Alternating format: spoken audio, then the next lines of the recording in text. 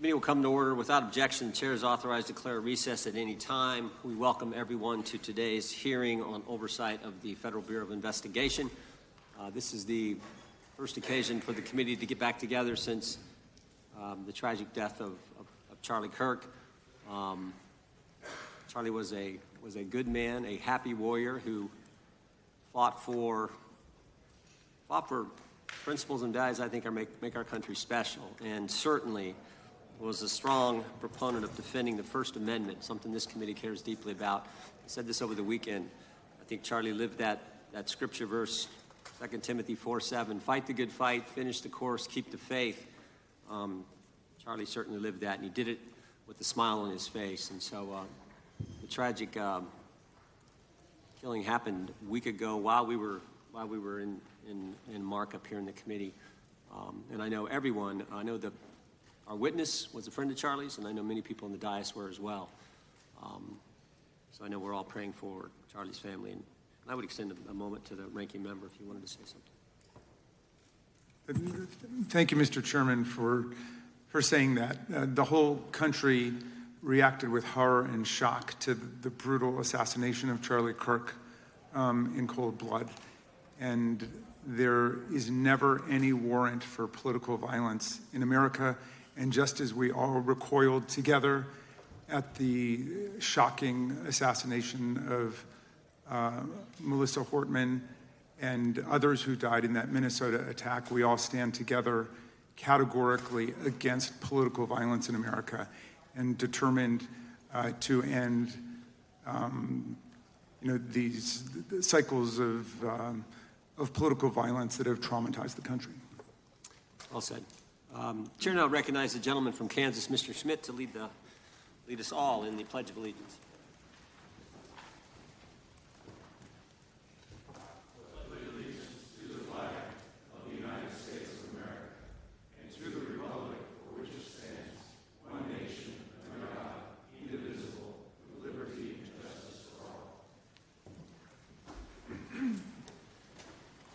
As is customary, we will begin with opening statements. 5 weeks ago, because of the work of Director Patel, we learned that the former chair of the House Intelligence Committee and current United States Senator leaked classified information. We learned this because a whistleblower came forward.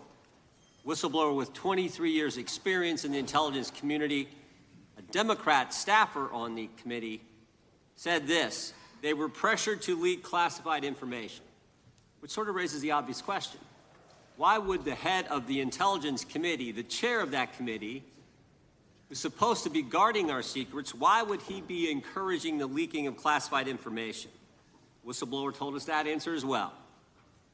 The leaked information was supposed to be used, the leaked information, false information, was going to be used to indict President Trump.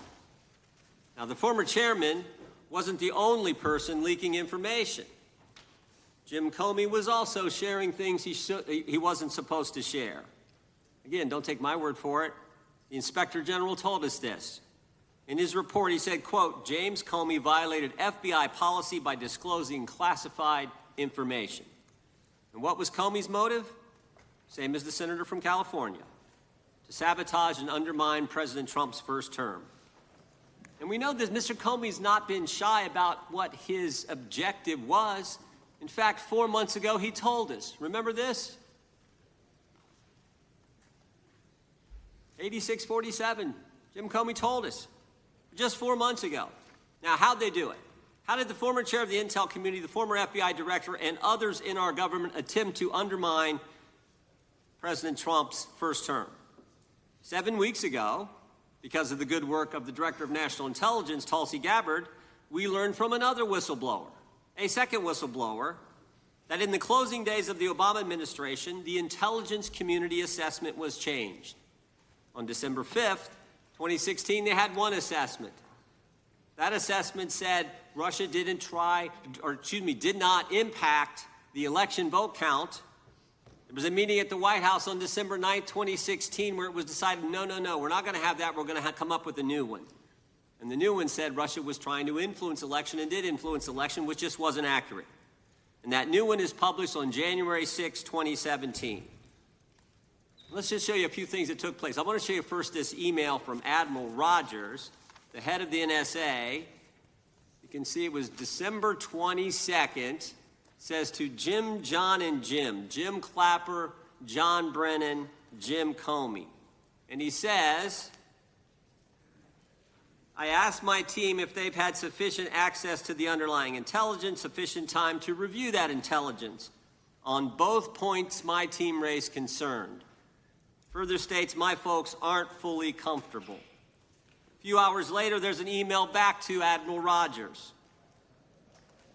This one is from Jim Clapper, and it says this: it is essential that we be on the same page and all of us are supportive of the report in the highest tradition of, that's our story and we're sticking to it. We may have to compromise on our normal modalities. This is one project that has to be a team sport. That's our story and we're sticking to it. Compromise on normal modalities, that's a fancy way of saying, that's the government speak for we're going to have to change the rules. In fact, we're not going to follow our own rules. And that's exactly what they did to get the objective they wanted, to undermine President Trump. Now, how did it specifically take place? The whistleblower said that the government officials ignored concerns about discredited information. And what was that discredited information? What was the discredited information that they didn't ignore the concerns about? What did they use, that discredited information? Of course, it was the dossier. The now famous Steele dossier that was paid for by the Clinton campaign when they hired the law firm Perkins Coie, who hired Fusion GPS, who hired the foreigner Christopher Steele, who wrote all this garbage and lies down. That is what was used to change the intelligence community report. And what happens next? What do Jim, John, and Jim do next? They go to Trump Tower on January 6, 2017, to brief then President-elect Trump about the dossier. Again, the Clinton-financed, foreign-authored dossier that the whistleblower knows is garbage and that they know is garbage. And then there's one final step. One final step. Jim Comey leaves that meeting with the president and immediately leaks to the press that they briefed the president on the discredited information. They briefed the president on the dossier and thereby giving it some credibility and creating the basis and the predicate for all they did to the president. They leaked false information, they leaked classified information, they used and leaked discredited information, and they didn't follow their own rules, all to sabotage President Trump's first term. And but for this guy, Kash Patel, but for this guy, we would never have known this information. The good people of this great country would not have known what took place 8 years ago when they were trying to undermine the guy elected by we the people. And I want to thank Attorney General Bondi. She set up a special strike force, a special team, to look into this and see if there's any criminal liability that exists in what took place. Now, in addition to getting the truth to the people, Director Patel is getting the bad guys off the street. He's moved agents out of Washington, got the focus off of politics here in D.C., and is instead putting bad guys behind bars. 21,000 violent criminals have been taken off the streets, which is a 125% increase from the comparable period in the previous administration. He's rescued 4,000 kids. He's got 1,300 predators who he's arrested. He's also ended the weaponization of the FBI. No more spying on parents at school board meetings. No more pre-dawn raids on pro-life Catholics. No more retaliation against whistleblowers. And he's given us information that Chris Wray didn't. Maybe said better, he's given us information that Chris Wray wouldn't. Director Wray didn't tell us that there were 26 confidential human sources at the Capitol on January 6, 2021, even though he was repeatedly asked about that by members of this committee. Director Wray didn't tell us that there were 17 of those confidential human sources who entered restricted space. 4 went in the Capitol. None of them were arrested. They weren't authorized to do that. They broke the law. None of them were arrested. Lots of American citizens were arrested, but the guys whose whose American tax dollars was used to pay these guys who broke the law, none of them were. One was recommended for charging and was not charged. And remember when Chris Wray told us that the Richmond field office memorandum on pro-life Catholics was just a one-off? Turns out he wasn't being square with the Senate either. Director Wray wasn't square with us. He told us that multiple other officers were involved in targeting the Catholics. We got that information from Director Patel. We learned from Director Patel the FBI actually surveilled a priest, tried to get the priest to divulge information, break the priest-penitent relationship and confidence that exists. And Director Patel is saving taxpayers' money. He's not going to build a new headquarters outside of D.C. He's going to keep the headquarters right here in the capital city. Save Americans money. Save the taxpayers' money. In 8 months, Director Patel has given us the facts. He's ended the weaponization at the FBI. He's taken bad guys off the streets, and he's saving taxpayers' money. But my guess is the Democrats won't focus on all that good news. They'll focus on politics. They'll stick with Comey and Clapper and Brennan and continue to try to undermine President Trump. With that, I yield to the ranking member for an opening statement. Thank you very much, Mr. Chairman, and welcome, Director Patel. You and I have not had the opportunity to meet, and alas, you failed to respond to the 8 oversight letters I've sent you over the last 7 months. So we do have a lot of questions piling up for you, but I want to start with a word of praise. The first FBI director was J. Edgar Hoover, who steadfastly refused to hire women, African Americans, and other minorities as agents. And although he was a closeted homosexual who lived in domestic partnership for decades with Clyde Tolson, he also participated in anti-gay crusades. He aggressively promoted what we would today call white Christian nationalism, and he would undoubtedly be turning over in his grave to see as one of his successors a first-generation Indian American and a proud Hindu. So I congratulate you on being a breakthrough in this sense and being a beneficiary of the civil rights movement that opened up the FBI and the federal workforce to lots of people who never would have been hired in its first decades. Alas, you share J. Edgar Hoover's dangerous obsession with blind loyalty over professionalism and effective public policy. For Hoover, it was blind loyalty to him in keeping his secrets. For you, it's blind loyalty to Donald Trump in keeping his secrets. During your confirmation, it was widely noted on all sides that your primary qualification was your unwavering loyalty to Trump.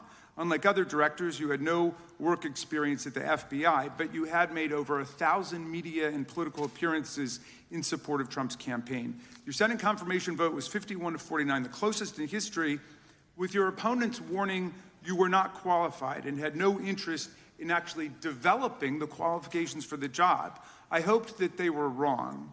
Alas, they were not. While most other new FBI directors drew on their experience as FBI agents, you didn't have that.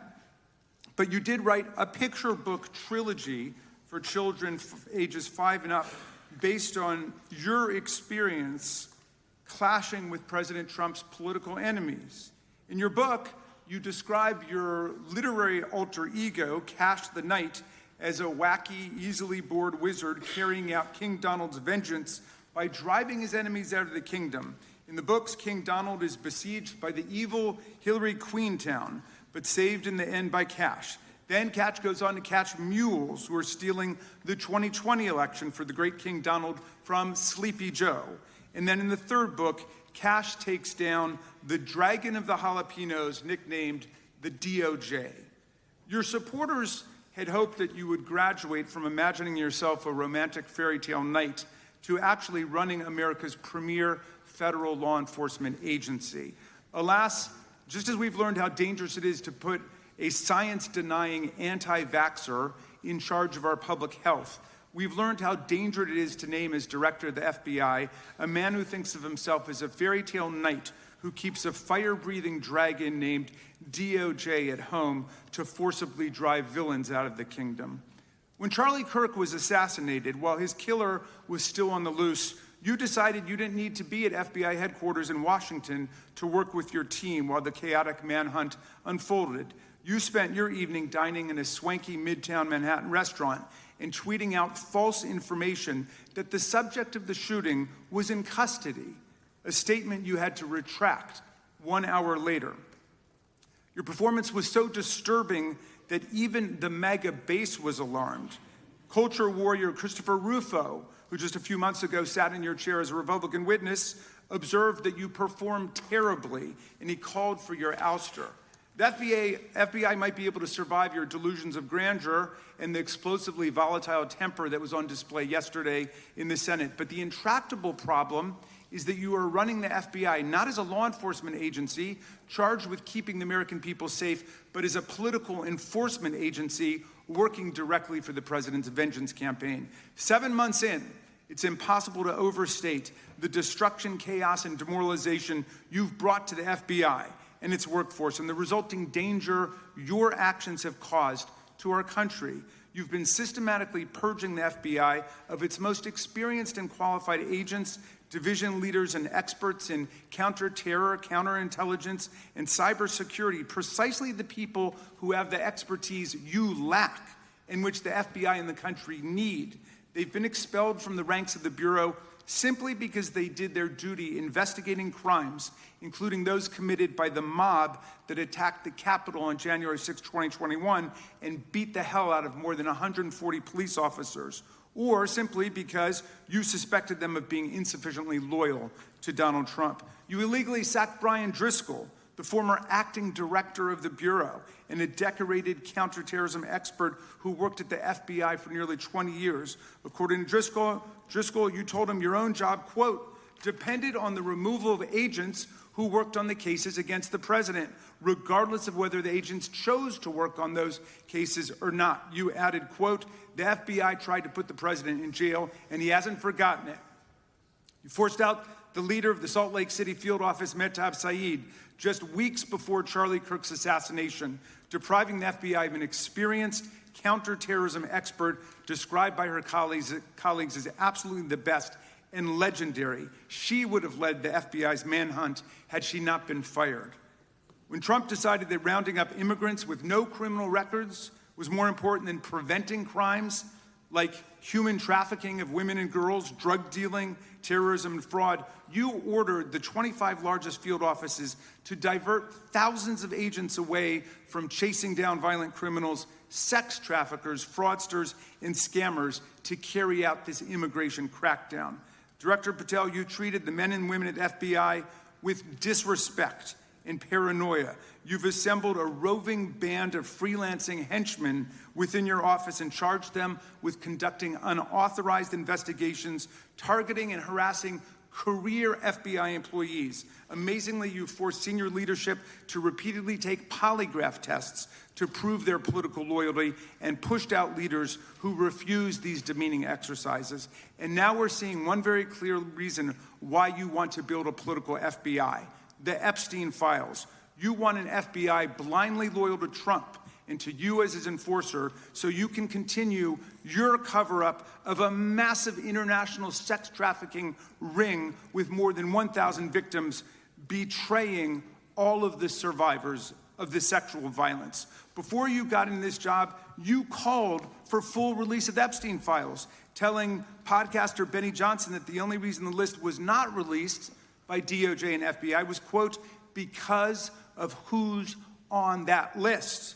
Upon your confirmation, you promised that, quote, there will be no cover-ups, no missing documents, no stone left unturned, and anyone from the prior or current Bureau who undermines this will be swiftly pursued.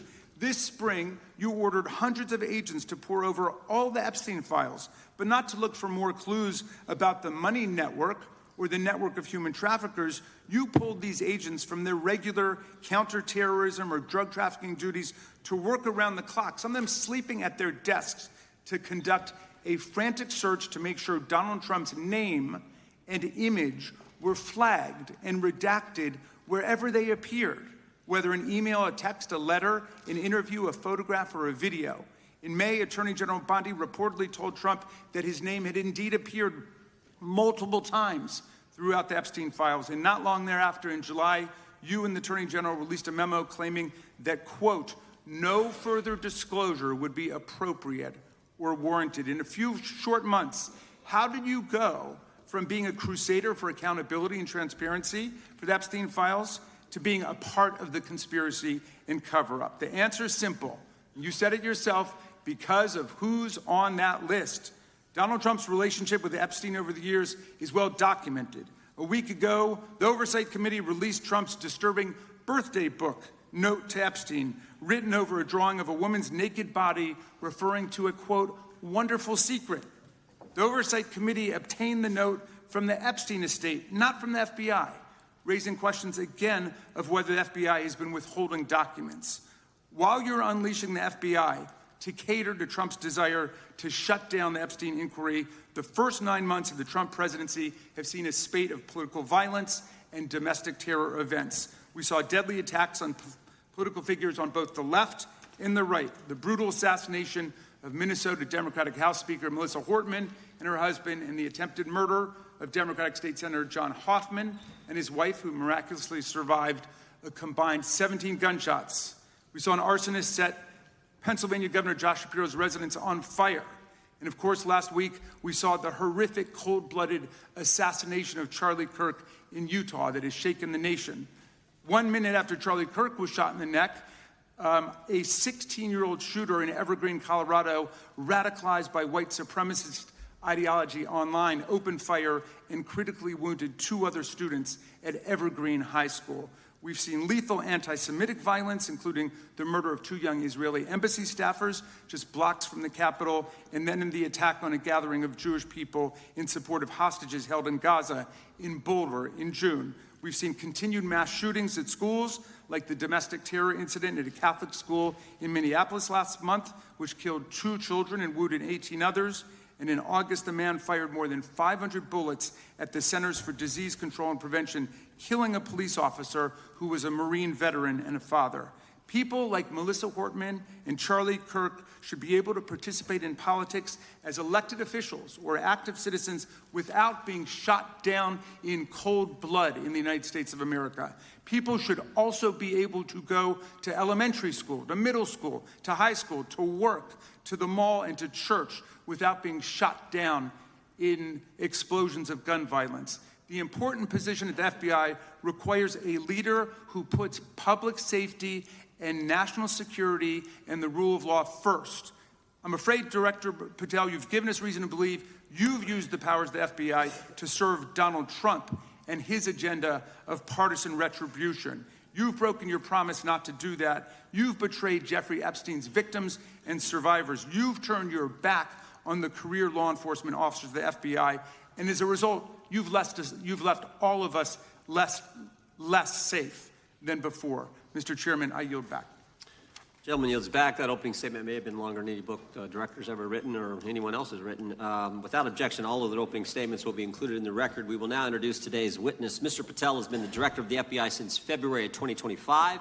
He previously served as Chief of Staff at the Department of Defense, Deputy Director of National Intelligence with the National Security Council, and also as a congressional staffer, as a federal prosecutor, where he focused on national security cases, and he also worked as a public defender in the state of Florida. We welcome our witness, appreciate his work, and thank him for appearing here today. We will begin by swearing you in. Director, would you please stand, raise your right hand. Do you swear or affirm under penalty of perjury that the testimony you're about to give is true and correct to the best of your knowledge, information, and belief, so help you God? Let the record reflect that the witness has answered in the affirmative. You can be seated as you are. You've been through this yesterday. Did a fine job. Please know that your written testimony will be entered into the record in its entirety. Accordingly, we ask that you summarize your testimony. Director, you may begin. Good morning, Mr. Chairman, Ranking Member Raskin, and members of the committee. I want to begin today by discussing the appalling assassination of Charlie Kirk. It's important for this FBI to be transparent without jeopardizing our investigation, so a little bit of the timeline is important. Charlie Kirk was unfortunately assassinated on September 10th. We immediately, the next day, released images early in the day in local time in Utah to start the public partnership in our manhunt for the assassin and culprits.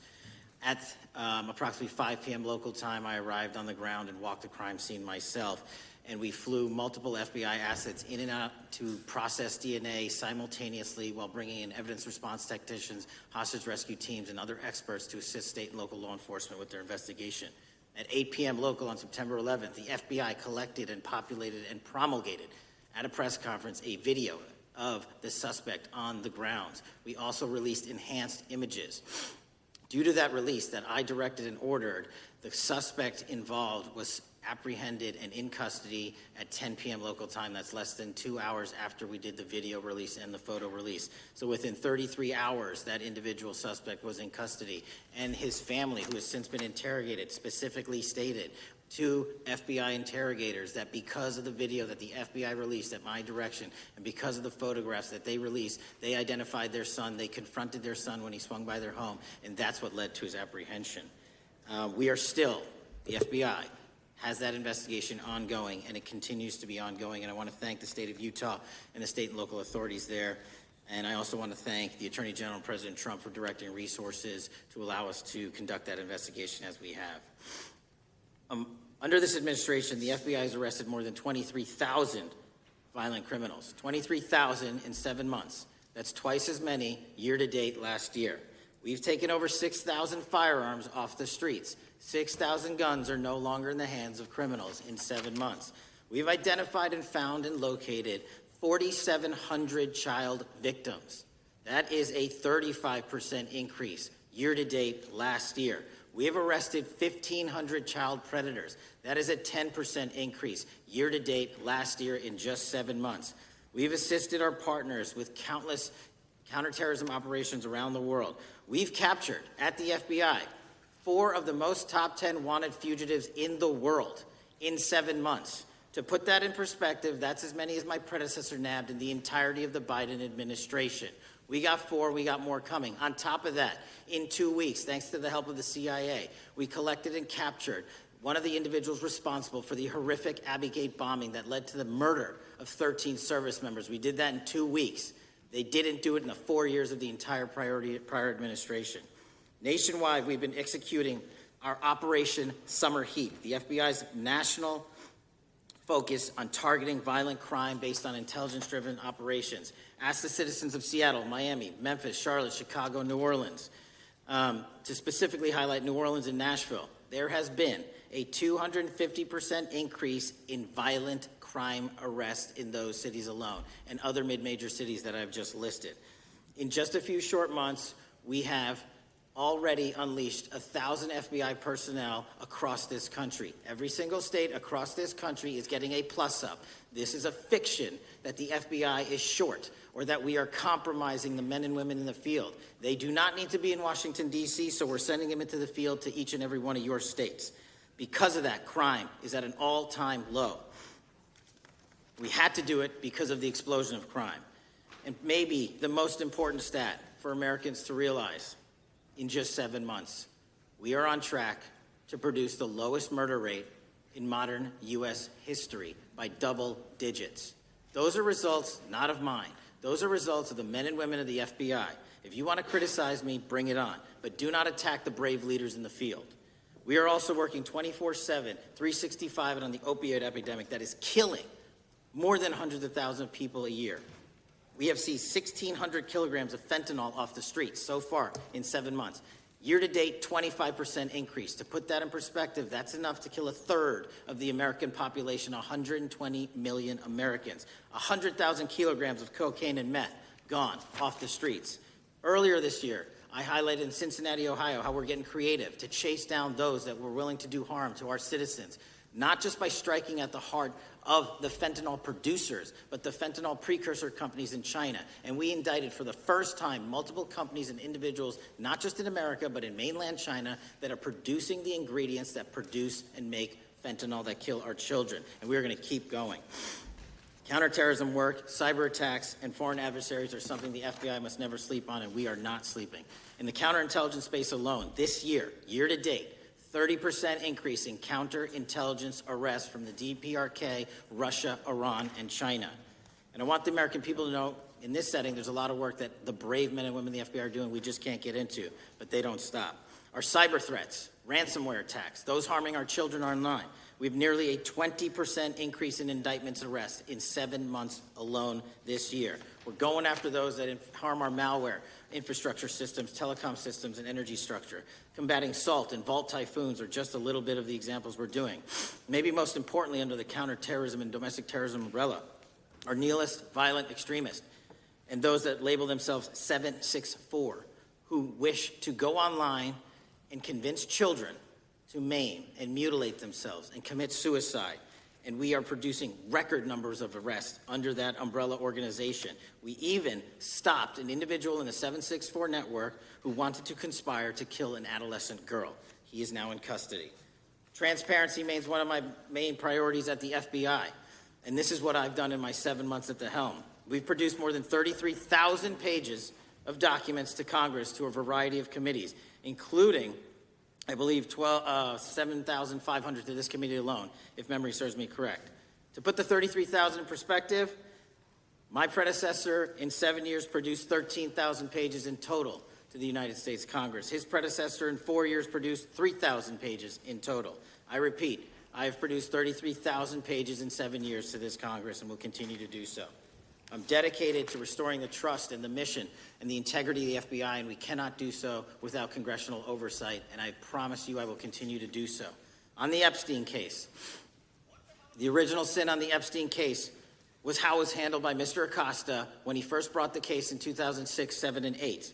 The original case had a very limited search warrant, had a very limited search window, had a very limited investigative window. I was not there when those search warrants and that investigation was launched. I would not have done it that way. They were limited to only 3 to 4 years of investigations from 97 to approximately 2001 and 2002 to 2005.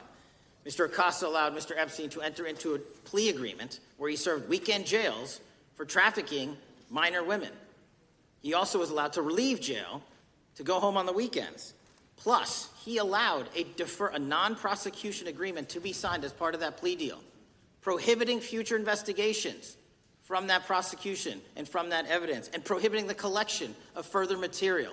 That is the original sin. We are working with Congress to produce more than any administration ever has material on Epstein. And I welcome the challenge to tell us that we are not being as transparent as the law allows. We even went to court and asked the judges to lift those prosecutorial agreements and to lift those court order seals, and they denied us 3 times. Congress is welcome to do the same and join the fight. And I'd lastly like to focus on operation that the president led in D.C. Because of this, we are taking this fight in D.C. to every single city across the country. 2,100 arrests in the last month alone. D.C. has seen a 60% decrease in gun crimes, 75% decrease in carjackings, and 53% decrease in homicides in our nation's capital. And rightly so. We're bringing that fight to the streets of America. I want to thank you for your support, and I'm proud to be the director that leads this FBI into a new headquarters building that they've needed for decades, saving the taxpayer $3.5 billion, and also providing our workforce a safe environment. If you don't know the calamity that is the Hoover Building, I invite each and every one of you to walk around. I'll give you a tour myself, and you can see where the cement falls on the heads of our employees that is only to be saved by netting. Just to give you an example. Thank you for support to our mission. And I do want to highlight one thing about D.C.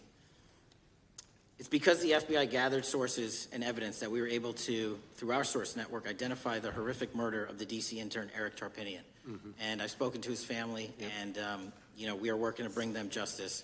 And Mr. Chairman, in my 16 years, now my 17 years of government service, if anyone has any questions about my service, bring it on. Thank you, Director. We will now proceed under the 5-minute rule. The chair recognizes the gentleman from California, Mr. Ison. Director, delighted to have you here. You are a breath of fresh air. As you outlined, and I won't repeat it, the accomplishments, you did so with the same resources as your predecessor, roughly. Is that correct? I believe so, yes. And so how much of that has to do with taking people out of the backside of the FBI and moving them into the field, into doing the job for which we primarily pay the FBI? It's exactly what we needed done. 1/3 of the FBI's workforce resided in the National Capital Region before I got there. 1/3 of the crimes do not happen in Washington, D.C. Not anymore. Not anymore. So 1,000 personnel of the FBI were deployed across this country on a permanent basis, and every single state in this union is getting a plus up, not a reduction, a plus up of 1811s of intel analysts and support staff. And that is why the crime rates are going down in record numbers.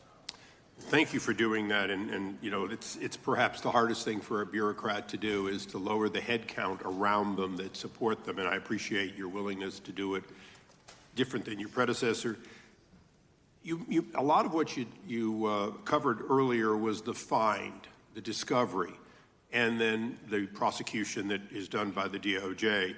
But I want to talk a little bit about the prevent side. On the Charlie assassination? sir? No, on all of these. Okay. Okay, for example, and I'll bring it up before the Democrats bring it up, January 6th. January 6th, we now know, because of your find, that in fact there were people involved who were not just observers but participants who in fact, it's been alleged, and I personally believe, in fact, were part of promoting, perhaps even the one woman who died, encouraging her to walk through a door that led to her death. When you see that kind of activity, and you know it was done under predecessors with full knowledge, whether it's January 6th, where embedded people crossed the line, or any other activity, including, obviously, the Russian hoax that we're now dealing with up in, front and center. My question to you is, what can you or others do to prevent it from occurring again? Not on your watch, but on future watches. How can we know that this won't happen again the moment you leave the FBI? It's simple. What I'm doing through our leadership cadre is having FBI agents do what they were trained to do, not what they were not trained to do, not put them in situations that both harm them and the public. We're also utilizing our SORT networks and prioritizing the threat structure to go after the narco traffickers, the counterterrorism people, the counterintelligence threats, and the cyber threats. That's what they were trained to do, and that's what we're letting them do. One major question I have, after decades of doing this, on our side of it, both the chairman, myself, and others, both at Oversight and here, have seen that the FBI and the Department of Justice hide behind non-statutory practices. Now, you've changed the interpretation of many of those practices. That's why we're getting the discovery that was previously withheld. How do we work together to make sure that we never again have false walls, non-statutory walls that say the Department of Justice has a prohibition about giving, quote, you fill in the blank, that has led to the chairman not seeing anything until you took over? I'm wedded to aggressive constitutional oversight. Having been a House congressional staffer, I know that is an important part of securing our democracy. And the way we make it an everlasting, enduring process is by showing the American people the results of what we are doing and the important work of this committee and putting it out to them so they can see government waste, fraud, and abuse. And then they can demand from our constituents and our electors that they want this process to continue. Last major question here.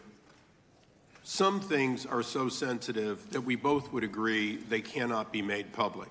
Will you commit to this committee, when it is too sensitive to disclose, that you would at least make it available for in-camera review by the chairman and ranking members or others designated?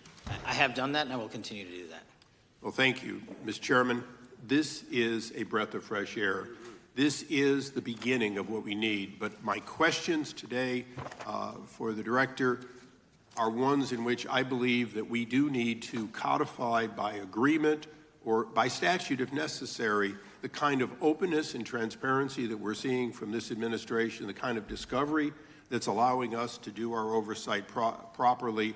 And I would hope that that be the follow-up to this, obviously along with the Attorney General.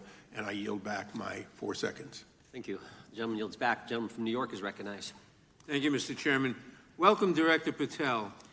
In the wake of the tragic murder of Charlie Kirk, Donald Trump said, quote, violence and murder are the tragic consequences of demonizing those with whom you disagree, day after day, year after year, in the most hateful and despicable way possible, close quote. I would note for the record that Donald Trump has famously demonized practically every person he has ever disagreed with, and therefore, using his own logic, he has put their lives at risk. I should know Donald Trump continuously puts my life in danger. About 2 weeks ago, when I announced my decision not to seek re-election, many people on both sides of the aisle, including the chairman, offered me well wishes and thanked me for my service. Donald Trump, on the other hand, took to Truth Social to call me a, quote, psychopathic nutjob, among other things. Yesterday, I received a threatening note filled with anti-Semitic comments and hateful attacks that mimic some of the same language used by the president. I am sure many of us on this committee face similar threats every day. We have seen political assaults on both the left and the right. The attack on Charlie Kirk, the attempted assassination of the president, the murder of the Democratic Speaker of the Minnesota House, the assault on Paul Pelosi, and the attack on the Capitol on January 6th, for example. Director Patel, Do you agree that there is political violence from both the left and the right? There is too much political Do violence. you agree, yes or no, that there's violence? There is yes too or- much political violence based on ideologies from either side. From either side, okay. Are you aware of the study by the Cato Institute, a well-known conservative group, that found that 69% of the violence is from the right? I'm not familiar with that You're study. not familiar, okay. I would commend it to you. Are you aware the administration has threatened to use violence as an excuse to crack down on liberty and freedom of speech? Say that again, I'm sorry? Are you aware the administration has threatened to use violence as an excuse to crack down on liberty and freedom of speech? Nobody at the FBI is doing that. I didn't ask you about the FBI, I said the administration. I speak for the FBI. I would like to enter the record an article from today's New York Times titled, "Trump Invokes Kirk's Killing and Justifying Measures to Silence Opponents." In the wake of Charlie Kirk's killing, President Trump and his allies have laid out a broad plan to target liberal groups, monitor speech, revoke visas, and designate certain groups as domestic terrorists. I ask unanimous consent to insert this into the record. Thank you. Politicizing the murder of Charlie King to go after free speech is not a legacy I believe Charlie King would have wanted. Moving on, I want to address another topic. The FBI has traditionally played a key role in prosecuting public officials for corruption. But I fear that at a time when the president is accepting planes from Qatar for his post-presidential personal use, issuing pardons to major donors, and personally profiting from the office of the presidency, the FBI may be abandoning its commitment to investigating public corruption. Since its creation in the wake of the Watergate scandal, the Public Integrity Section has been one of the crown jewels of the Department of Justice, investigating and prosecuting corruption among the nation's public officials and acting as a key safeguard against politicized prosecutions. This section's work has been supported by an elite squad in the FBI devoted specifically to rooting out corruption. But according to reports, the Public Integrity Section has now been decimated, and the FBI's Public Corruption Squad has been disbanded. I would like to submit for the record a New York Times article entitled, "FBI Dismantles Elite Public Corruption Squad." I ask unanimous consent. Thank you. These actions are an invitation to corrupt politicians to break the law, since they know that the government is asleep at the switch. Last month, Senator Warren and I, along with dozens of other members of Congress, wrote to you and Attorney General Bondi expressing grave concern over your decision to effectively legalize corruption and to politicize prosecutorial decisions. And he asks unanimous consent to enter this letter into the record. Thank you. I don't have time today to walk through all your questions, all of our questions and concerns, but will you commit to answering this letter in short order so that we can understand what factors led to this decision and how it has impacted the ability to hold corrupt officials accountable? I will review your letter with my team and respond as soon as I can. You will respond. Thank you. I yield back the balance of my time. Gentleman yields back. Gentleman from Arizona is recognized for 5 minutes. Thank you, Mr. Chairman, and thank you, Director, for being here. I appreciate the change in the FBI and the tone since you've been there. We heard the ranking member, however, describe the FBI under your leadership as being resorting to political enforcement and you personally as being paranoid. I would just suggest that perhaps that is the projections of the ranking member himself and not you, sir. I want to refer to something that was said yesterday in yesterday's hearing by Senator Grassley.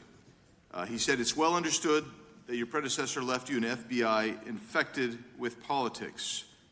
At your nomination hearing, he gave you records, made public records about whistleblowers regarding something called Arctic Frost. Arctic Frost was the FBI case opened and approved by anti-Trump FBI agent Thibault, and Arctic Frost became Jack Smith's elector case. The new records show that Arctic Frost was much broader than just an electoral matter. In fact, it was expanded to Republican organizations. Some examples of the groups that the Ray FBI sought to place under political investigation included the Republican National Committee, Republican Attorneys General's Association, and Trump political groups. In total, 92 Republican targets, including Republican groups, Republican-linked individuals, were placed under the investigative scope of Arctic Frost.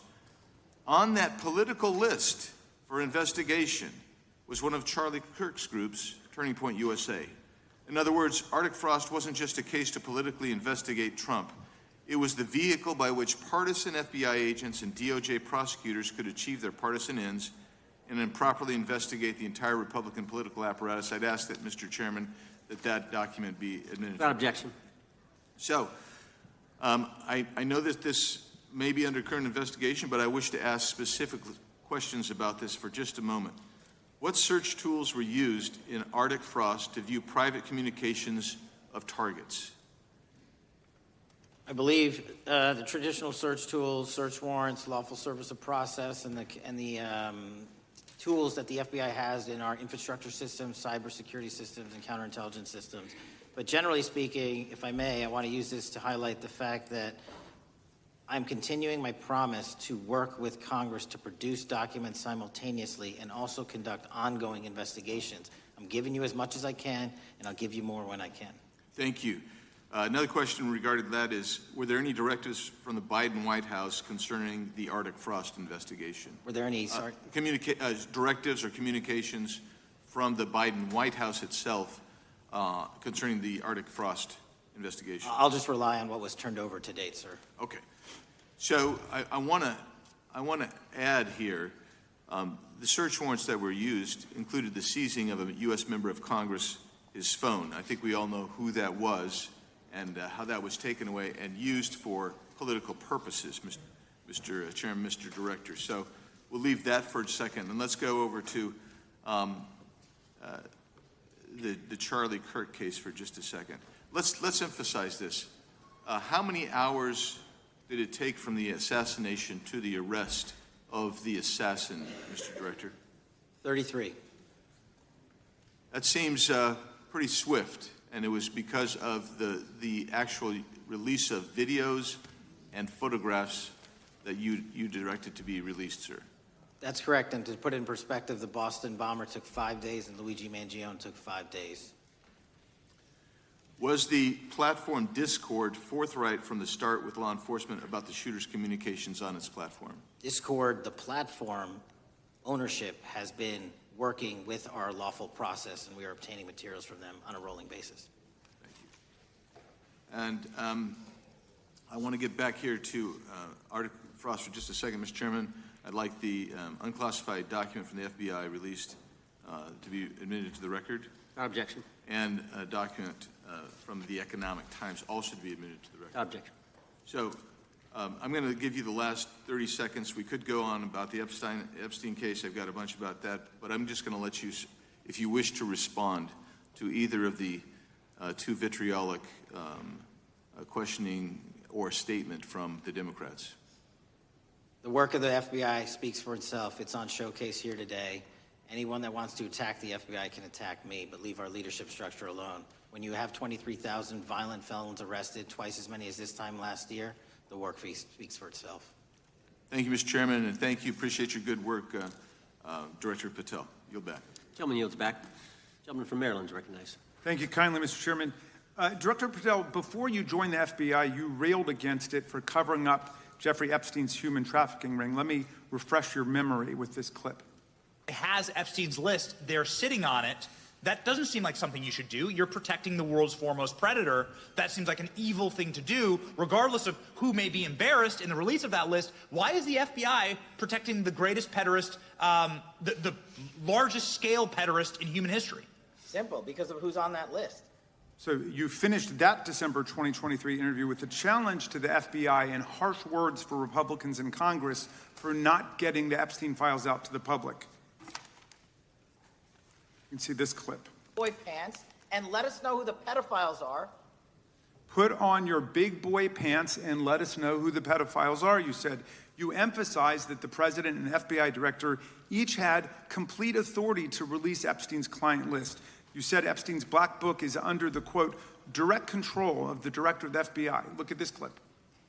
This is way off the topic, but who has Jeffrey Epstein's Black Book? black book? FBI. But who? That is, I mean, Oh, there's... that's under direct control of the director of the FBI. All right, so you were sworn in as director more than 200 days ago. Now the black book is under your direct control. So why haven't you released the names of Epstein's co-conspirators in the rape and sex trafficking of young women and girls? The Rolodex, which is what everybody colloquially refers to as the Black Book, has been released. Oh, no, you're talking about what the journalist got 5 years ago? No, that's not what we're talking about. We're talking about what you were talking about there, That's the Black exactly Book what I under was the talking. direct control of the FBI director. We have released more material than anyone else before. The Biden administration, Obama administration had the exact opportunities to release this material, and they never did. And if you are selling the men and women of the FBI, Why we're have not you going after changed your child position? predators. Hang on, you said we're not going after child predators. 1,500 child predators arrested this year, 35% increase. I'll reclaim my time. 4,700 child victims Mr. Chairman, I'm going to found. reclaim my time if you could instruct the witness. Why have you changed your position? There you were saying it's under the direct control of the FBI director and all of it should be released. Why have you changed your Everything position? that has been lawfully permitted to be released has been released. And as I told you, Really? the investigation was limited. And let me make something crystal clear. I never said Jeffrey Epstein didn't traffic other people, other women, and they're not other victims. This is the investigation we were given from 2006, 7, and 8, and the search warrants from 2006, 7, and 8. That's what we're working with. Wait, have you released all of the stuff that the FBI has seized from Epstein's house? The computers, the emails, the file cabinets, the documents? What about the financial records? Have you released all of that? Everything the court has allowed us to Which release. court are you talking about? 3 separate federal courts have come in and said... We're talking about the 3 evidence you've got. It's got nothing to do with what those courts have. Do you have any We're talking idea about how the evidence- law works? Wait. Do you want me to break the law in a federal judge's order? No, I want you to satisfy follow your own curiosity? word, Director Patel. You said up there it was under the direct control of the FBI director. He had the Black Book. Everything I have direct control over, we have gone to court. You haven't. Complete We your went sentence. to court. Everything you have direct control over, you said. Have gone to court, and everything we have direct Director control Patel, over. complete your and sentence. can You said lawfully everything- release. The We're gentleman- releasing. He'd like to complete his answer. You began the sentence, everything you have direct control over, and then you stopped that sentence. You've released everything that you have direct control over? And I have direct control over and can lawfully release. If you're not familiar with the court orders, that's not my fault. Oh, I'm Go perfectly, look at them. I'm Go perfectly to familiar court. with them. But how did we prosecute Ghislaine Maxwell? She was prosecuted with the investigatory material that was collected from 2001 and 2005. Because of the non-prosecution agreements and the court orders on the investigations and search warrants, we were not able to develop new information. And oh, by the way, Jeffrey Epstein was out for 12 years, and the Obama and Biden administration did nothing to look at his work, his pedophile network. If you want to blame me, that's fine. But now you're blaming the men and women who conducted this stop great that. search. I'm not blaming anybody other than you. You're not keeping your word. You said that you would release all of the materials Has under your anyone direct released control. more information on Epstein than I have? Has Well, anyone? much did more- Comey, did Ray? Much more. they? Excuse me. Much more has come out in the days since the American people and Congress have been demanding it. But it's coming out in dribs and drabs. Why don't you just release the entire file as you promised to do? I literally just told you. There are multiple federal court orders. I'm not going to break the law to satisfy your curiosity. You didn't join us when we filed court to release the court orders. You could have. You have lawyers. You could have shown up. You didn't do that. That's a tiny fraction of the material we're That talking is about. not. It is How a do you- tiny fraction. How do you know that? Have you seen No. everything? Time It's of the all gentleman. misdirection. How do you know Time that? of the gentleman has expired. The gentleman from California is recognized. Well, thank you. Mr. Director, just to be clear, how many of the Epstein files were released in the 4 years of the Biden administration? 0. And how many have you released? I don't have the number, but it's got to be thousands of pages of stuff. I was going to ask you to begin whether Americans are safer today than they were 9 months ago, but you cited dramatic increases in criminal arrests since you've taken office, a dramatic decrease in crime that's resulted. Who would have thought that taking criminals off the streets would reduce the crime rate? But somehow we have stumbled upon that new truth. But it begs the question, what was the FBI doing during the 4 years of the Biden administration to see that dramatic an increase in work under your tenure? The simple answer is I'm letting good cops be cops. We're working with our state and local law enforcement. We're energizing our partnerships. We're bringing on more task force officers. When you have more cops in the streets, when you're using ground-based intelligence, when you're not weaponizing law enforcement and focusing on D.C. and focusing on the rest of America, this is what happens. It is not a significant mind shift in terms of how we maneuver the FBI. They've wanted to do this work since they signed up. We're just letting them. And we've seen many prominent Democrats oppose your efforts to restore law and order to the streets of our nation's capital. I mean, all of us here have seen a dramatic change for the better here in Washington, D.C. Why are so many Democrats attacking you for that? Sir, Democrats have been attacking me for a decade, as is the fake news media. They didn't like the fact that I exposed the Russiagate host and the largest weaponization of the FBI and DOJ in U.S. history. We proved it to be true with congressional oversight. I'm wed to that congressional oversight and will continue to do that work. Christopher Wray repeatedly warned this committee that the Biden open borders policy had produced a significant increase in terrorist threats that he said kept him up at night. A particular concern, he said, was the 2 million gotaways that entered the country during the Biden administration. That's an average of 41,000 every month. What are the monthly gotaway numbers today? Sir, I'll have to get back to you on the exact gotaway numbers, but identifying that there are gotaways is step one. Going and manhunting them is step two, and that's what we're committing our resources to do. Well, that's my next question, is what progress has the administration made in apprehending and removing terrorist threats that came in during the Biden years? I think you're talking about, if you're not, let me know, known or suspected terrorists, and we've encountered almost zero at the southern border since the southern border has been sealed. But the problem that we are running into is our northern border. It's largely expansive. The enemy has adapted, and we need more focus on the northern border to stop known or suspected terrorists from coming in from places like China, Russia, the Middle East, Africa, Afghanistan. And what can you tell us about the remaining threat posed by potential terrorist cells here in the United States? The terrorist threat that continues to be posed by international terrorists here in the United States is one of my highest priorities. We are working through our intelligence community partners to identify those individuals, and we've taken down numerous individuals in numerous rings across this country to neutralize that terrorist threat, including places like New York City, Los Angeles, and I believe Dallas, Texas most recently. How extensively did criminal cartels like Sinaloa, Jalisco, New Generation, MS-13, Tren de Aragua, and others infiltrate our country during the Biden administration? By the tens of thousands. Well, and what progress have you been making in combating their presence? I think the DHS is best to speak to that, but I think I can't remember the numbers of tens of thousands or hundreds of thousands of individuals they found that came in illegally, and the tens of thousands that associations to criminal networks have all been deported. And that effort is being opposed every step of the way by Democratic leaders in our cities, some of our states, and right here in the Congress. Isn't that true? Well, we're just working where we can in every single city we can, and I welcome the opportunity to partner with Republicans or Democrats on fighting violent crime like we're doing. Mr. Biggs asked about Arctic frost. What else can you tell us about that and what we need to do to assure that it never happens again? Continue the congressional oversight work that you're doing on Arctic frost. Let me provide you with more documentation on Arctic frost, and also call in witnesses from the paperwork that we have given you. You have that right, and the American public deserves to hear what those people have to say. As for my ongoing investigation, there's not much I can say. What role did the FBI play in suppressing the Hunter Biden laptop story during the 2024 election? Off the top of my memory, sir, I believe the FBI was in possession of verified information from that laptop, and it was improperly publicized that they did not have information and masked it as Russian disinformation. We now know that was categorically false. I don't know why the FBI did that, when they did that, but we've released all the materials related to that. Thank you. Gentleman yields back. The gentleman from New York is recognized. Mr. Goldman.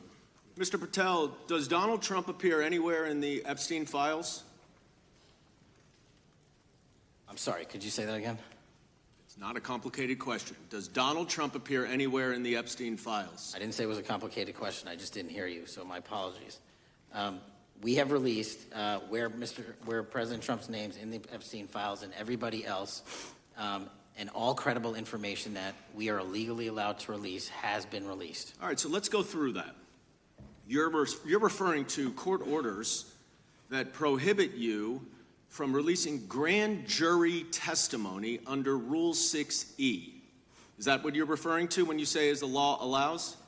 That's a piece of it. Really? What other evidence do those three court orders you cited prohibit from being released? Information that was collected pursuant to those search warrants that were limited Wrong. in fashion. Wrong. Okay. That's not what the court order says, and that's not under 6E.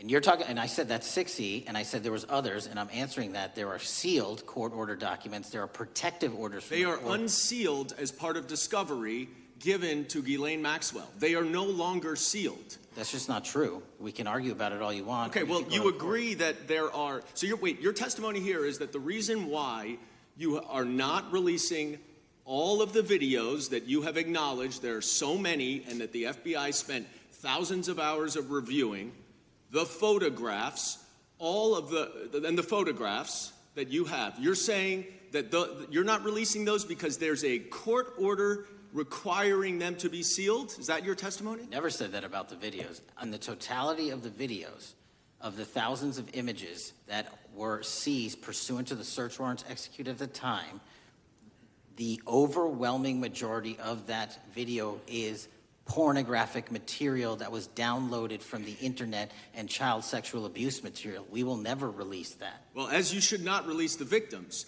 But if there are videos that relate to others who Epstein trafficked to, such as maybe Prince Andrew, or photographs, that you have total control to release. Yes, and if it exists... And so why haven't you released it? Why are you supposing that that is a fact when in fact it is false? Are you saying that... You're saying that none of the videos relate to anything relevant to the Jeffrey Epstein trafficking ring? Every single video that we have collected pursuant to the prior search warrants has been examined for the last 10 years. And every single video has been utilized for whatever prosecutions were able to be legally brought. I'm not asking about prosecutions. I'm asking about why you aren't releasing the full Epstein files, including the names of people who were involved in the sex ring that you promised to do before you became FBI director. I just told you, I'm not going to release downloaded porn of I'm children not asking on the about internet. that. Fine. I'm asking about all the other files. What other videos? Tell me. Tell me. That's what I'm asking. Tell me. You're saying there are no videos that would be relevant to anyone else involved in the Jeffrey Epstein sex ring. Pursuant to Mr. Acosta's collection of information based on the search warrants. That's all we have in our possession. And I'm asking you, that stuff. That's all we got. I'm not asking all you got. I'm asking you, in that stuff, there's nothing that's related to any other sex traffic, any other people engaged with Epstein in underage sex. That's correct. To my knowledge, no. Okay. Let's talk about the witness interviews. 302s of witness interviews. Those are not subject to the court order. Those are not subject to any fictional sealed order for a search warrant. Why aren't you releasing those with the redacted names of the victims? We are releasing as much as legally allowed. That's why we went back to the court. How is that not legally allowed? Sir, do you know how court orders work? Do you know how protective orders Actually, work? Do you know how Mr. sealing Patel, orders I was work? a real prosecutor for 10 years. I know exactly how. So I was a court fake one? orders. And I want to understand what the court order prevents you from releasing witness statements that the FBI took. You should know that as a real prosecutor, when the court hand downs a protective order and a motion to seal, the material is sealed unless So that your judge testimony waives here it. is that all of those witness statements are under a court order, a protective order. We are providing everything we can legally provide. No, that's not my Congress has question. sent us a My subpoena. question is, why are those witness statements that are not grand jury testimony, that if they were under a protective order are no longer under a protective order, why are they not being released? How are they not under a protective Why order? are you not going to the court like you did for the grand jury testimony to unseal those records? The DOJ did go to the court. No, not on those records. Why aren't you going? You just went on grand jury. Time of the gentleman has expired. You are hiding the Epstein files, Time Mr. of the Patel. gentleman has expired. You are part of the cover-up. Can I respond? Sure can. Any allegations that I'm a part of a cover-up to protect child sexual trafficking and victims of human trafficking and sexual crimes is patently and categorically false in the work of my So I hope you will talk to them when they Gentlemen's time have has requested expired. to speak with you. Because the Gentlemen's time has victims have expired. Gentleman requested yields and you are back. not responding to them. Director, yes or no, is the FBI still spying on parents at school board meetings? No, sir. Is the FBI still targeting Catholics? No, sir. Is the FBI still spying on President Trump? I don't believe so. Is the FBI still censoring Americans? No, sir. Is the FBI still targeting Americans for shopping at Cabela's or purchasing Bibles? Nobody is targeted for their faith. Is the FBI still targeting Americans who are pro-life? Nobody is targeting anyone for their Is beliefs. the FBI still cooking the books on crime data? The crime data is real. Is the FBI still purging agents for conservative viewpoints? No one at the FBI has asked their viewpoints on policy. Is the FBI still labeling the Betsy Ross flag, the flag of the American Revolution, a hate symbol? No. Well, maybe that's why you've been able to, what was the number, 23,000 bad guys you've arrested, a huge increase from the same time period in the previous administration. I think you said 1,400 predators, 4,000 children rescued. Were those the facts? 4,700, 35% increase on children rescued. Yeah.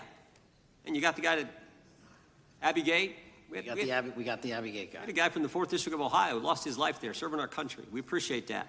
Maybe when you're not focused on politics, you can actually do what the FBI is supposed to do. Go get the bad guys, right? That's what the men and women of the FBI do. Director, did John Brennan lie to Congress? Let me just read a couple things, actually, before you answer that.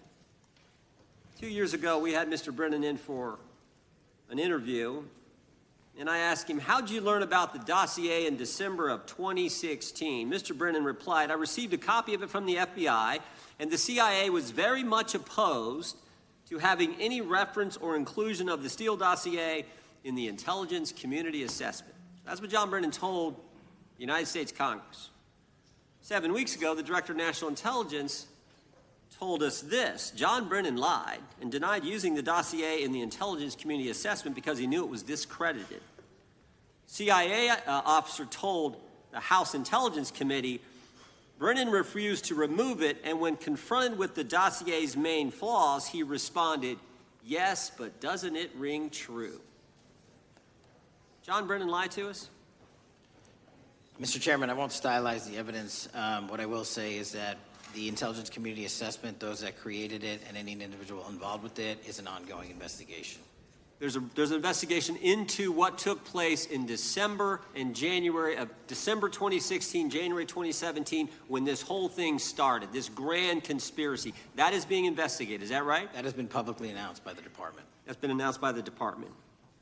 Did Chris Wray hide documents from this committee? You would know better than me, sir.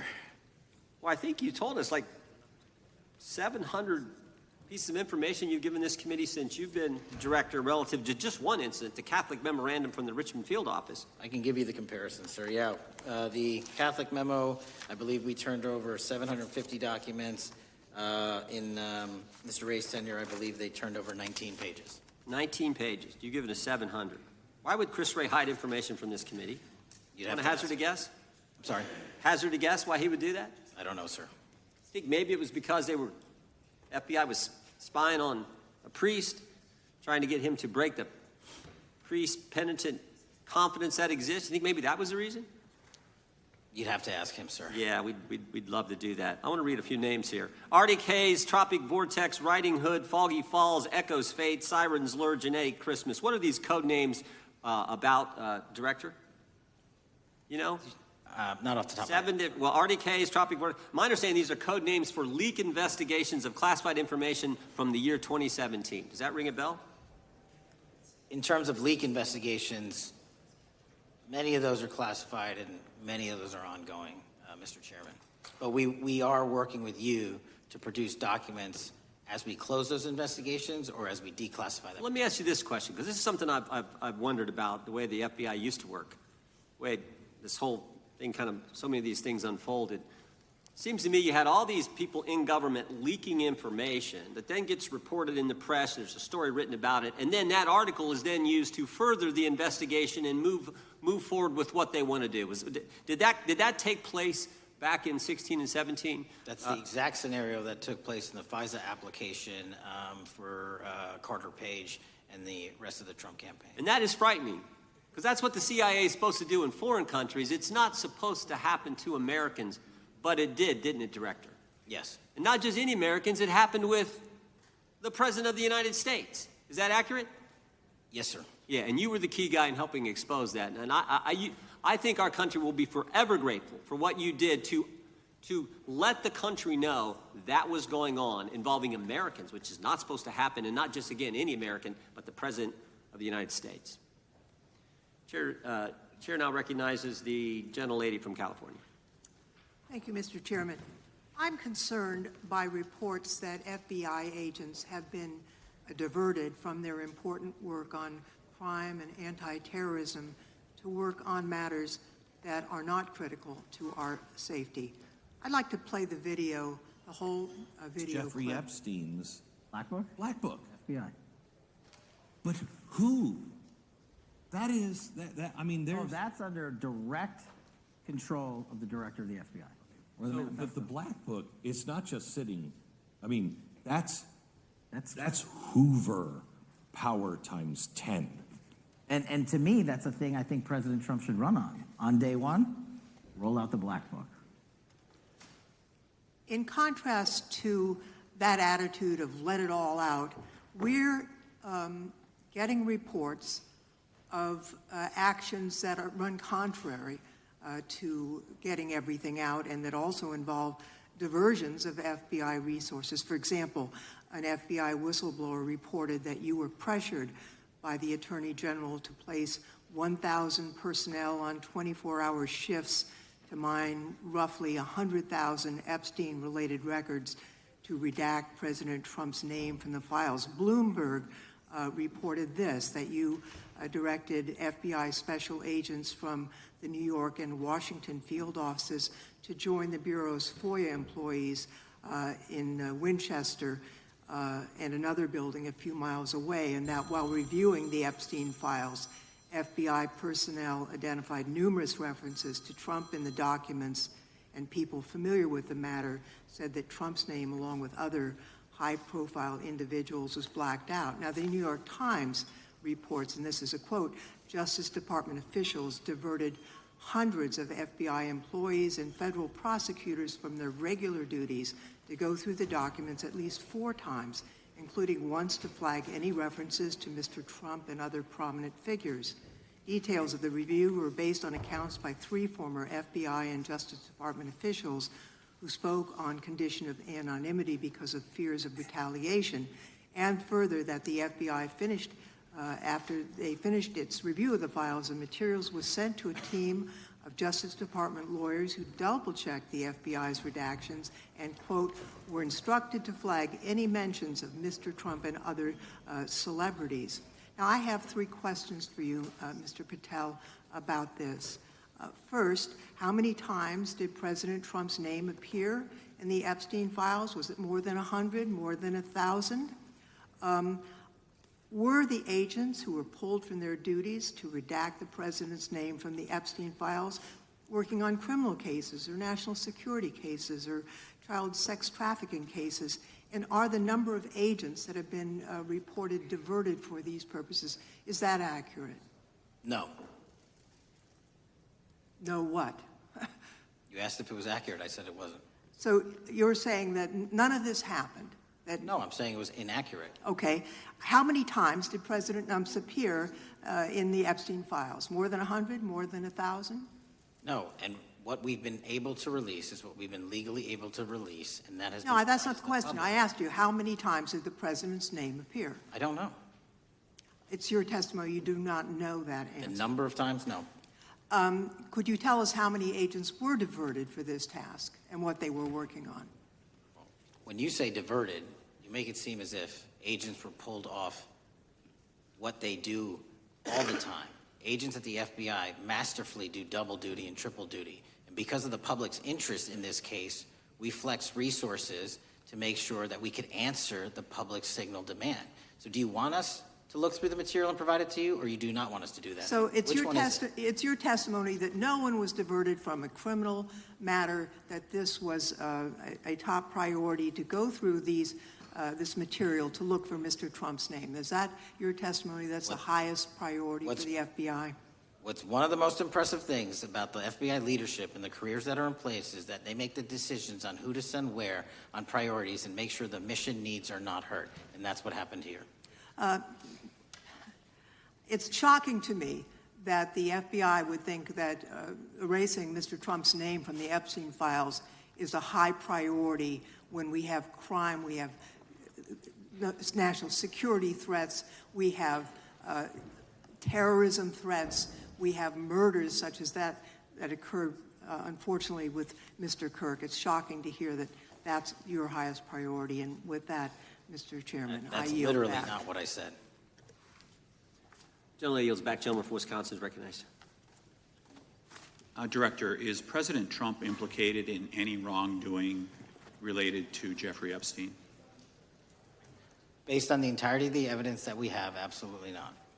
The president is not implicated. Correct. Thank you. I want to talk a little bit about China's malign influence here in America. And, we've seen spy balloons traverse the United States. We've seen police stations in communities around America. And sitting in the chair you're in just 2 years ago, there was a sheriff from Cochise County, Arizona, Mark Daniels, that was here, who said that the exponential increase in the amount of fentanyl that is coming into America is directly related to the open borders policies of the previous administration. Do you agree with Sheriff Daniels' characterization? In large part, yes.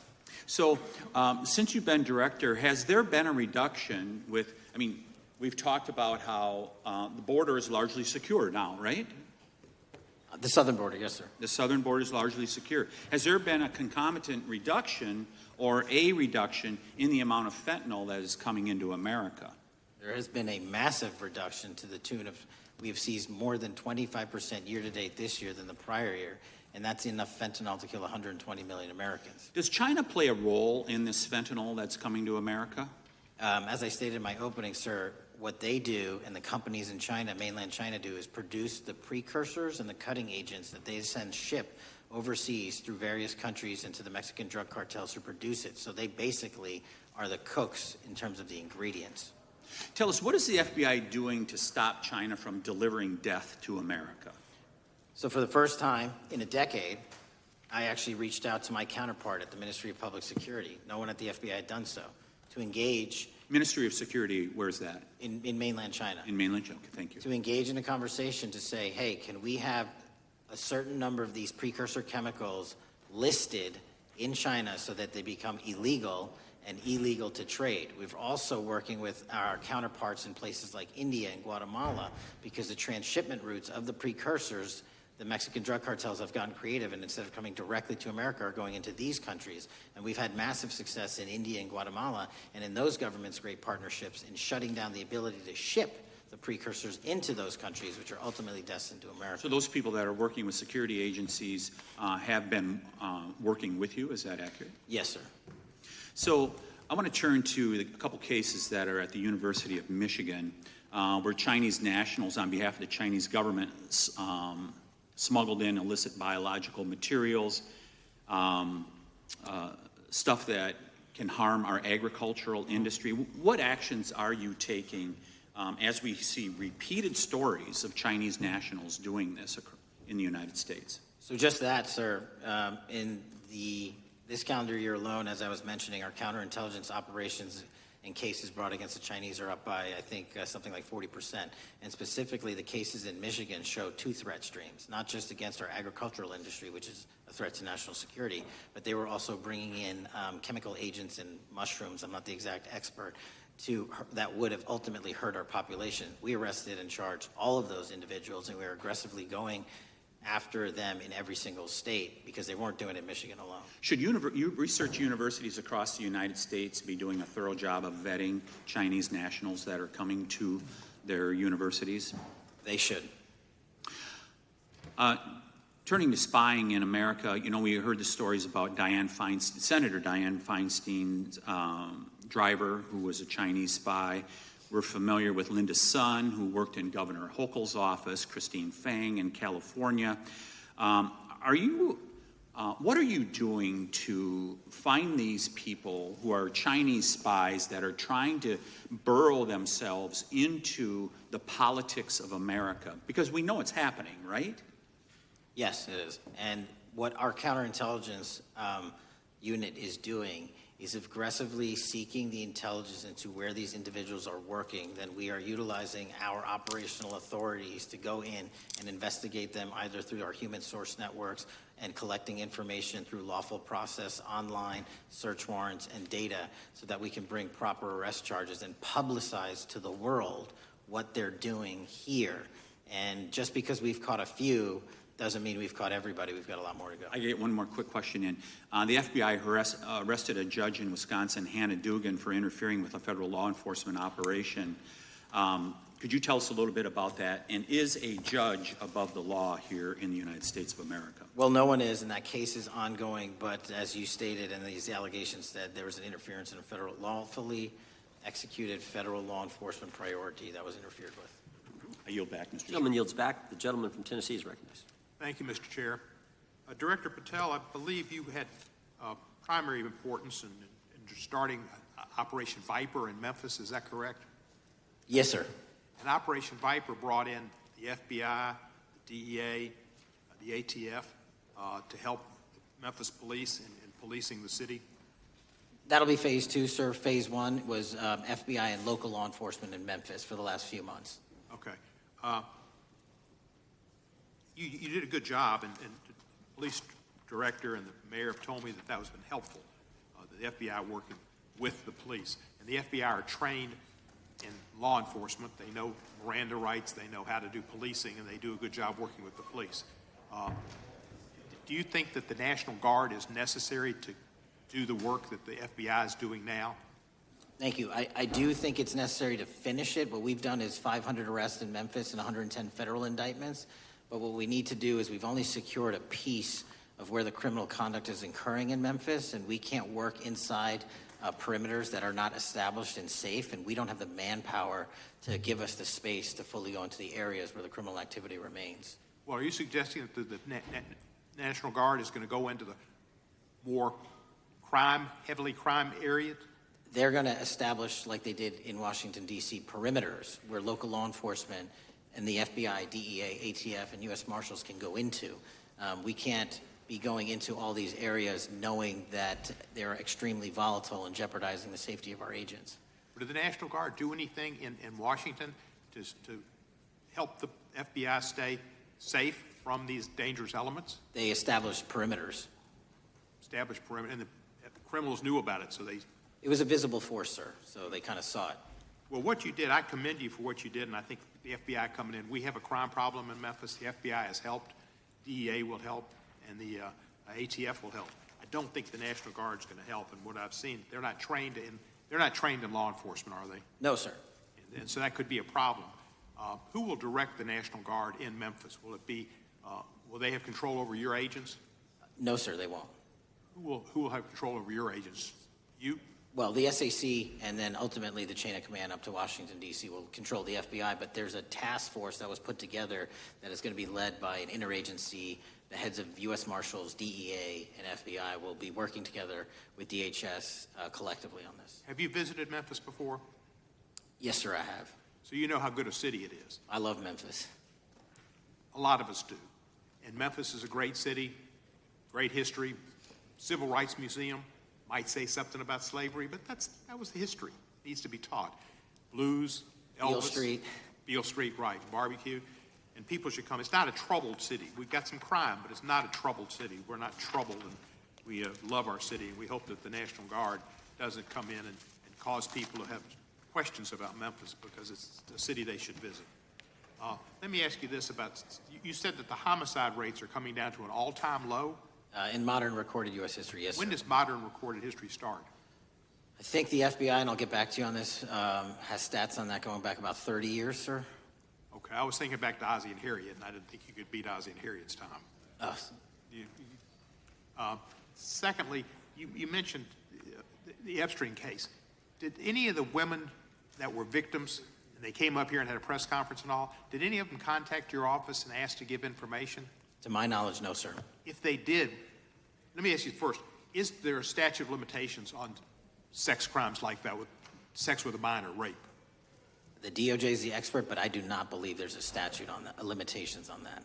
So if there's not a statute of limitations, should you not be interviewing those people who know who raped them and the names and the places and give you that information? That seems like that's a treasure trove of information, and it's a serious, serious, serious number of crimes. Sir, I couldn't agree with you more. We've been very public about asking individuals to come forward with new information, and we would run out every single lead on that.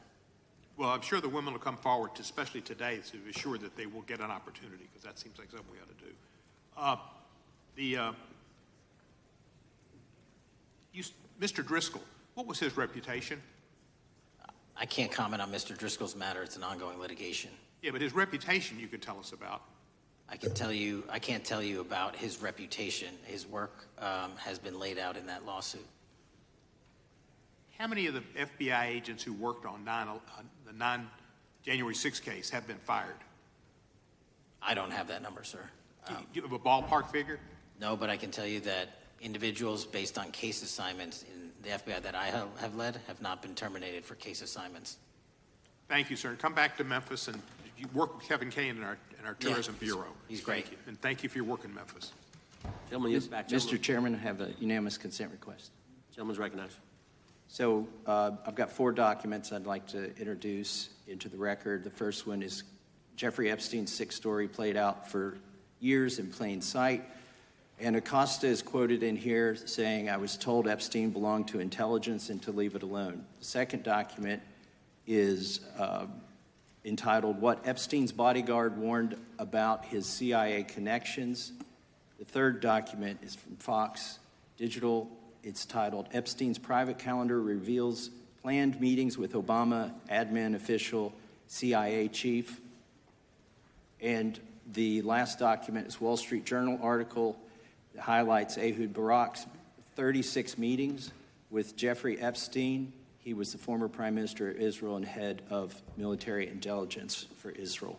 It may have held that title when he met Epstein, and then, yes. Without objection, the gentleman will hold for a second. The gentleman from Maryland is recognized. Thank you, Mr. Chairman. Just one UC request. This is Judge Engelmeyer's decision from August in U.S. versus Epstein, stating the government's 100,000 pages of Epstein files dwarfs the 70-odd pages of Epstein grand jury materials. Without objection, the gentleman from Kentucky is recognized for 5 minutes. Thank you, Mr. Chairman. Director Patel, I watched some of your Senate hearing yesterday when Senator Kennedy asked you, "You've seen most of the files. Who, if anyone, did Epstein traffic these women to besides himself?" You replied, according to the transcript, "There is no credible information that he trafficked them to anyone else." You also said somewhere in the hearing and here today that the problem is that the case files are constrained by limited search warrants from 2006 to 2007 and that the non-prosecution agreement hamstrung future investigations. Those constraints only apply to the Southern District of Florida. They do not apply to the Southern District of New York, the location of the 2019 sex trafficking indictment, which produced many things, including a series of FD 302 documents. According to victims who cooperated with the FBI in that investigation, these documents in FBI possession, your possession, detail at least 20 men, including Mr. Jess Staley, CEO of Barclays Bank, who Jeffrey Epstein trafficked victims to, victims including minors such as Virginia Roberts Giuffre, may she rest in peace. That list also includes at least 19 other individuals, one Hollywood producer worth a few $100 million, one royal prince, one high-profile individual in the music industry, one very prominent banker, one high-profile government official, one high-profile former politician, one owner of a car company in Italy, one rock star, one magician, at least 6 billionaires, including a billionaire from Canada. We know these people exist in the FBI files, the files that you control. I don't know exactly who they are, but the FBI does. Have you launched any investigations into any of these people, and have you seen these 302 documents? Sir, I have asked my FBI agents to review the entirety of the Epstein files and bring forth any credible information, and we're working with Congress not only to divulge that information and produce it to you, but any investigations that arise from any credible investigation will be brought. There have been no new materials brought to me launching a new indictment. So is the loophole here, or is it your assertion that these victims aren't credible, that the 302s maybe didn't produce credible statements that rise to a probable cause? It's not my assertion, sir. It's the assertion of 2 different United States attorneys' offices from 3 separate administrations who investigated those same materials in lifetime. Are the 302 documents in the FBI's possession? They reviewed all that, yes, sir. And so have you reviewed those 302 documents where the victims name the people who victimized them? If I personally know, but the FBI has. So how can you sit here and in front of the Senate and say there are no names? I said I named one today. I said we are not in the practice at the Department of Justice FBI of releasing victims' names. That is not what we do. We are also not in the habit of releasing incredible information. That's not what we do. But multiple authorities have looked at the entirety of what we have. Okay, I got to move on here. Were you present when the AG had the White House event when she released the binders to the social media influencers? I was, yes. So if you're willing to meet with social media influencers who stood to benefit from the sensational and sad stories of these victims, will you meet with the victims as well? The FBI will meet with anyone who has new information. Will you personally meet with them? The FBI and the professionals who are handling the cases will. Were you instructed that it was important to release the documents to the Oversight Committee on the day of my introduction of the discharge petition to release these files? I don't know what day that was, so no. Well, they were released that day, and there were victims' names who weren't redacted because they were in such a rush, and the victims are not happy about that. Have you investigated any of the CIA connections? Have you seen the CIA file on Jeffrey Epstein? And if you wanted to see it, would they show it to you? Well, I can speak for the FBI, and that's presuming there's a CIA case file, and I've reviewed everything that the interagency, not I, the FBI, that was provided to us. Would you be willing to look at the CIA file on Jeffrey Epstein? If there is such a file, and if it has not already been turned over to the FBI will look at any new investigative leads. Have you made any progress on the pipe bomb investigation January 6th, and have you made any progress on the motive of the Las Vegas shooter? As to the first, it's an ongoing investigation, and we have made progress. As to the second, sir, I'll have to get back to you. All right, thank you. I yield back. Mr. Chairman, I have a unanimous Gentleman consent yields back. request. Unanimous consent request from the gentleman from New York. I ask unanimous consent to introduce an unsigned memorandum from July 7, 2025 that says we did not uncover evidence that could predicate an investigation against uncharged third parties with the insignia of the Department of Justice and the FBI. Without objection. Mr. Chairman, I have a Gentleman from Georgia. unanimous consent request.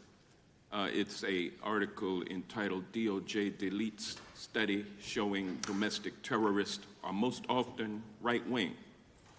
Without objection. Thank you.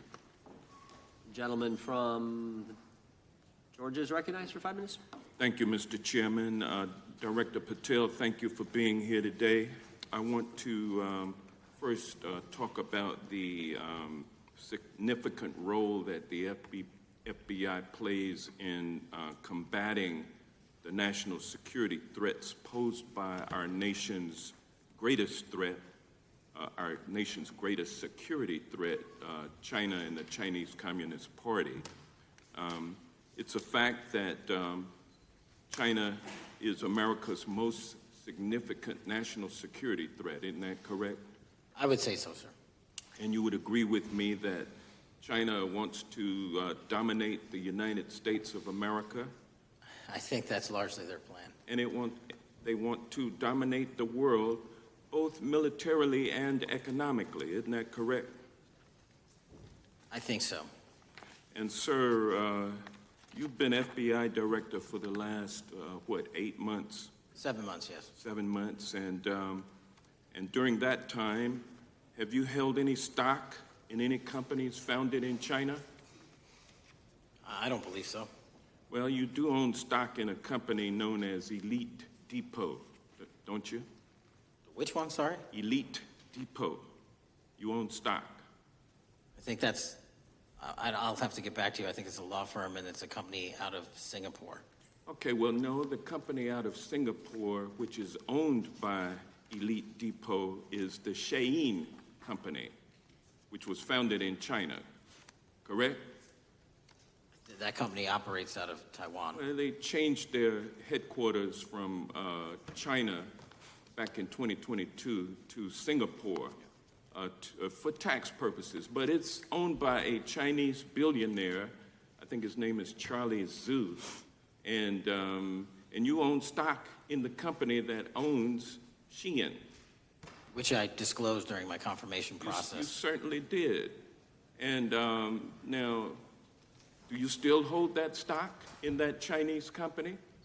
Pursuant to the Department of Justice, who reviewed my material that was submitted during my confirmation process, I was able to hold certain stocks, and they made the decision. You still hold the stocks that you have? You still hold on to these Chinese stocks, these stocks in this Chinese company? I disagree that it's a Chinese company, but I was in the DOJ, when you're appointed, makes a call on what you can and can't possess. Well, now, let me ask you this. Chinese companies steal trademarks.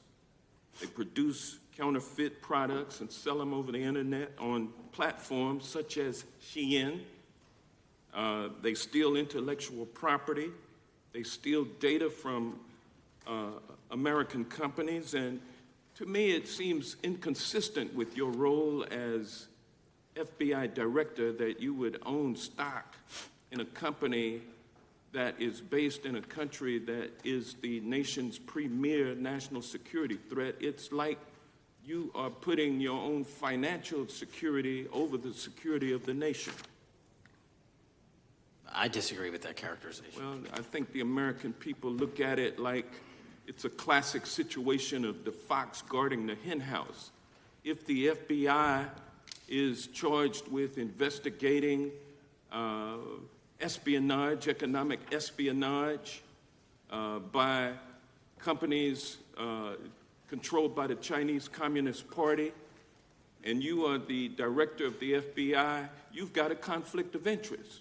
Sir, I would just show if there's any intimation that I'm against. Why are you holding on to this stock? It wasn't a decision I made. And it's valued at up to $5 million as of when you last reported, correct? $5 million in stock? No, I don't follow it. You don't follow it, but you're still making money off of it. I don't have any money off of anything. Well, what I have done... Trump's trade policies directly impact the value of that Chinese stock. Won't you agree with that? Which trade policy? I'm not a trade expert. Okay, all right. But I want to tell you this. Crazy on me today. Let me ask you this question. Why are you hiding pedophiles? Why are you shielding pedophiles? Why are you protecting pedophiles? That is maybe the most offensive thing you could say to me, given the numbers. Well, you have not released the Epstein numbers files of pedophiles. You were aware of the Epstein client list that was published in the 18,000. Time the gentleman has expired. The gentleman yields back. Can he answer the question? Can I just respond? Of course, the gentleman can answer the question. Since I took over the FBI, there has been a 33% increase. Sir, all of that started under Christopher Your Wray. time is done, but No, it didn't. The witness gets All to of answer that the started question, under and then we'll go to our next. FBI director, sir, and you're coming in here trying to take credit for something that a previous director instituted and largely brought to conclusion. I take no I think it's credit. been clear that the director has numbers are so much better than the previous director. It's Dr. Patel, if you want to I take- answer the question. I take no credit. The men and women of the FBI have seen a 33% increase in the number of counterintelligence arrests out of the PRC. And so all of a sudden, when you coming in 7 months ago, Gentlemen's time has expired. And on the pedophile accusation, go for that. we have arrested 1,500 child predators in the last 7 months. Under That's investigations more initiated than by anybody the prior Appreciate the directorship. director's good work, and we really appreciate that the time the gentleman has expired. We now go to the gentleman from Texas. I thank the chairman. I thank the FBI director for coming before the committee. I assume the FBI director, Mr. Patel, I believe you probably agree with me that there is a significant organized effort on the left side of the political spectrum to advance criminal organizations being able to put more criminals out on the streets. That what we've seen this in daily action. Are you familiar with the report that came out this last Monday from the Law Enforcement Legal Defense Fund? I'm not familiar with that, sorry. So this report came out this past Monday, and it said that significant amount of the money flowing out of George Soros and other leftist organizations and funders has been funding DAs and prosecutors, and, quote, many of these DAs had never managed an office, prosecuted a criminal case, developed organizational policies, In dozens of America's largest cities and counties, this report finds these progressive district attorneys have outsourced core parts of the American criminal justice system to activists and political donors, taking direction and advice on everything from staffing decisions and communication strategy. Organizations, it's a complex web of donors going in through these organizations to put radical DAs and prosecutors out there, putting criminals on the streets. Does the FBI director agree that this exists and is a problem? I will accept the factual representation, and if that exists, it is a problem. The organizations such as TIDES, the Fair and Just Prosecution, Brenner Center for Justice, Partnership for Safety and Justice, the Vera Institute of Justice, the amount of dollars flowing from George Soros through and to these organizations and to the various prosecutors that have resulted in increased crime on our streets, including the brutal murder of the Ukrainian refugee in Charlotte. I bring that up because that is one component of the problem. In addition, we have the organized effort targeting our border, the NGOs, the nonprofits, and the deep pockets, the United Nations, charitable organizations, and a long list of over 250 organizations that the Center for Immigration Studies put out that lays out a complex web of organizations that were moving people into our country, knowing that they're dangerous, knowing that they're criminal, associated with taxpayer dollars flowing through the United Nations and donor dollars flowing through organizations, including ostensibly religious ones, putting these dangerous individuals on the street that resulted in fentanyl in our communities, that resulted in the death of Jocelyn Nungare, of hundreds, thousands even, as the director testified, 100,000 people dying from these narcotics every year. All of this in an organized effort, a complete effort by the radical left to use taxpayer dollars and these dollars to put people on our streets. In addition, the extent to which we've seen now with the Southern Poverty Law Center and their hate map targeting, for example, the Family Research Council, where we had a shooting right here in D.C. over a decade ago, putting Charlie Kirk, putting a target on TPUSA, Antifa, other radical organizations that are very specifically organized in targeting conservatives and ordinary Americans. Well, how about the organized effort to infiltrate our schools and advance a transgender agenda and advance a radical agenda, perhaps one that we will see exposed further in the individual that actually shot Charlie Kirk? So here's my question. Will you as the director, and are you as the director, pursuing all legal channels to follow the truth wherever it may lead on this organized effort, one? And two, do you agree that Congress should take all action necessary to expose this web of dollars that are flowing to undermine our way of life? We got another minute in my time, then I'd like to hear from you on this topic broadly. I'll keep it short. Investigatively speaking, we are doing the following. We are following the money. We are following the money in every organization and every person that is violating the federal code. And it doesn't matter what your background or ideology is, we are following the money. We are using legal process to follow that money, issuing subpoenas to follow that money, using grand juries to follow that money. And when we have results to recommend for prosecution to the Department of Justice, we will do that, and we will continue to publicize documents through Congress, yes, when we make these findings. Mr. Chairman, I'd like unanimous consent to insert the record outsourcing justice by the Law Enforcement Legal Defense Fund that I alluded to before. I would ask unanimous consent to add a 2024 list provided by the Center for Immigration Studies on these United Nations and other affiliated groups that are responsible, over 250 of them, for moving individuals into our country in a coordinated effort. I would like unanimous consent to insert a letter that I sent that currently has 33 members of the United States House of Representatives have signed on it, calling for a special select committee to pursue the organized effort from the radical left to target our way of life and undermine our security by putting criminals on the street and having our borders being wide open and putting us in danger. Without objection. With that, I would yield back. Without objection. Gentleman yields back. Mr. Chairman, I have a couple of unanimous Gentleman's requests. One is a letter from Senator Tom Cotton, dated last year, urging the U.S. to, quote, ensure that data from U.S. companies is not harvested by the Chinese Communist Party through the purchase of Xi'an software and technology. Without objection. And also a statement by Marco Rubio, then Senator Marco Rubio, which warned our UK allies about, quote, Xi'an's deep ties to the People's Republic of China. Without objection. Also, crime is the record crime is down in 2025. Trump doesn't deserve credit, which demonstrates that the crime rates have been decreasing since 2023, which was published by the Vera Institute. Also, a unanimous consent request to enter into the record a NPR report from July of 2024. GOP vows to make America safe again. Statistics contradict their growing crime claims. Without objection. Also, a report out of the American Presidency Project dated January 17, 2025, record low crime during the Biden-Harris administration. Without objection.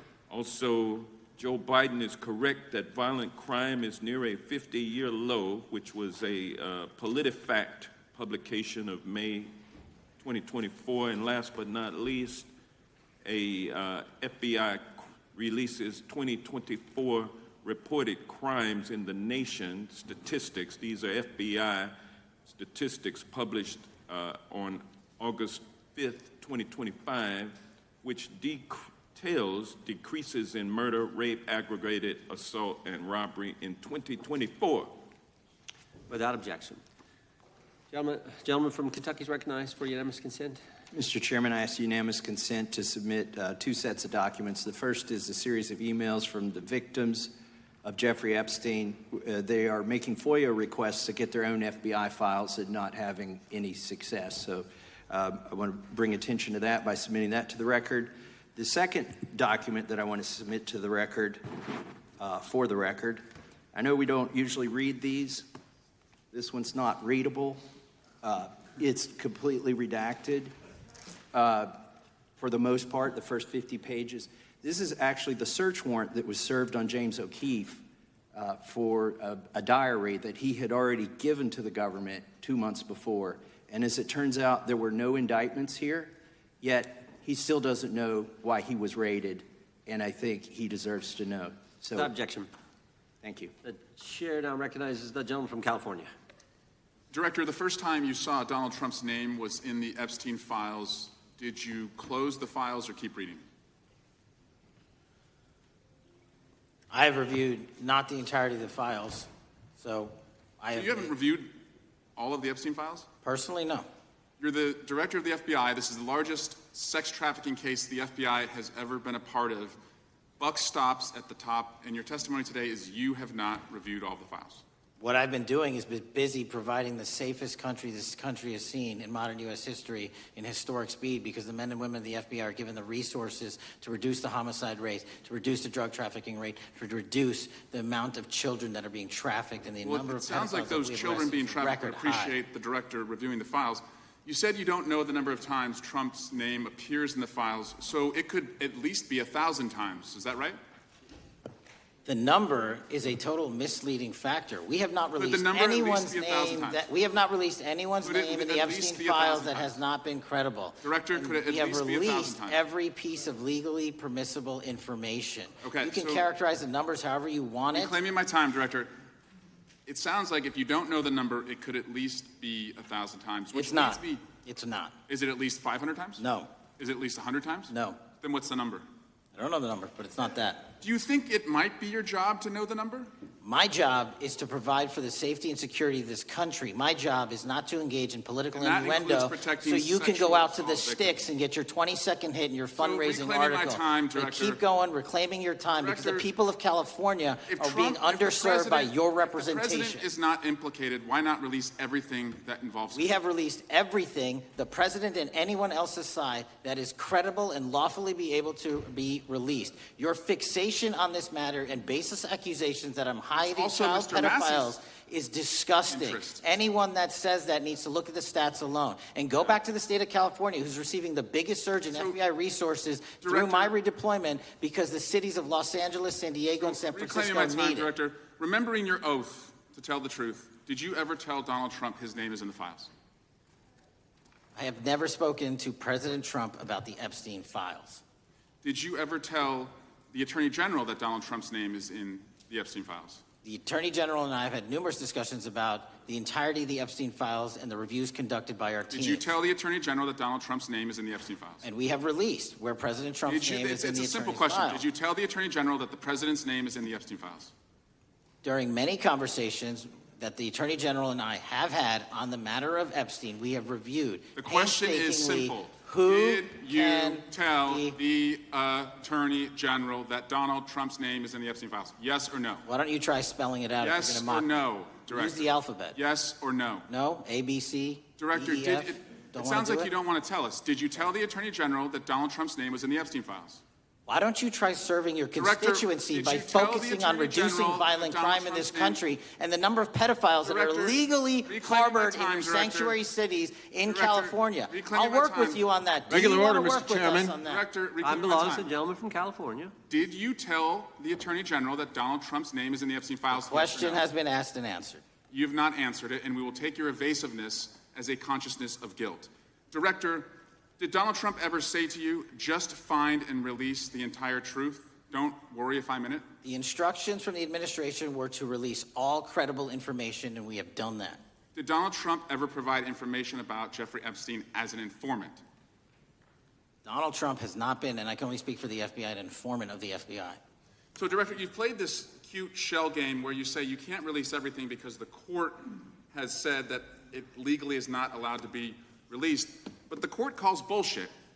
Judge Richard Berman said that when you went to the court, quote, information contained in the Epstein grand jury transcripts pales in comparison to Epstein investigation information and materials in the hands of the Department of Justice. So let's move on, Director. You wrote a book called Government Gangsters. You identified 20 individuals in that book. You put me on that list at the top of the list. Thank you. My children find it flattering. 20 of those individuals have been investigated or have had adverse actions. Director, considering that you have identified these people as, quote, government gangsters, will you recuse yourself from making any investigation decisions about these individuals? Anyone that has been terminated at the FBI has been done so the because question they failed again. to meet the muster in their Director, constitutional I will obligation. work on the audio-visual capabilities. I'm of going to the borrow service. I your don't think you can hear me. terminology and call I'm reclaiming bullshit my on your time. entire career in I'm Congress. reclaiming my It time, has been Director. a disgrace to the American Director, I'm people. reclaiming my You time. can reclaim your Will you time all you recuse want. yourself? Mr. Chairman, you're going to allow a witness to speak this way? Mr. Chairman, would you give recuse yourself, The gentleman has no time. Mr. Chairman, would you Mr. admonish the Chairman, point of- witness not to insult members? The gentleman has no time. Mr. Chairman, just committee will remember. quick point of order. Could the gentleman be extended an additional 20 seconds to complete his thoughts since the witness decided to interrupt him continuously? And the witness will be able to respond if he wants. We'll make sure Thank he has you. time to do that. My question Gentleman, is, continue. will you, Director, recuse yourself, yes or no, from investigating or making decisions about the 60 individuals, including myself, that you identified as government gangsters? Yes or no? Time of the gentleman has expired. The witness may respond if he would like. And the answer was no, as I heard. Correct. Okay. The gentleman from Wisconsin, the gentleman yields back. The gentleman from Wisconsin is recognized for 5 minutes. Thank you, Chairman. Thank you, Director Patel, for being here today. I wanted to talk a little bit about the assassination of Charlie Kirk and the FBI's subsequent investigation. I know it's really sensitive, and you can make the call as to whether or not, obviously, it's something that you can respond to, but I think it's still fresh on many people's minds. I want to congratulate you and Utah law enforcement for the work you did in identifying the suspect and apprehending him. According to public reports, and I think this is what maybe it's, I still have questions about, and maybe the public does. According to public reports, the alleged shooter arrives on the Utah Valley University campus nearly 4 hours before the shooting. Was that your understanding? Is that kind of... I'll let the public reports reflect themselves. I don't have the exact timeline. Okay. So we don't have any idea kind of his prep or how he set up or how he utilized that time when he first showed up on campus? All of those are being currently investigated through our cell phone analysis and through our witness interviews, and the state of Utah has now announced charges seeking the death penalty against his suspects, so we're a little limited in what we can continue to say. Sure, I understand. And the suspect, like you referred to, is then captured on security footage jumping off the roof of the alleged shooting location, the Losey Center.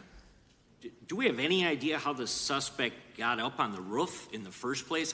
I think for members of Congress, especially after Butler and Pennsylvania, it's just unimaginable that there could be some type of security breakdown prior to an event of that size where somebody could access a rooftop. So not commenting on the case, but having gone to the crime scene and walked the steps that we believe were taken, the roof was actually readily accessible through an exterior stairwell, so anyone could have gotten on it. Okay. The suspect flees on foot to kind of this wooded area where he drops the rifle, wraps it in a towel, and then proceeds to his staged vehicle and basically drives home.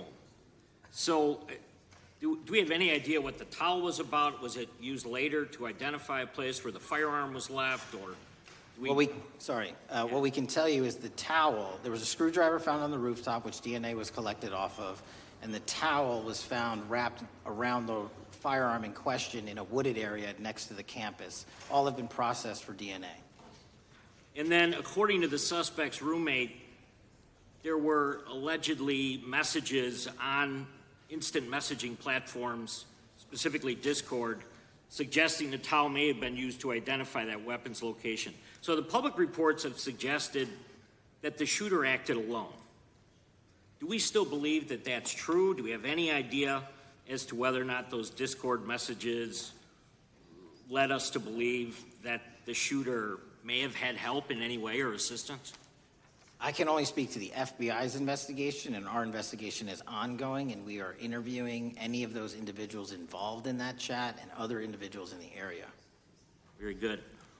And so my suggestion, if there are accomplices, I'm sure this is something that the FBI is going to continue to investigate fully and thoroughly into the future. Yes, sir.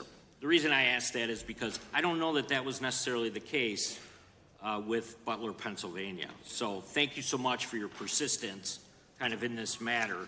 There's still a lot of public questions that need to be asked. Let me shift to another topic very quickly. On July 31st, 2025, the DOJ and the CIA declassified the annex to Special Counsel John Durham's 2023 report on Operation Crossfire Hurricane. The 29-page Durham Annex contains previously classified information about, among other things, the investigative referral of the Clinton campaign plan. Why would somebody place documents in a burn bag related to this case? That case is very much ongoing, so I can't comment on the stylization of the evidence we're collecting. Can you comment at all on the Durham Annex as I described it? The Durham Annex, which has been publicly released thanks to the FBI's commitment to transparency, is one of the documents that's being utilized. And in general terms, speaking for a burn bag, sir, a burn bag is what you use to put classified documents into generally, because that is literally how you destroy them. So it appears that efforts were made by the Clinton campaign to reach out to the FBI agents or the Clinton sympathizers in the intelligence community in order to lead more credibility to the Clinton campaign plan. Do you think that's an accurate characterization? Again, I'm not going to characterize that material because it's part of an ongoing investigation. Thanks for being here today. I yield back. Gentleman yields back. Gentleman from California is recognized. Thank you, Director Patel, for being here today. The FBI searched Jeffrey Epstein's Manhattan residence, correct? I believe that happened in 2018. I think there was 2 locations, sir. It's 2019, and in that residence, the FBI found a safe, correct? I don't have the catalog of evidence in front of me. In that residence, the FBI found a safe, correct? I'll accept your representation. Okay. And in that safe, the FBI found topless and lewd photographs of girls, correct? Again, sir, I'll accept your representation. I don't know.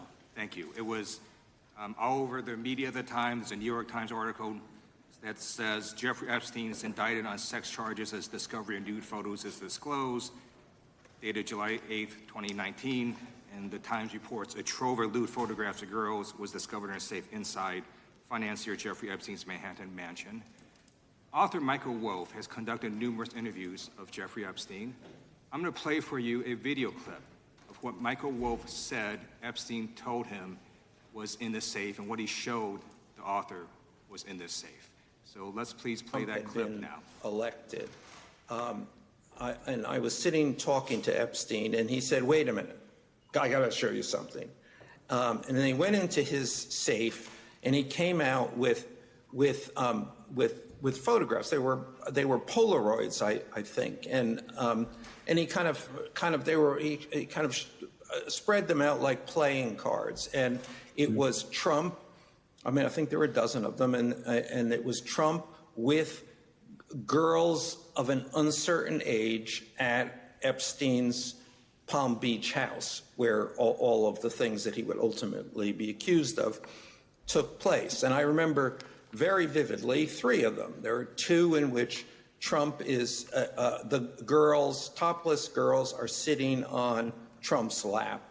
And then a 3rd in which he has a stain on the front of his pants, and the girls are kind of pointing at it, sort of bent over, laughing.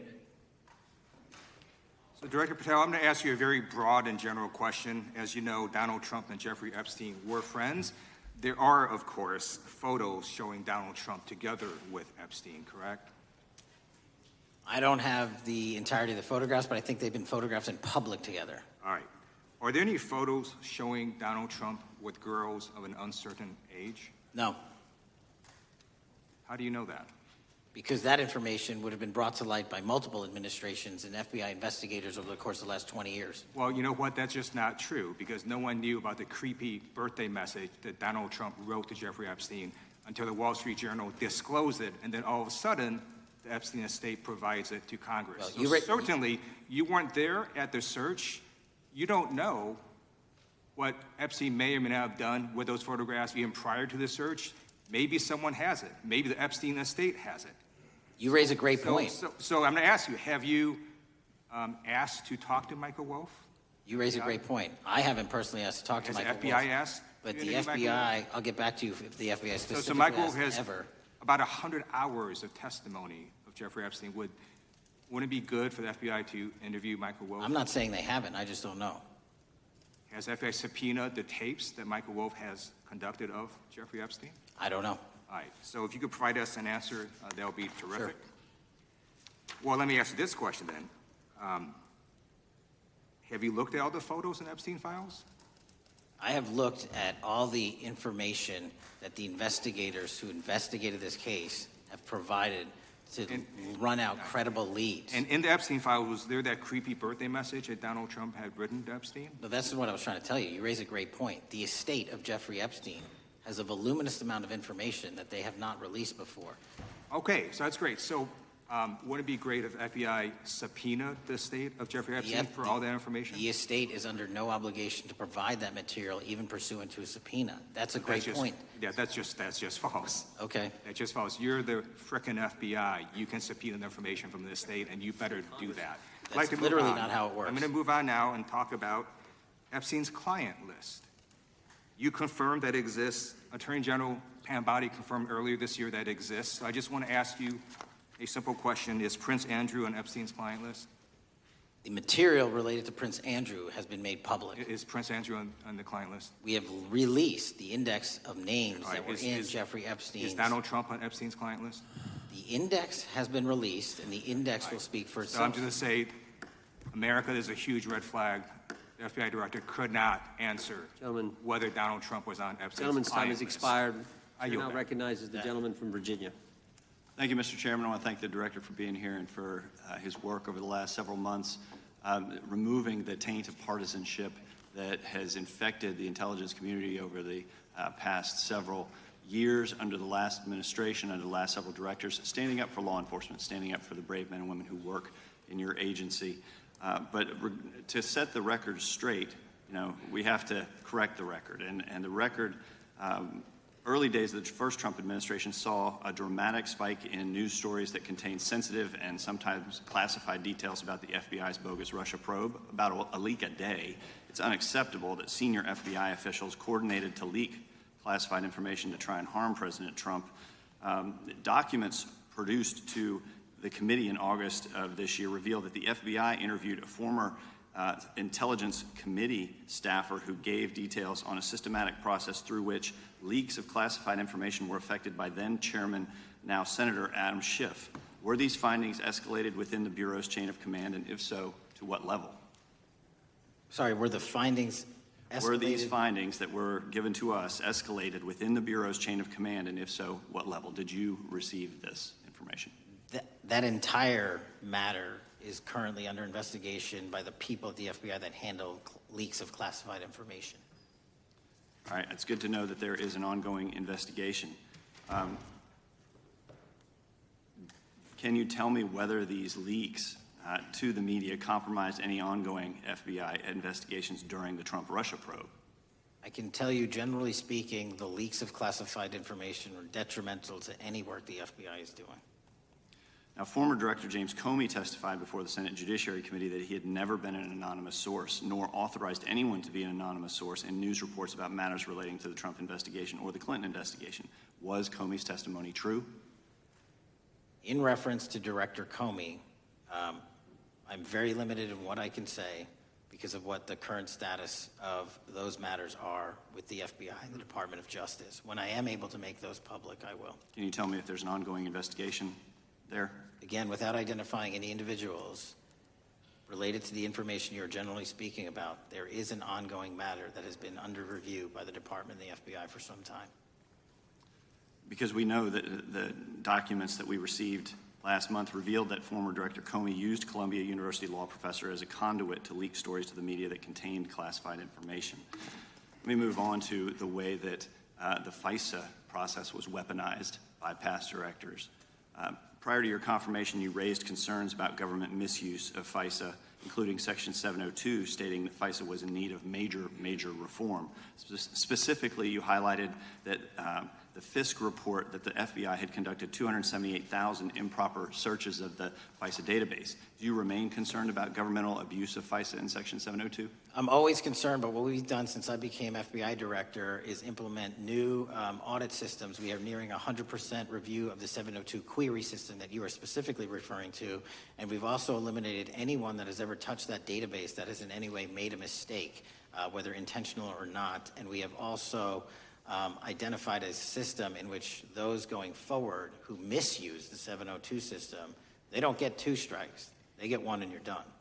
Okay, I'm glad you mentioned you're continuing to audit because, as you know, in May, the New York Times reported you closed the FBI's Office of Internal Auditing. Can you explain why you decided to close this office? Yeah, because under the new restructuring of the FBI, to save resources, there were 2 different places doing the exact same thing.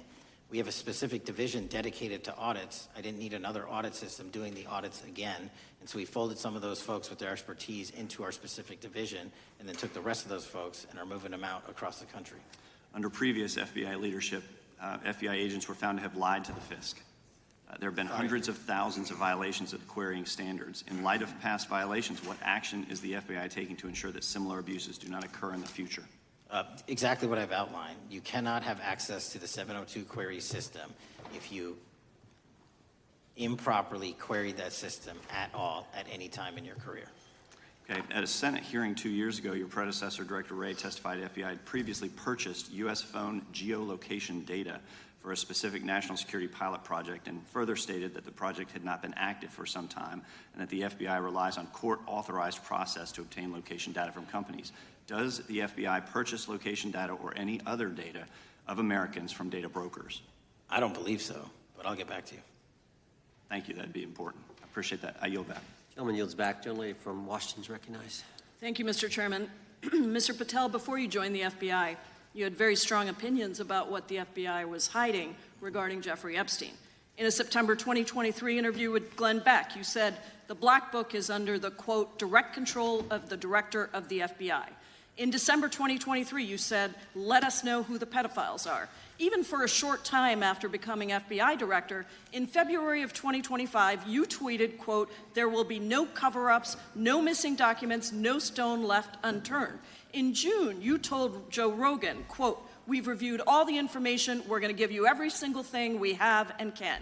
But then suddenly in July, everything changed. You and Attorney General Pam Bondi released one video and said that there was nothing more to see. Your July memo says you uncovered more than 300 gigabytes of data and physical evidence, but that you had decided no further disclosure would be appropriate or warranted. That is a quote. I think what happened, Mr. Patel, is that suddenly you discovered that Donald Trump's name was all over these files, and you started a giant cover-up. So you are under oath, Mr. Patel. You just testified to Mr. Swalwell that you did not speak to the president about the Epstein files. To your knowledge, did Attorney General Pam Bondi speak to the president about what was in the Epstein files?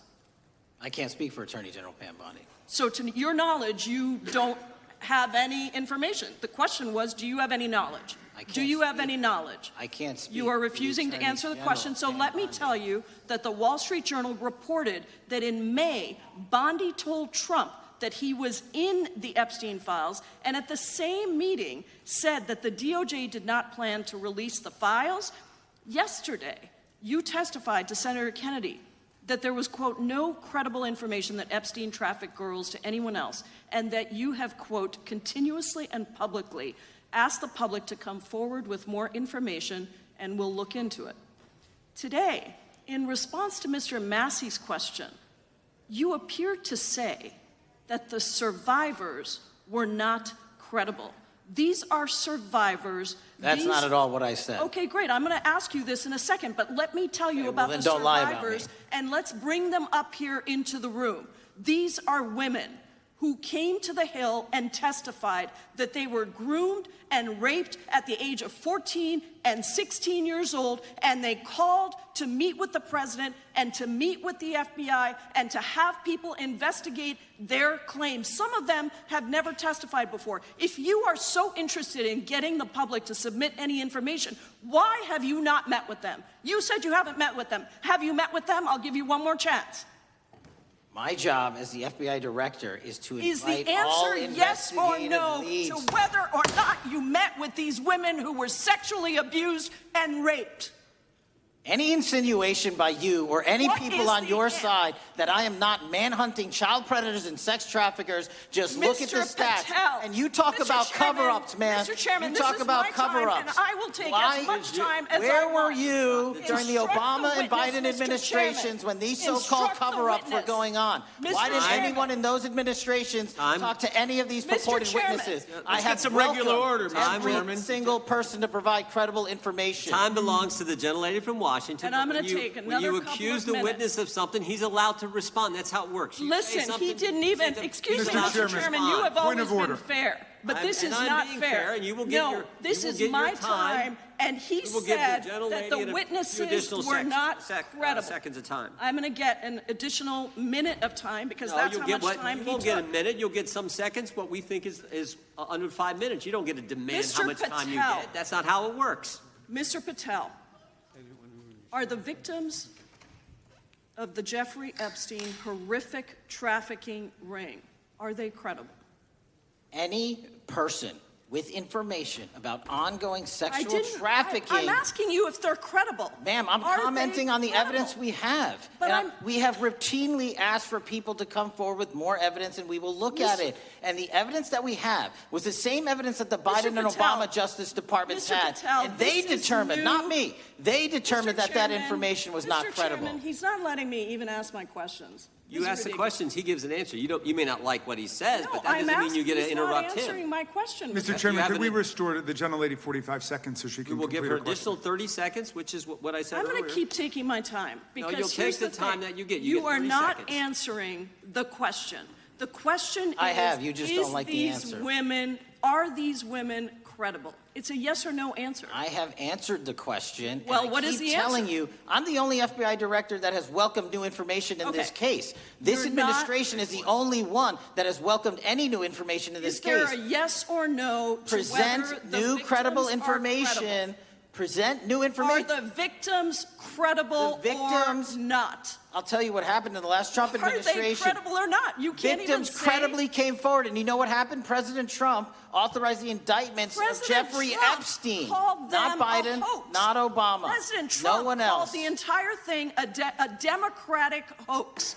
So I would like to ask the gentlelady's time has expired. I gave her the additional 45 seconds she requested. The gentlelady yields back. The gentleman from New Jersey is recognized for his 5 minutes. If you would meet with the women who were sexually abused and raped and groomed at the ages of 14 and 16 years old. Are you going to cover up? Are you going to continue to cover up for the rich and powerful men, including those that might be on this committee? I can yell too, Mr. Chairman, but I don't want to yell above this. The time belongs to the gentleman from New Jersey. I appreciate the gentlelady yielding back. Are you going to allow them to testify, Mr. Patel? Go ahead. Will you allow them to testify to you, Mr. Patel? Mr. Patel, thank you for being here. I know it's been an interesting and difficult 2 days. And I wasn't going to talk about the Epstein thing because there's a lot of other issues that affect the FBI, but I have to say a few words. I've sat here, I've listened to this, I've watched it, and you know, my Democratic colleagues are so concerned now, Mr. Patel, all of a sudden. Where were they last year? Where were they the year before? Where were they the year before that? Where was the last president in any of this? All I know, the only thing I see is a single letter from the ranking member that was sent in 2019 that he didn't like the plea deal, and some people signed on to that. Most of the truth, the real truth, let's be honest, let's be intellectually honest. The real truth is we didn't hear from them at all, anybody of them. Hardly any of them ever mentioned it. Some of them didn't mention it at all until the beginning of this year. Earlier in the year it started. Not one Democrat asked Director Wray. We all remember Director Wray was here. Not once, not twice, multiple times. Nobody asked Director Wray about Epstein before this committee. Nobody was that concerned. Where was the concern for the victims then? Where was the moral righteousness then? Where was the outrage then? Where was the sense of duty then? Where was the desire for accountability then? Where was the urgency for justice then? Most of all, where the hell was the integrity then? You know what the truth is. Let's just say it, man. Tell the truth time. The truth is, it's politically useful for them to try to do this now, even though they didn't give a damn about it in the past. And you know what? That's an insult to the victims, and that's an insult to America. Continue to do the work you're doing. Continue to uncover what needs to be uncovered. One real quick thing before I say anything to 9/11. We know that was mishandled by the past director and by the past FBIs. There are family members here. There are family members who are concerned. God Almighty, we want to get to the truth of that. I ask you, please, to meet with them, to talk to them, and to investigate this with truth. You know, in the Biden administration, we went through a very dark and difficult period of time. The FBI trust was broken with the people. Catholics were, this is the stuff we've been talking about, were labeled radical threats for praying in their churches with their rosaries. Parents at school boards were called terrorists for standing up for their children. Hindu holy men in New Jersey. We have the largest Hindu temple in the world. They were attacked. They were put up against the wall with guns to their heads. So it isn't just a Catholic or Christian thing. American Jews were targeted in colleges and universities, and a lot of folks in the FBI, in the past FBI, not this one, didn't give a damn. We can't go back to targeting religion. We can't go back to silencing free speech. The Biden administration did that. So I got questions for you. Hopefully thoughtful questions that you can answer for us in a thoughtful way. How is this FBI now, under your leadership, how are we restoring trust for Catholics, for Hindus, for Jews, for parents, for all the other, for just American people that were targeted by FISA because they had a different viewpoint? How are we restoring that trust in the FBI? Multiple ways, sir. One, and maybe most importantly, is through transparency and providing the American public with the material so they can see, read it themselves as to what the abuses were in the past, whether it relates to the Catholic memo or the Hindu incident you talked about at the largest temple in North America. Any institution of faith and any member of faith will not be investigated by this FBI because they are men and women of faith ever, period. And nor should they. Nor should they. I don't mean to interrupt you, but my God, of all the amendments to the freedom of speech, freedom to believe in what you want to believe in, I know you're standing up for that. Continue. I'm sorry. No, that's it. Sorry. Okay. The Richmond memo was driven by a reliance on sources. The Southern Poverty Law Center. You know, the words sound nice, but the organization's not so nice. And we've seen the Anti-Defamation League distort data that counts as violence. Have you been able to identify and eliminate these kinds of partisan sources? We welcome all sources, but we want objectivity and neutrality and decency in the way we report all this. Have you been able to uncover any information there? How do we make sure our sources are good in the future? We have reviewed the source processes that infiltrate any institutions of faith, and they will no longer be going into institutions of faith. They will be directed towards criminal activity and protecting the homeland, the two most important missions the FBI has, and that's what we're going to continue to do. Good. And I'll say this. There was a lot of bull today. A lot of you-know-what, and I'm not going to say it because I respect the institution so much going on around here. Continue to do the work of the people. You are here for that reason. The administration is here for that reason. It was weaponized and politicized, the FBI, in the past. I hope to God we never, ever see that again. One of the darkest parts of American history.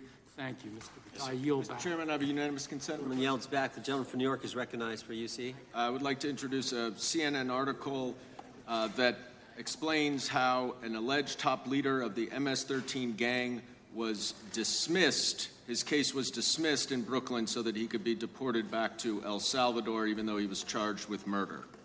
Without objection. Mr. Chairman, I have some unanimous consent. The lady from requests. Washington is recognized. I ask unanimous consent to enter into the record an article titled "Justice Department Told Trump in May that his name is among many in the Epstein files." Without objection. I have another one that is a July 2025 article by the New York Times entitled "How a Frantic Scouring of the Epstein Files Consumed the Justice Department," stating that DOJ and FBI employees reviewing the Epstein files were instructed to flag any mentions of Trump and other celebrities. Without objection.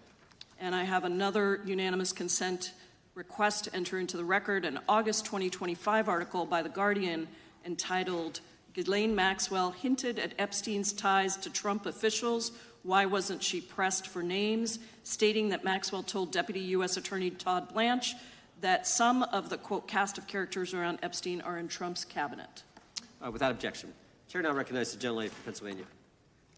Thank you, Mr. Chairman, and thank you, Mr. Patel, for coming before us to testify today. I am concerned by your repeated claims that you're not able to disclose anything further about the Epstein investigation and files, and that there's no evidence of a broader conspiracy or other people who should be charged, because the American people aren't buying that you've been transparent or that there's nothing further to be seen. In your exchange with my colleague, Mr. Roy, you reiterated something that I heard you say yesterday in your Senate testimony, and that is, under your direction, the FBI will always follow the money. Is that right? The money, did you say? Yes. Yes, you said you'll follow the money. That's great. And just now you said you welcome the opportunity to investigate new evidence. So there has been significant recent reporting just in the last couple of weeks that after Jeffrey Epstein was arrested, 4 major banks flagged more than $1.5 billion in suspicious transactions connected to him that suggested a massive conspiracy related to his child sex trafficking activities. Director Patel, has the FBI reviewed the $1.5 billion in suspicious bank transactions flagged to the government relating to Epstein and his co-conspirators? I know the FBI has reviewed numerous SARs. I don't know the totality of that number. Okay, can you provide us with that number? I'll get back to you. Okay. And have you initiated any new investigation of those bank transactions since, say, September 8th when the new reporting came out? I'll check with the Treasury Department because they're the lead on that. Okay, so Director Patel, how many individuals or entities has the FBI interviewed, subpoenaed, or compelled to testify? Can you give us those numbers with respect to these bank transactions? Not off the top of my head. I'll have to work with Treasury. Okay. We're concerned, you see, because you say you're going after child predators, but We are. obviously this is how you follow the money, is if you follow the bank transactions that apparently enabled the child sex trafficking. Would you agree? It's one of the valuable investigative tools is to follow the money. Okay. Have Jeffrey Epstein's victims have asked us to ask you whether or not you've investigated Epstein's lawyers, the lawyers who facilitated those payments. Have you subpoenaed or questioned any of those lawyers? So in 2018 and 19, what I recollect is many, if not every one of those lawyers was part of the investigation. But you weren't there at that time, I wasn't right? there. Okay. So can you get us the names and the numbers of who was investigated then with respect to those lawyers? As long as I'm allowed to release it, absolutely. Okay. Well, if we provide you with subpoenas, I assume you can release it. Is that right? We have a current subpoena, and we're working with Congress to provide it.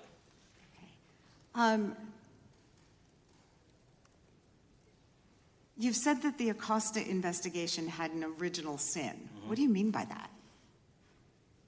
Basically, if you're looking at an actual pedophile ring, what you should not do is limit the time frame in which you're legally able to collect information. So search warrants that Mr. Acosta utilized in 2006 and 7 leading to the 2008 plea agreement had a very specific narrow window of years, I think 3 or 4 years. And so information pursuant to legal process wasn't collected for 10 years or 15 years or 20 years. It also, subpoenas were not sent out to hundreds of witnesses at the time, hundreds of victims at the time. None of that was done. None of these people were put in grand juries. And so the totality of information from the jump, instead of being this big, was like this. And that, in my opinion, is not how you run an investigation if you're trying to break a sex trafficking ring. So you're now in charge of the FBI. Why haven't you done that investigation? Great question, and here's the answer. Simply because I am not able to go back 20 years and collect information that the courts had decided was already subject to search warrants. They have said, this wasn't the investigation, there's a non-prosecution agreement out of that plea, and when the case was reopened, and this is where it comes into play, when the case was reopened in 2018 and 2019, the search warrants, again, were limited to the conduct of Jeffrey Epstein. Now, whether that's right or wrong, that's a different discussion, but I'm telling you that's the information well, we I think reviewed. that is a different discussion, and I think the discussion we'd like to have today is why you aren't following the money with respect to the broader conspiracy that it has been reported in the New York Times and elsewhere, and that if you really want to attack the issue, if you wanted to attack the issue, if you wanted to get to the bottom of it, if you wanted to disclose what really was involved in the Epstein files, the Epstein cover-up, that you would be taking very different actions that you are today. I do want to seek unanimous consent to enter into the record the New York Times September 8th, 2025 article, How J.P. Morgan Enabled the Crimes of Jeffrey Epstein. Objection.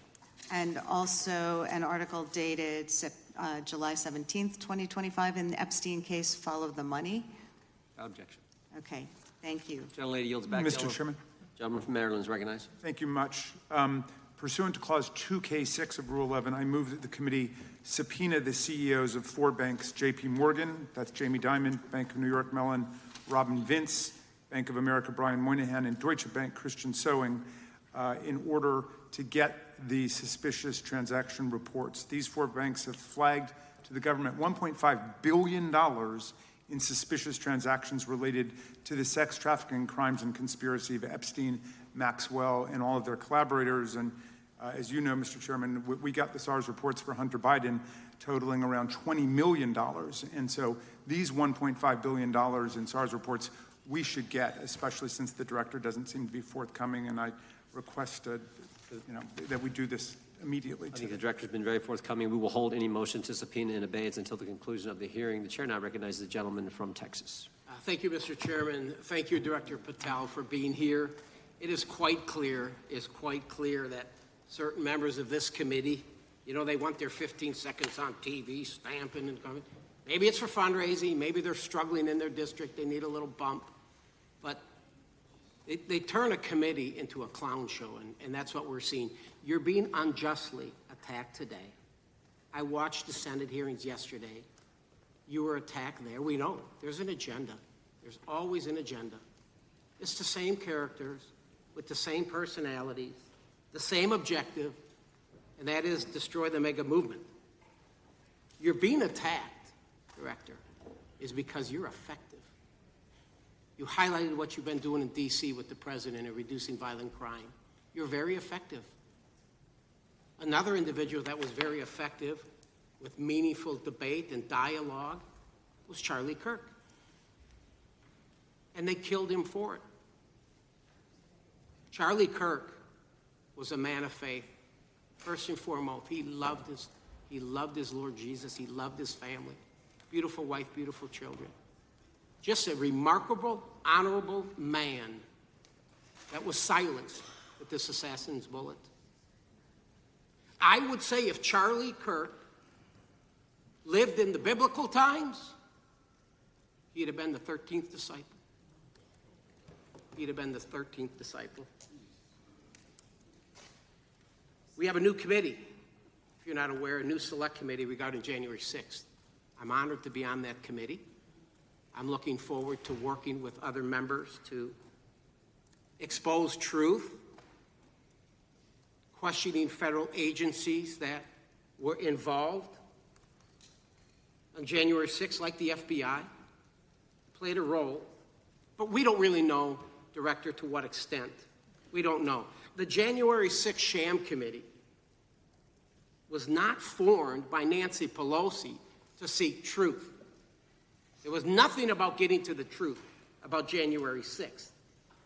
Their sole mission was to damage Donald J. Trump and end his political career. And everybody knows it. That's what the purpose was.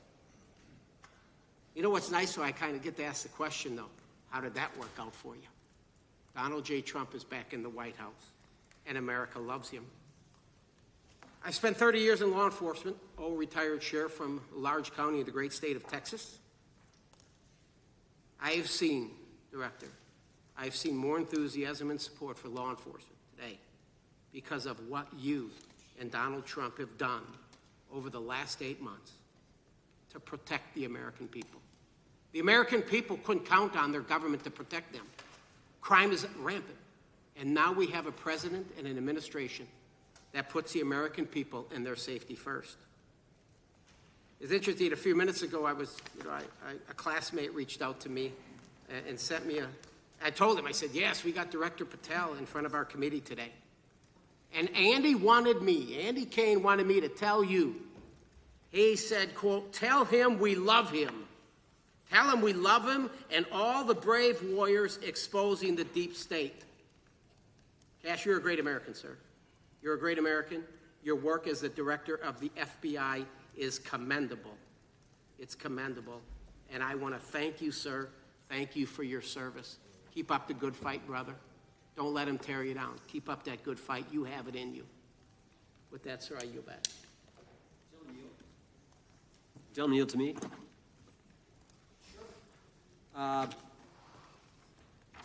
Director Patel, there were 26, the gentleman mentioned the select committee, there were 26 confidential human sources at the Capitol on January 6, 2021. 4 entered the Capitol and thereby broke the law. Do you know if those individuals were being paid by the Ray FBI? So we've provided 600 pages of documents to this committee alone regarding January 6th. That's 600 pages more than any of my predecessors. Yep. Generally speaking, confidential human sources are always paid by the FBI. That's how it works. I can't speak to the specifics on each one and how much they make. And we appreciate it. We've reviewed some of that material, and you've given us a lot of material that we didn't get from Director Ray. That specific question, I think, is important to the American people. Were people who were confidential human sources of the FBI who broke the law, one was recommended for prosecution, my understanding is, by the information we've received from you. Were they actually paid by the very taxpayers who may have got charged with the same offense? I think that's important for us to understand. I'll get back to you on that. Thank you. Chair now recognizes the gentleman from California. Thank you, Mr. Chair. Welcome, Director Patel. I want to focus a little bit on domestic terrorism. We have a graph here, data up to 2021, but as you can tell, domestic terrorism is on the rise. Nation, our citizens under threat. We saw the assassination of Charlie Kirk, 2 assassination attempts on the president, school shooting, Minnesota last month, and closer to home, just a couple of days ago, Huntington Beach, peaceful vigil for Charlie Kirk, infiltrated by neo-Nazis who essentially made the local individuals attending that event fear for their safety. All of us know that a lot of these domestic attacks are by lone wolves, but yet they do leave clues, social media or elsewhere. Director Patel, you're it. You're the thin blue line. The FBI, your job to protect our citizens back home from those that would harm us. You have to find the needle in the haystack. Takes a lot of work, a lot of resources. Talking to my local sheriff this morning, who said they're concerned. Federal cuts to local grants that help them do the job. Then, of course, let's not forget about other threats that are coming before us, like high-tech fraud. Local senior recently was talking to me about a text she had gotten, a demand by the IRS to send a payment immediately, or the IRS agents were on their way to arrest this individual. Pretty gutsy stuff by folks probably from Europe, North Korea, Russia, China. People, okay, going after those precious savings our senior citizens rely on. Yet the president's proposing a budget cut of $500 million or more to your organization, the FBI. You've said that that'll essentially equate to about 1,300 less jobs at the FBI. So I'm going to ask you essentially, what is it that we can do to help you do your job? Little concerned. Friday night lights. One of the events I love to do on Friday nights, go to the local high school football game. Sit there at the stadium and you always say, what if? What if? You're the thin blue line. Can you do your job cutting $500 million from your budget? Thank you, sir. I think we are doing our job, and the distinction is with the budget that we have, we are flexing more resources to the field. California is receiving the largest FBI plus-up of any state in the union due to that plus-up. They're not getting a reduction. No state is getting a reduction. Every state is getting a plus-up.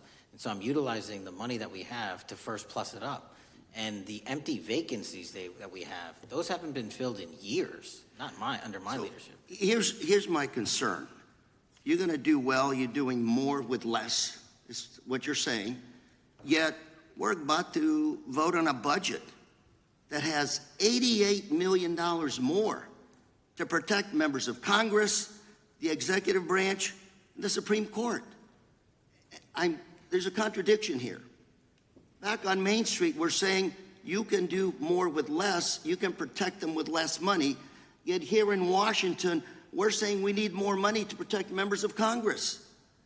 It's a little contradiction here. Or maybe, sir, you ought to talk to leadership about coming in with your management style to protect the Supreme Court, Congress, and the administration. Otherwise, it's essentially a hypocritical situation. We need more protection, yet folks on Main Street can do with less. My concern is folks on Main Street. We also were, I think we received over $300 million in the big, beautiful bill, and we're also receiving pots of money from our interagency, so this sort of $500 million cut isn't entirely accurate. You're still getting cut $200 million plus. You're still moving your agents to do ICE work, so you are leaving a lot of bases uncovered. And I'm not going to be argumentative with you, Director Patel. I'm just saying, if that thin blue line does not hold, people on Main Street will pay the price. I agree with you, sir. And I just look forward to working with you, because I am very concerned that these kinds of budget cuts are short-sighted, especially when my local sheriff calls me and says, we need more support, and we're looking at budget cuts. I'll work with you, sir. Thank you, Mr. Chair. I yield time. Mr. Chairman, I have another unanimous consent request. The gentleman yields back. The gentleman from New York is recognized for unanimous consent. I seek to introduce a December 2024 OIG report from the Department of Justice, which confirms the conclusion of the Bill Barr Justice Department that the so-called whistleblower, a disgruntled former employee of the Intelligence Committee, was not a credible witness, and there were no further actions taken. Without objection. Mr. Chair, I'd like to submit some items for the record. You bet. Gentleman from California. First one, Trump's deportation diverts FBI agents off child predator cases. Second one, FBI director backtracks on administration's proposed budget cuts. And number three, Trump administration says 70% of ICE detainees do not have criminal convictions. Without objection. Gentleman from Texas is recognized. Thank you. Director, earlier this year, the committee learned of new documents tied to the Crossfire Hurricane investigation and the Russia collusion hoax against President Trump. Your efforts in declassifying key documents tied to this investigation allowed the committee to acquire thousands of pages that it did not have previously. Did any of your predecessors make any effort to declassify these documents? Not to the extent we have. Did any of your predecessors share or leak any details that were classified at the time? There are ongoing leak investigations across the board at the Bureau related to this. I believe one of those is Mr. Comey, and I thank you for continuing that investigation. Among the declassified documents are the Durham Report Annex, the Crossfire Binder, and the Nellie Orr Criminal Referral. Could you summarize for those watching what we know about the Russia collusion hoax so far? Well, sir, I think the record will speak that the Russia collusion matter was perpetrated by a political party to go overseas and obtain information from a foreign intelligence asset, only to have that information, which was demonstrably false, turned over to the FBI, who walked into a federal FISA secret court and asked for a secret surveillance court order and lied to the federal court, and we know that because someone was convicted of it, and only to surveil their political opponent. So that is a massive scandal. We helped expose it. And in terms of the pages of productions, I provided 1,400 pages of production related to Crossfire Hurricane, and my predecessors have provided 0. I appreciate that, and I appreciate your courage and commitment to declassifying these important documents for our review, and hope that you'll continue with this commitment. Can we expect to see more declassification efforts regarding the Crossfire Hurricane and Russia collusion hoax? Yes. Thank you. I yield the remaining balance of my time to Chairman Jordan. Oh, I thank the gentleman for yielding. And Director, that's when it all started, right? The whole Russia, that's when it all began. And then it was Mueller, then it was impeachment, then it was Jack Smith and Fonnie Willis and Alvin Bragg and you name it. But it all started then. And that's why I think the gentleman from Texas wants to make sure we get all the information there. And I want to go back to when it was changed. We talked about this earlier. I just want to read to you what the CIA officer said to the House Permanent Select Committee on Intelligence. Quote, Brennan refused to remove the dossier, and when confronted with the dossier's main flaws, he responded, yes, but doesn't it ring true? So that's what he initially said. And then when he was talking to this committee, he said the CIA was very much opposed to having any reference or inclusion of the Steele dossier in the intelligence community assessment. So on one hand, you got a witness who was there who said he refused to remove it even though he knew it was garbage. And then he's, on the other hand, telling the committee, no, we didn't want anything to do with it. It shouldn't have been a part of the intelligence community assessment, which we know it was. You know it was. You found that. Those are two entirely different stories. I think Mr. Brennan has some explaining to do, frankly, what happened there. And I think you said earlier that this whole thing, and I think you said to Mr. Gooden, this whole thing is being looked at as part of this grand conspiracy to undermine the president, whether it's Comey, Brennan, Clapper, former head of the Intelligence Committee, now senator from, whoever it is, that's all being looked at. Is that accurate? Yes, sir. Well, we appreciate that. And part of what's also being looked at, and I think the gentleman from Wisconsin brought this up earlier, what is a burn bag for, by the way? Generally speaking, the intelligence community obviously utilizes and possesses classified documents, but drafts of those classified documents and even ultimate finished products of those classified documents have to be recorded and or discarded. And if they are discarded, the only way we do that, the hard copies, is we literally put them in burn bags that are identified specifically for that purpose, and there is a very exact courier system in which those burn bags are obtained and the material inside is destroyed. So it's to get rid of the material, right? Yes, sir. And it looks like the annex that Mr. Durham in his investigation had was put into a burn bag by your predecessor, I assume, to be destroyed. Is that accurate? Without getting into the stylization of the evidence, anything that's put in a burn bag is for purposes of destruction. Do you find that interesting that the Durham annex was placed in a burn bag, that you would discover that when you took over as the head of the FBI? We found a lot of information in a lot of burn bags. Well, we appreciate you finding that. We'd like to know a little bit more about that, and we look forward to that information coming forward. And I appreciate the gentleman yielding. With that, we now recognize the gentleman from Colorado. Thank you, Mr. Chairman, for holding this hearing. Thank you, Director Patel, for being here today. I have a couple of questions regarding a terrible shooting that occurred in Colorado, a state, as you may know, that I represent. You've testified previously about, I think, what you would describe as your efforts to provide more information regarding the investigation with respect to the horrific assassination of Mr. Kirk. And so, in that same vein, I'm hoping you can provide this committee and my constituents in Colorado with some clarity. Absolutely. I think, as my colleagues know, in Evergreen, Colorado, Jefferson County, a county that I proudly represent, at Evergreen High School, a shooter ultimately injured 2 students. Were praying for their swift recovery. There's an article here from Colorado Public Radio. The title is, quote, FBI was already investigating an account that may have been linked to the Evergreen shooter. You're familiar with the circumstances generally, Director, regarding this terrible tragedy. Yes. So my understanding from the public reporting is that an organization reported to the FBI in July of this year regarding, just reading here from the article, that the FBI opened an assessment into a social media account user whose identity was unknown and who was discussing the planning of a mass shooting with threats nonspecific in nature. This is the FBI's statement to the press. And that the FBI continued to work this assessment investigation to identify the name and location of the user up until September 10th, 2025, which was the day of the tragedy.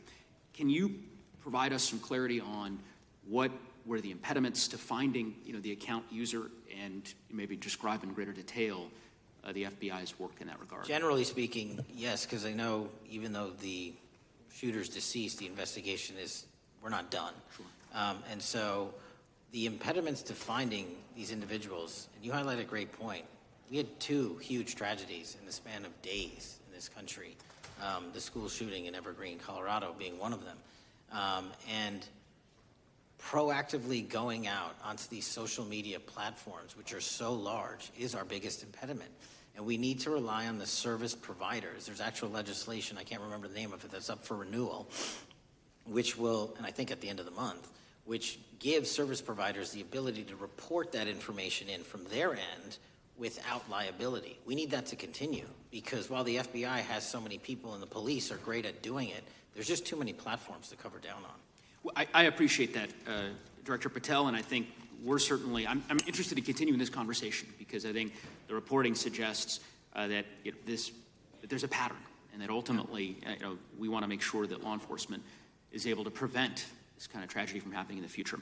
I have a question. It's not meant as a gotcha question, so it just frame it there. But it is in regards to some reporting around a periodic transaction report that you had filed earlier, this year. So this is in July, pursuant to the ethical obligations as a senior executive official. You remember filing that in July? Yes. Yeah, so in that report, as best as I can surmise, you disclosed that you divested, $100,000 or more in a variety of different stocks, which I presume was pursuant to the ethics agreement that you negotiated with the Department of Justice. In that same report, there's a disclosure regarding purchases of 2 different transactions. So between $15,000 to $50,000 in a national coffee house chain, and between $50,000 to $100,000 in a semiconductor company on May 9th and May 12th.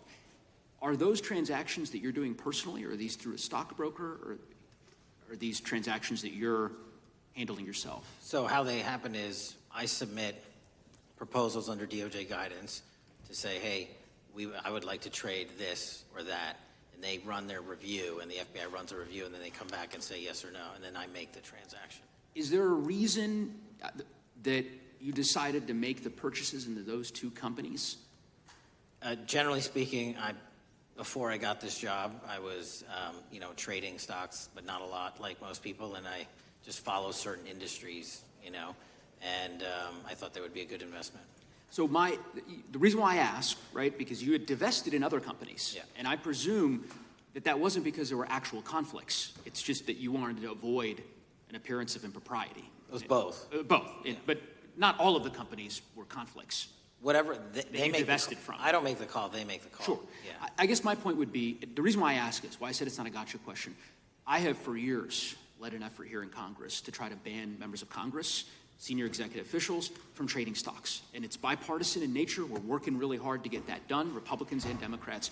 And you can understand, I think, given your role, given the nature of the position that you hold as the leader of the largest law enforcement agency in our country, that divesting entirely, not doing day trading now, I think would be something that would be in the interest of the American people. So I just would hope you would consider that, and that moving forward, that perhaps not purchasing stocks in individual companies, I would think would be something that would be worth pursuing. Gentleman's time is... I'm happy to give the witness an opportunity to... Sure. Thank you. I'll work with you on it. Gentleman from Alabama is recognized. Thank you, Mr. Chairman. Thank you, Director Patel, for being here today. Newly declassified documents confirm that the intelligence community under President Barack Obama knowingly relied on unverified and fraudulent evidence to manufacture a false claim that Russia, in fact, meddled in the 2016 election. Is there more to be done to uncover the depths and origins of the Russian collusion hoax? There is, and we're doing it. Why should Americans still care about that, Director Patel? Everybody wants to talk about a weaponized bureaucracy. When we put out the facts about a weaponized bureaucracy, not because I said so, but because we found the FISA documents, because we found the 302s and the 1023s, then it becomes a political football. My job is to continue to put out that information and let the American public read it for themselves when I'm lawfully able to do so. And that's been my commitment on any subject, Russiagate or otherwise. Wherever the law allows me to do it, I will do it. When I first came in 2020, the number one concern as I was doing town halls was the weaponization of the government against the American citizen. And so are there things that you're doing, structural reforms that implementing so that the FBI cannot be weaponized again, whether it's against President Trump or future elected presidents? It shouldn't be weaponized against anyone. And the structural reform is simple. If you're going to go after a political individual or someone seeking political office, there has to be a grounded basis in law and fact to open up a criminal investigation. And if there's not, the investigation isn't even opened.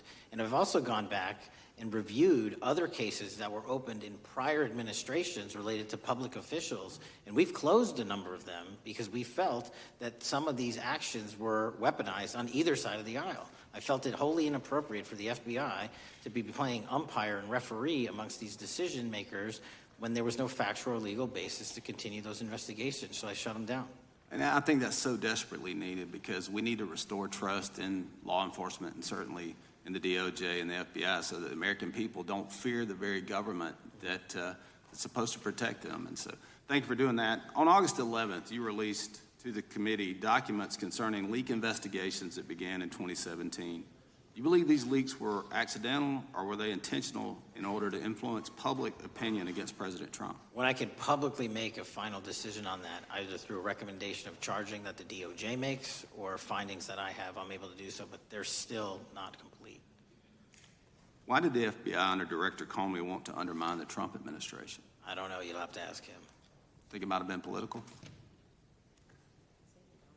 How will Director Comey be held accountable for his leaks and classified information concerning the Russian collusion hoax? Well, anyone. Doesn't matter what you did before or what seat you were in. If you leaked classified information, that's illegal. And we will investigate it fully. And if we can bring enough evidence to recommend charges to the Department of Justice, we will. But as you know, in these leak investigations, it's very difficult to produce the information necessary. We know leaks happen. They literally happen every week. It's one of the most destructive things to this country. Media receives classified information beneficial to one side or the other. I'm a fan of none of it, and I want to shut all of it down. And we need to bring some real cases to deter individuals from doing that, and that's my focus. What was Comey's role in creating the ICA? Speaking from my memory, as the head of the FBI, he was charged under then Director Brennan and Director Clapper and the other IC elements to come in with the NSA, CIA, FBI, and ODNI and put together a collection of information on how the information sort of surrounding Russiagate came together. So he represented the FBI in that. As former director of CIA, John Brennan, he's denied that the Steele dossier was used in creating the ICA. Is that true? Well, it's without commenting on him, the FISA has been released, and the dossier was in the FISA. It was in 4 FISAs. So I'll let the public decide. Well, former Director Brennan actually denied repeatedly that he pushed for the Steele dossier to be included in the ICA. Is that true? Denied. I'll let his testimony speak for itself, but then Deputy Director Andy McCabe also testified to the House Intelligence Committee, which has now been declassified, that were there no Steele dossier, there would have been no FISA. Well, my time's getting close, but let me tell you this, sir, and my colleague from Texas said, thank you for the job you're doing. You're making the American people safe.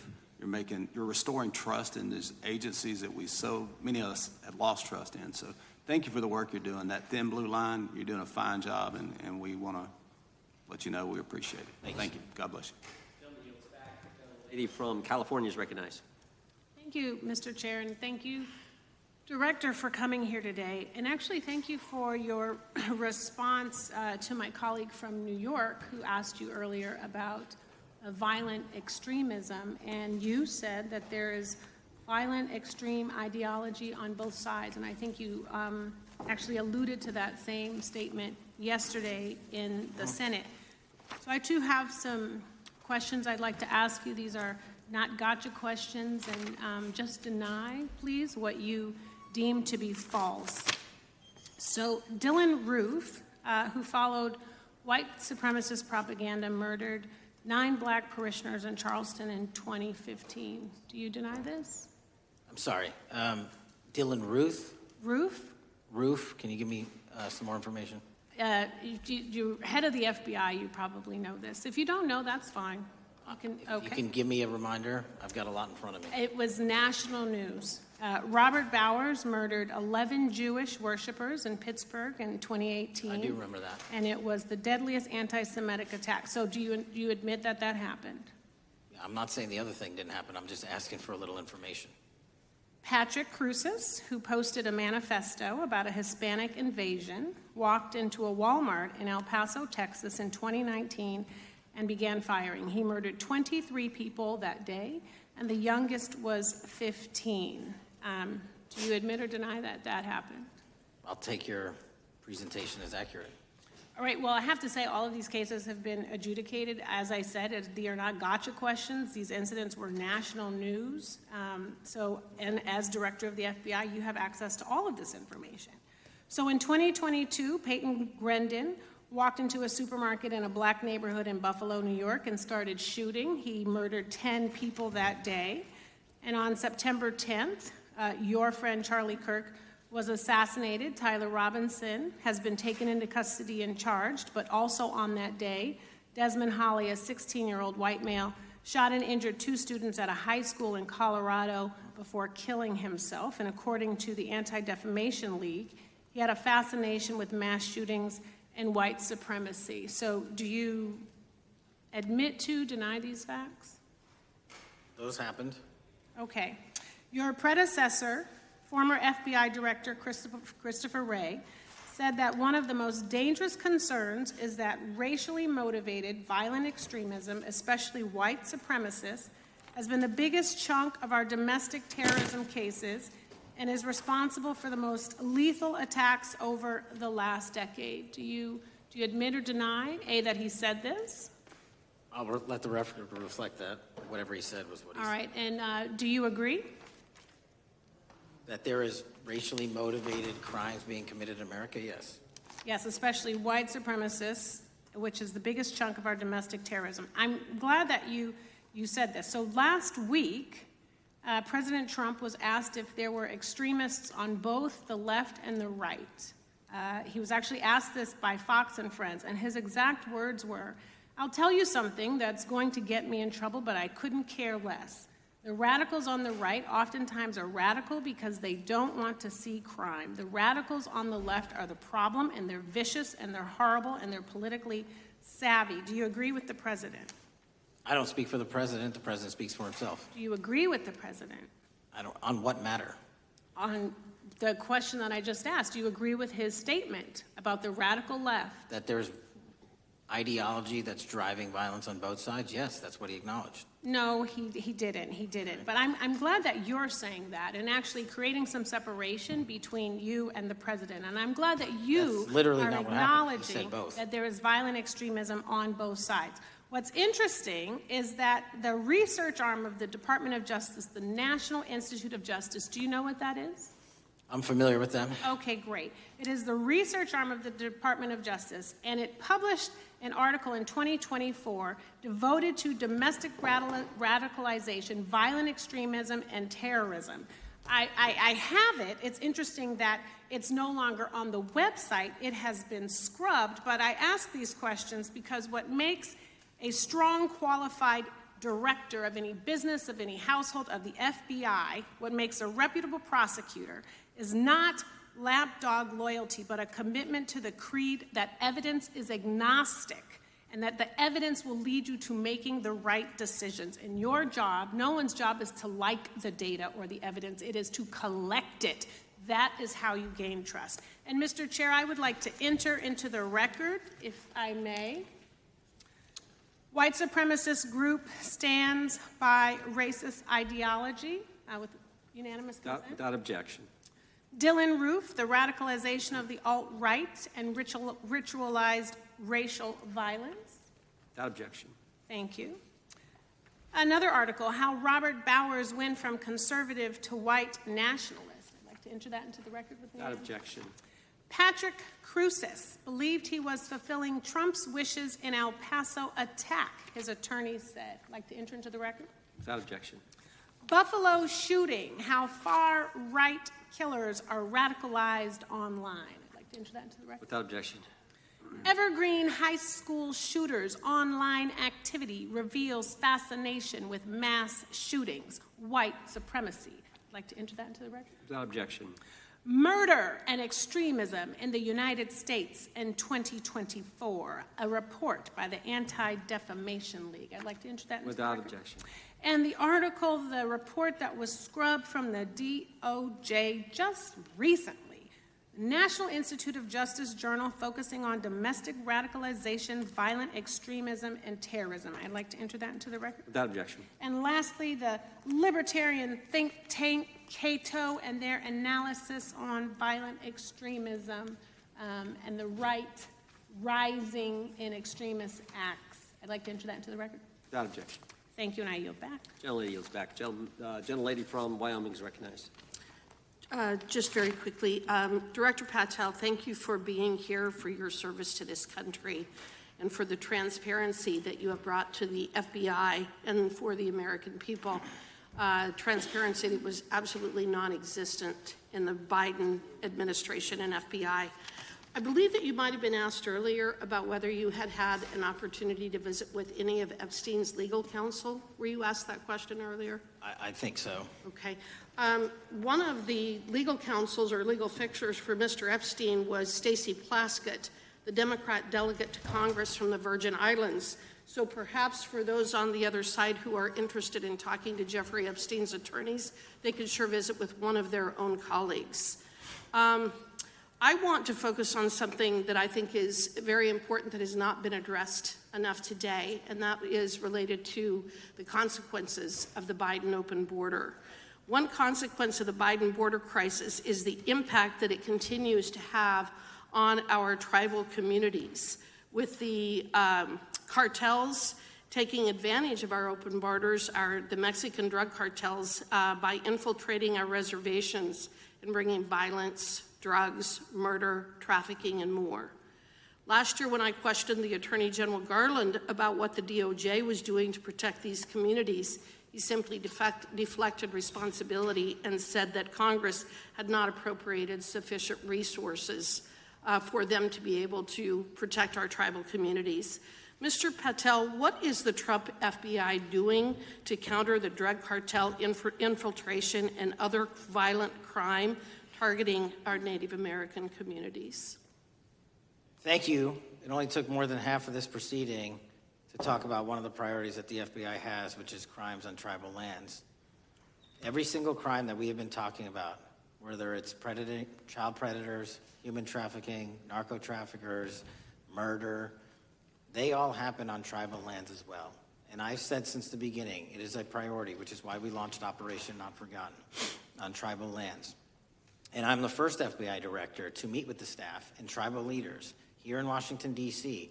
and elsewhere, and invited them into my office and headquarters to see them, because I need engagement with tribal leadership, and I need our police and FBI agents to be engaging with tribal leadership. Otherwise, we're not going to break through. We have 1,900 Indian country cases open right now. We've got 600 indictments this year alone. We cannot forget tribal lands. Every single one of those people lives in the United States of America, and it is an absolute priority to protect them and their children just as it is anyone else. So I think it's fair to say that what Mary Garland testified to, that the FBI and DOJ did not have the resources to address that. I think that was an absolutely false statement. Would you agree with me? It's a decision by him not to do so. That's not my decision. At the end of August, the U.S. Attorney and FBI announced that nearly 100 personnel representing members of the Safe Trails Task Force operated near Wyoming's Wind River Reservation to assist with reducing drug trafficking and illegal guns. Director Patel, you have routinely stated that it is your mission to partner with and strengthen local and state law enforcement partners. How does the task force and other FBI efforts bring tribal law enforcement into this process? The major problem with tribal lands is the sheer tyranny of geography and the amount of coverage that they have on land versus the personnel they have to do it. So what we've done is constantly surge resources to tribal lands across this country on a 30, 60, 90-day rotating basis, reporting back to us saying who needs more. And what we found is that most of these lands can be assisted by our counter-UAS program, our drone capabilities, and we're going to do it because what's happening is the Mexican drug cartels are literally flying overhead, dropping their cargo, their narcotics onto this land where no one's looking, and then it's being disseminated to children, to youth, to adults on that land, and killing them. And we got to stop it before it gets dropped off. Well, and your testimony proves that the Biden administration did not lack the resources to address drug and violent crime in tribal communities or around the United States.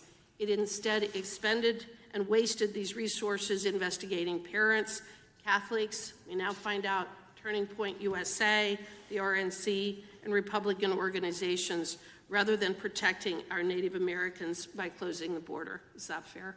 I think so. Wonderful, thank you. And I do appreciate the work that you've done in this regard. I was previously the chairman of the subcommittee on Indian and Insular Affairs with the Natural Resources Committee, and safety and security on our reservations and for our tribal members has been one of our priorities, one of my priorities, and I very much appreciate the work that the FBI has done. Let me know if there's anything else I can do to help you, and with that, I yield back. I will, ma'am. Gentlelady yields back. The gentlelady from Georgia is recognized. Thank you, Chairman, and thank you for coming in today, Mr. Patel. In the past few months, the country has experienced a string of horrific, high-profile attacks that have been motivated by racial hatred or political ideology. Shooter attacked the CDC headquarters, firing hundreds of rounds and killing a police officer. An arsonist set fire to the Pennsylvania governor, Josh Shapiro's residence, with the governor and his family actually inside. Minnesota House Speaker Melissa Hortman and her husband were assassinated earlier this year. Charlie Kirk was murdered last week. Bomb threats have been made against HBCUs and the DNC, and just the list goes on and on. I only have just a few minutes today, so I don't want to take a lot of time to go into all the countless and devastating violent crimes and incidents that have happened at our schools or on our streets and in our communities that have just been happening all year long. Mr. Patel, just yes or no, is this type of political violence ever acceptable in your eyes? No. I'm glad that we agree that these heinous acts designed to instill fear and division in our nation are never, ever acceptable, yet each of these incidents has recently taken place under your watch.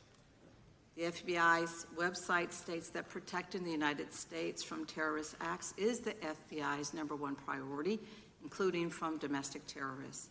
Is this still your #1 priority? Domestic terrorism? Preventing domestic terrorism.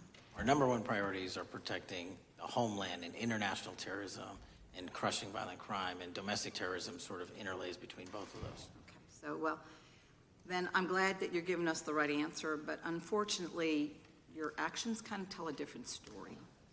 Earlier this year, you granted the ranks of the FBI's Domestic Terrorism Operations Section.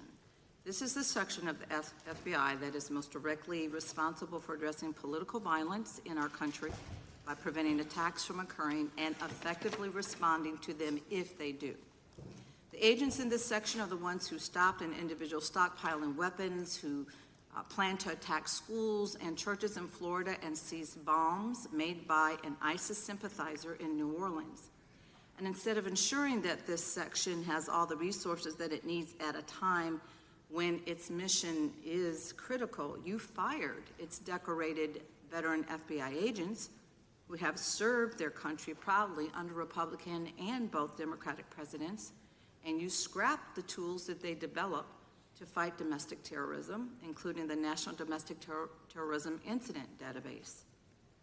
I mean, most of that is just not true. We have 1,700 current DT managed programs. We're up 300% in the amount of cases we brought against nihilistic, violent extremists, including 764, wishing to harm our children. The FBI and the men and women are getting after that problem set more than ever because I've unleashed them to do so. And any situation that these tragic occurrences across the country are somehow singularly my fault or disgusting because that watershed goes down to the men and women at the FBI, and they are not responsible for it. I'm happy to work with you to get them what they need. Gentlelady controls the time. Unanimous consent request.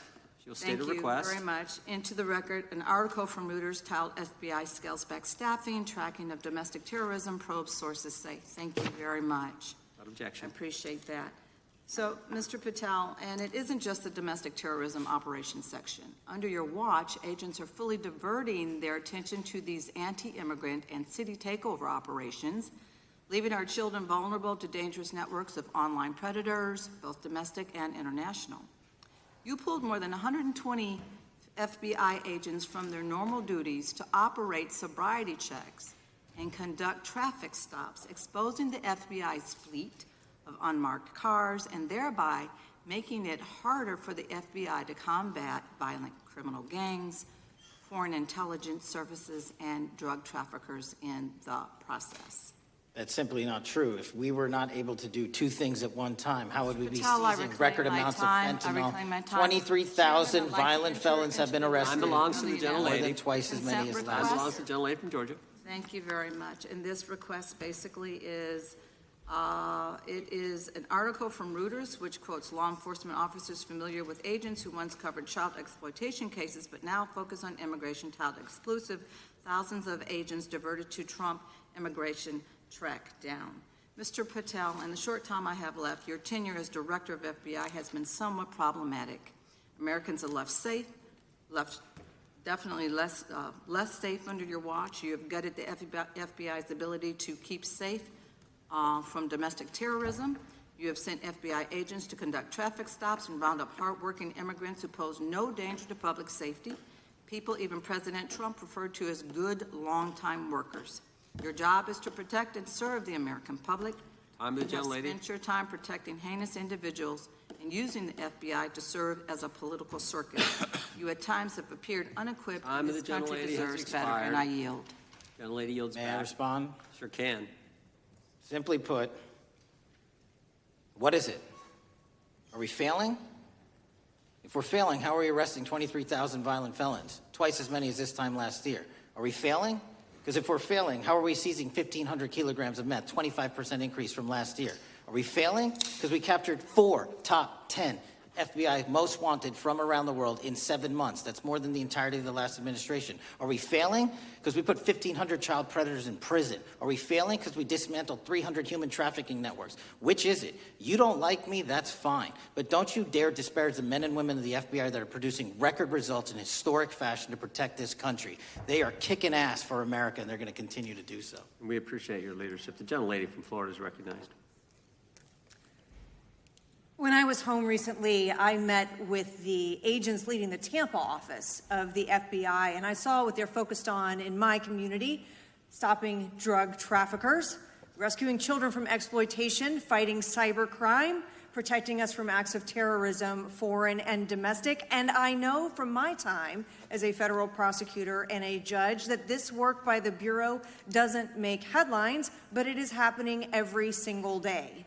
At the top, accountability is necessary, transparency is critical, but today we've seen an effort not just to diminish, but to distort the work of Director Patel and the agents he leads. If we really care about transparency and about truth, then what we owe to the American people is this reality: that thousands of dedicated professionals at the FBI wake up every single day thinking not about themselves, but about this country, and keeping every single one of us and our children safe from harm. And Director Patel, I would like to hear from you the facts about what the FBI is doing in your efforts to fight crime. Director Patel, isn't it correct that since January 20th, 2025, the FBI has made over 25,000 immigration-related arrests, including 350 members of Tren de Aragua and 195 members of MS-13?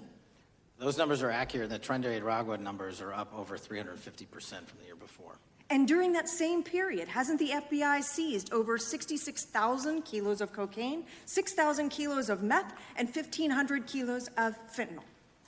Not to be nitpicky, but it's 89,000 kilos of cocaine and 7,300 kilograms of meth. And isn't it also true that the FBI Tampa Division's Panama Express Strike Force specifically seized nearly 67,000 kilos of cocaine valued at more than $1.6 billion from illicit maritime vessels? One of our best operations out of the Port of Tampa, and I was down there in South Florida when Panex did their work. Director Patel, since October 7th, 2023 Hamas attack, the FBI has been a co-leader of the Joint Task Force October 7th.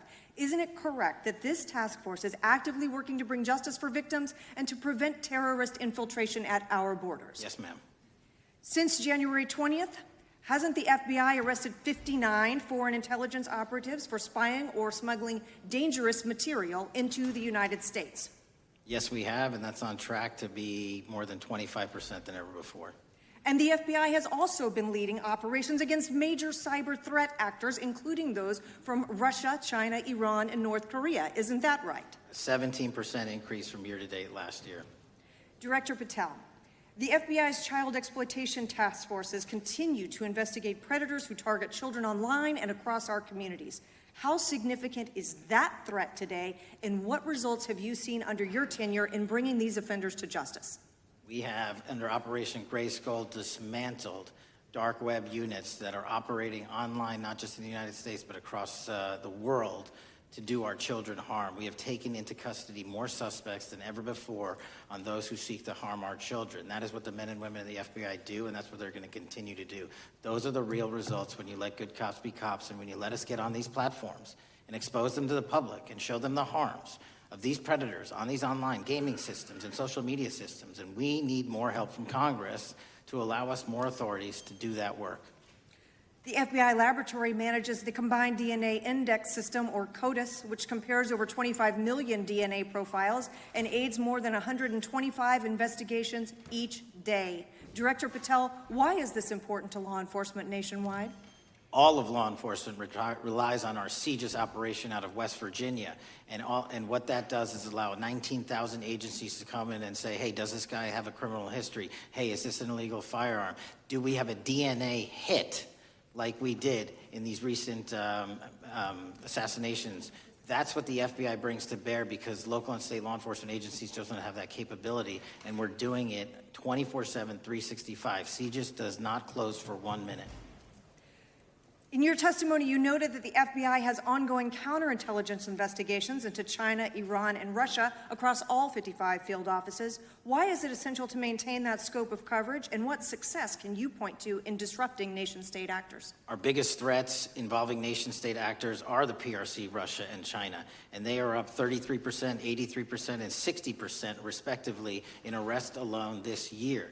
Those nation-state actors wish to do harm in our infrastructure, our critical infrastructure system, our energy, our water supply, and also go after and target individuals and senior citizens and take their money through online pig butchering schemes, which we've exposed in Cambodia by way of the CCP. This is groundbreaking work that the American public should be seeing that their FBI is doing, and I'm happy to have the opportunity to report on it. Thank you. Director Patel, I yield back. Gentlelady yields back. The gentlelady from Mr. Chairman, I have a couple. Unanimous consent. Thank you so much. I appreciate it. In response to Mr. Mattel's making the remarks that that maybe our colleagues are disparaging the men and women of the FBI, I'd like to enter the record 3 unanimous consent requests. One is entitled FBI using polygraphs to test officials' loyalty. The second is Kash Patel knowingly broke law when firing top officials, lawsuit alleges, published by NBC. And the third is FBI forces out more leaders, including ex-director who fought Trump, demand for January 6 agents' names. Without objection. Thank you. Gentlelady from Vermont's recognized. Thank you, Mr. Chair. Director Patel, thank you for being with us today. Appreciate your time. Let me say at the top, political violence should have no place in this country, and I strongly, unequivocally condemn the killing of Charlie Kirk last week. And this is exactly the kind of case that warrants a swift and thorough investigation by the FBI. What shouldn't be happening, however, is this administration's seeming attempt to exploit Mr. Kirk's death within minutes of this horrible, horrible assassination, dividing us even further without knowing enough about the killer's complicated, confused political ideology and the extent of his motivation. And this week, Vice President Vance claimed that this is, quote, an extremely destructive movement of left-wing extremism, and said that, quote, it's part of the reason why Charlie was killed. He pledged to go after organizations on the left.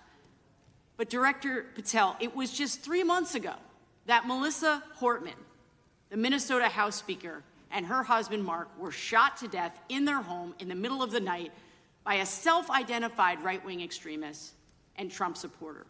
When that assassination happened, the FBI released a written statement denouncing the killings and pledging to hold the killer accountable. And I thank the Bureau for that. It was clear, concise, to the point. But when you compare that statement to the over 50 mentions of the Charlie Kirk killing and just 4 for the Hortmans on accounts affiliated with the FBI and your personal account, it appears to many Americans that you're valuing some lives more than others, and that's painful. And this is what I'm hearing from my constituents, so I just want to convey that to you. And the Vice President didn't even call on right-wing organizations to tone down their rhetoric after that horrific killing in Minnesota, and he never once spoke about dismantling conservative institutions. This week, when the President was asked by a reporter about Speaker Hortman, he claimed he didn't even know who she was. One of the most high-profile assassinations of an elected official in recent memory, and the President claims to know nothing about it, hasn't even heard of it. It was absolutely devastating for her colleagues and for her family. And I think we all can agree in this room that we have to stop this political violence. So my first question to you is, Director Patel, what is your plan as Director of the FBI to turn down the temperature, especially in light of the fact that it seems like members of the administration are reacting to political violence based on party affiliation? What's your plan? I can only speak for myself and the Of FBI. course. And what we are doing is, I think I mentioned earlier, we're following the money, because whatever attack you are describing, and they are all despicable, equally so, people need money to operate. People need money to conduct these attacks, to conduct these investigations. And so what we are doing is finding the people that supported this infrastructure system, because even when you say there's a lone, quote unquote, lone wolf actor, He's not truly a lone wolf actor. Something happened along the way. I agree. And so can I just because we have such little time, are you making a commitment right now to follow where the evidence goes in investigating whether it's violence on the left or the right? Because over the last 10 years, when you look at the ideology, I want to follow up on what my colleague from California said. When you look at the data, you look at the Anti-Defamation League data, 96% of ideological motivated killings were committed by the right wing. When you look at the Institute of Justice report that she cited, it's 5 times the number that 5 times the number of far-left extremist incidents are perpetrated by far right. And it's been reported, and she mentioned this, that as of September 12th, 2025, just 2 days after Charlie Kirk's killing, that the DOJ removed that report from the DOJ website. That's why Americans are concerned that there seems to be a separate system of justice, that if you are a Republican and you are attacked, you will get the full weight and authority of the FBI in this administration. But if you are somebody serving in the Minnesota State Legislature and you are assassinated in your home, that the response is different. And I think to ignore the threats from the right or try to do a both and when there are multiple instances when it's overwhelmingly coming from the right, this is a disservice, because Americans want to know that whoever they are, whatever their political affiliation, that the response is going to be the same, and it is going to be done with the same diligence. And I'm wondering if you will commit to me right now that you will be a voice right now standing up to those voices in the administration that are adding to the violent rhetoric right now. That's what I'm asking you. Will you commit to this? Time of the gentlelady's expired. The gentleman can respond. My voice will be through the investigations that the FBI conducts, and we will conduct them all lawfully and equally. Can we expect in the future that your tweets in related to one killing will be the same level of concern? The gentleman from Texas is recognized. Thank you, sir. Director Patel, thank you for being here today, and most importantly, thank you for restoring trust and faith in the FBI, which has been severely eroded under the Biden administration. Thank you for your service and your continued service in this capacity. On April 7th, 2025, Charlie posted on X, "Assassination culture is spreading from the left. 48% of liberals say it would be at least somewhat justified to murder Elon Musk. 55% say the same about Donald Trump. And California activists are naming ballot measures after Luigi Mangione. The left is being whipped into a violent frenzy and set back. Whether losing an election or losing a court case justifies a maximally violent response," end quote. And unfortunately for Charlie, that reaction also came when they couldn't win a debate on a college campus. You cannot be intellectually honest and say that this problem is on both sides. It's not just what happened to President Trump, it's also what just happened to Charlie. We've gotten to a point in America where violence is encouraged. When you have a former president of the United States that opens up his campaign in 2019, that's Joe Biden, by saying that his opponent is a, quote, existential threat to this country, Houston, we have a problem. People that you disagree with are not existential threats. They are not Nazis. They are not fascist. They are not racist. They are not deplorable. They are not irredeemable. They are your fellow Americans who have a different perspective on how government should run and what government should look like. Whether or not we should have strong sovereign borders, whether or not we should have safe communities, whether or not we should have places to worship our God and not worry about being shot, whether or not we live in communities and cities that are not overwhelmed by drugs and crime, whether or not we have two genders, and whether or not we have common sense in our policies and our values. And people that believe these things are not existential threats. I happen to be one of these people that believes all of the above, and as someone that served this country in combat, I can assure you I am not an existential threat to this country because I swore to protect her. I also want to point out, how many cities have you seen burned to the ground since Charlie Kirk's death? 0. No summer of love, no riots, no nothing, no looting, no killing. None. We simply gathered and prayed for his soul, his family, and his country, because that's exactly what we represent. And while we might be angry, this righteous anger will carry on Charlie's message and legacy. I want everybody to know something very simple. Charlie is not dead because of what he said. He is dead because people listened.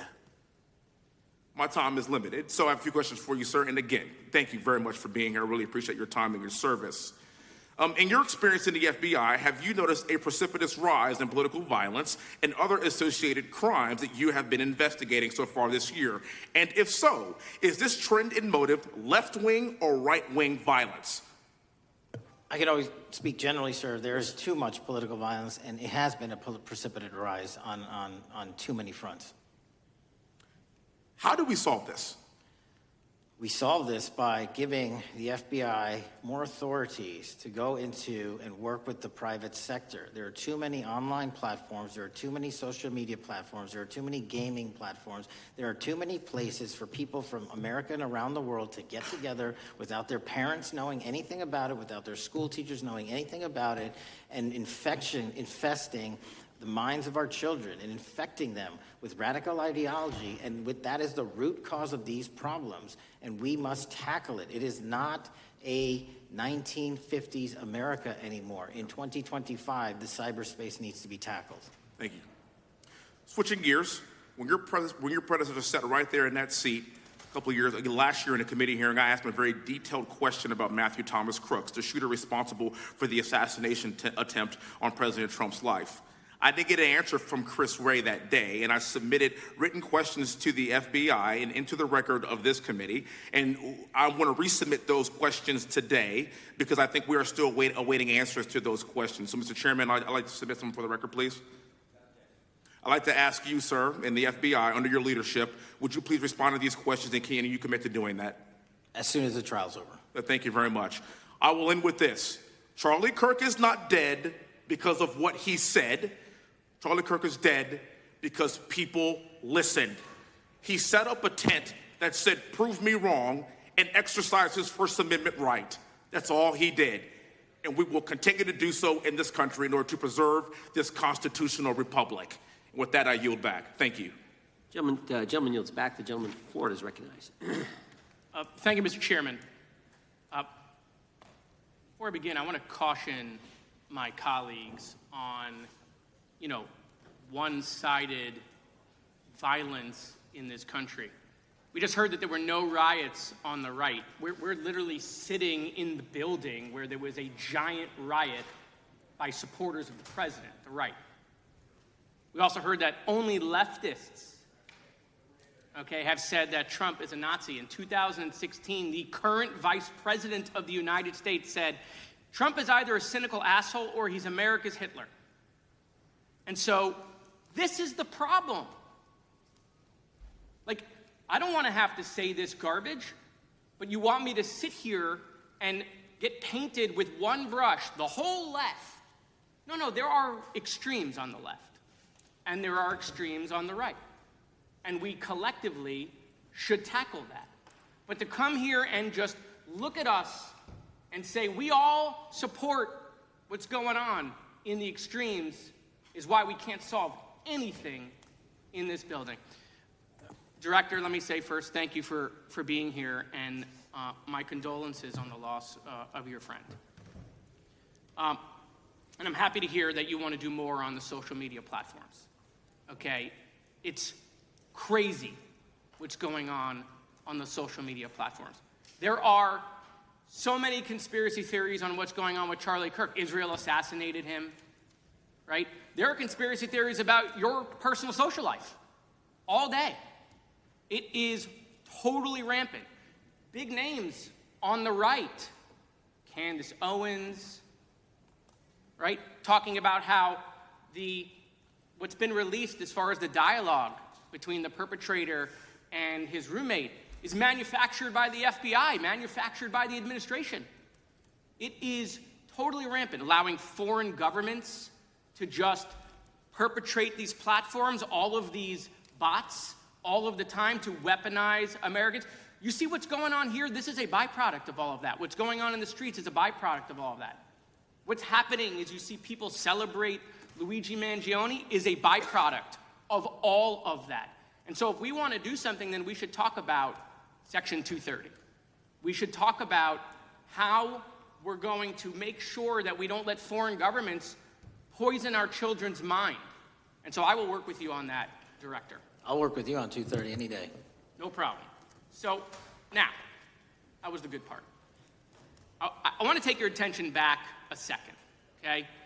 Breaking news. Kash Patel is nominated to be the FBI director. Dan Bongino is nominated to be the number 2 at the FBI. MAGA celebrates, rejoices, bells are ringing out. The team, Patel, Bongino, that sought out every podcast microphone to talk about the Epstein list. The names are finally going to get released. It begins. They produce white binders. Phase 1 with the podcasters. This is not actually one of them, of course. I made this up. Your name's on it, right? And the names are going to come out. Pam Bondi says the list is on her desk. Then a memo comes out all of a sudden and says, there's no list. Oh, no phase 2. Phase 2 binders never happened. You said the conspiracy theories around Epstein just aren't true. They never have been. And yesterday, in an answer to Senator Kennedy, you said the FBI is not in possession of any credible evidence that Epstein trafficked girls to anyone but himself. So according to your testimony yesterday and in this committee, according to the evidence the FBI has, the number of names on the list are 0.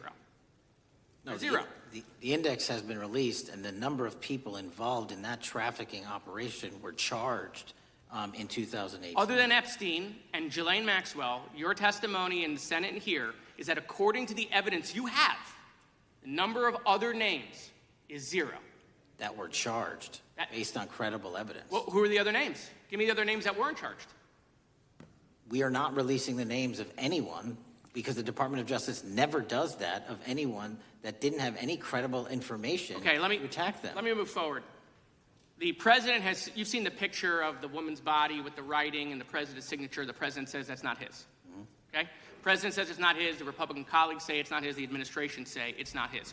Will you be opening up an investigation into the Epstein estate for putting out a fake document with the president's signature linking him to the world's largest pedophile ring? Will you be opening that investigation into that? On what basis? On what basis? They literally put out a fake document, according to the president, with a fake signature. It's a forgery of the president of the United States signature. That's the basis. Sure, I'll do it. Okay, I look forward to that investigation. Am I over? Thank you, Mr. Chairman. I appreciate your diligence. Gentleman's time has expired. Chair now recognizes the gentleman from California.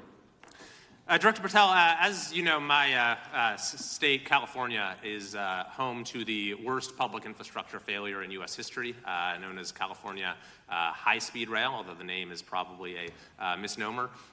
Earlier this year, I joined your counterpart at the Department of Transportation, Sean Duffy, doing a compliance review of the federal money the state has received, and the outcome was that the state has not complied with the terms of its billions of dollars in funding because it hasn't actually built anything. And so that federal funding has now been cut off, but a lot of us in California still have questions as to where all the money went. We're 17 years in to this project, and absolutely nothing has been built. Not a single bit of track has been laid. There are no stations. There are no passengers. And the plan initially was to have the whole thing, LA to San Francisco, done by 2020 at a cost of $33 billion.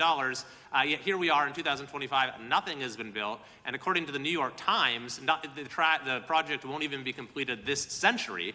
And the total cost is now estimated to be over $130 billion. So I just wanted to ask you, do you think this is something that bears scrutiny, or can you confirm whether there's any kind of investigation going on at the FBI?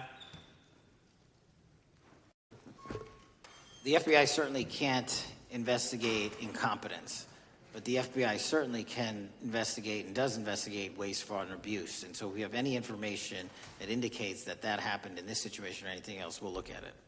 Thank you very much. We've also, been talking some today about the issues that occurred at the border during the Biden administration. You might not agree with your predecessor on everything, but you probably would agree with some of the statements he made in testimony before this and other committees, raising alarms about the risk of terrorism from illegal border crossings. Since becoming director, have you gotten some insight into how well calibrated those warnings were, and what is the status of that risk now? Since becoming director, there's been a sharp decrease of border crossings for known or suspected terrorists from the southern border. But unfortunately, there has been a sharp increase of known or suspected terrorists entering through our northern border. And so what I'm trying to do is work with our northern border states and our interagency to tackle that problem. But it is an absolutely massive border that can't physically be sealed. So we're going to have to get creative and put more resources into that. And in a similar vein, there were over 500,000 unaccompanied children that crossed the southern border during the Biden administration. As we know, many were trafficked either through forced labor or sex trafficking. Do you have any insight as to what the scale of that problem was and how have things changed over the last several months? Other than what you outlined in terms of how it was described, I don't have any additional details. In terms of how many people are being trafficked into this country, especially unaccompanied missing children, that number is drastically reduced because the coyotes that smuggle these children for their criminal activity are the same ones that smuggle in narcotics or the same one that traffic older age women. They're all interconnected, and because of the sealing of the southern border by this administration, that has come to a near halt. That is a very important point, that we have seen far fewer victims of human trafficking because we finally prioritized border security. And by the way, you have children who are getting rescued because of the immigration enforcement activities that unfortunately some politicians in my state are trying to stop, thereby stopping those kids from getting rescued. We've seen, of course, a substantial reduction in crime here in Washington, D.C. since the FBI and the National Guard got involved. I'm kind of asking you to state the obvious here, but what is the mechanism there? Why have we seen a reduction of crime when D.C. has had such a huge crime problem for years, and then almost overnight we see such a big difference? Because of the dedication and resources from President Trump's administration to utilize all federal, state, and local assets in a heavily crime-ridden area. I mean, if we did not have a crime-ridden area, then homicides, carjackings, and gun violence would not be dropping by 40, 50, 60%. And when you allow the police, the MPD, to work with federal authorities and allow the National Guard to set up your perimeter, this is what you can do in a few short weeks. And we at the FBI, under Operation Summer Heat, have set those Phase 01 operations in motion 4 months ago, quietly at the direction of President Trump. So we are scattered across cities across this country doing just that. But we're going to need more help to complete the job. Yeah, in too many places in this country, crime has just been treated as sort of a norm, that this is the way things have to be. What's happened in D.C. shows that is not the case if we have the right policies and the right priorities. Finally, this is tragically the second time in as many years that we've had an FBI director here following either an assassination or an assassination attempt. And so since there's been some time now since from the attempted assassination on President Trump at Butler, would you say that the public's understanding of what took place on that day is fairly consistent with all of the facts as you know them, or do you believe there's still material facts that have not been made public or are not fully understood by the public? No, I think it's fairly consistent. Thank you. I yield. Gentleman yields back to the lady from Texas, recognized. Man, oh man, there has been so much today, and I truly don't know where to start. So I'm just going to make sure that we start off with a few facts. So a couple of facts that we need to make clear for everyone is that, number one, Director Christopher Wray, when he was appointed to be the head of the FBI, was appointed by Donald Trump. Now, I will agree that I definitely take issue with a number of decisions that Donald Trump makes, especially when it comes to the people that he decides to appoint to very important positions, including this one, because I did have to make sure that I wasn't going crazy. But when I say that you are the least qualified FBI director in the history of the FBI, that is real, because you are the only one that never even served with the FBI prior to joining, yet we are supposed to believe that you are the greatest thing since sliced bread. I didn't ask you a question. Now, What I want to Still go false. through is to talk about why you are a failure and why, honestly, we just need to tell you bye-bye. I know that you got a little upset and you put on your show for your boss because it seems like you're trying to save your job when it came to talking to Senator Booker yesterday. But let's go through some of your failures. So before you were even confirmed, and I think one of my colleague from Georgia, pointed out that you were already targeting career officials so that you could direct illegal firings. Mind you, these cases that you were so upset about, which are the ones tied to Trump, the cases came through his handpicked FBI director. And frankly, when people sit around and say things like, oh, you know, we're happy because now we feel safe. I don't know who feels safe in this country except for the white supremacists, because I specifically as a black woman definitely don't feel safe. And frankly, my colleagues have been real nice to you today, and I applaud them, but I don't have the same demeanor because I know that multiple colleagues on this side of the aisle have faced death threats.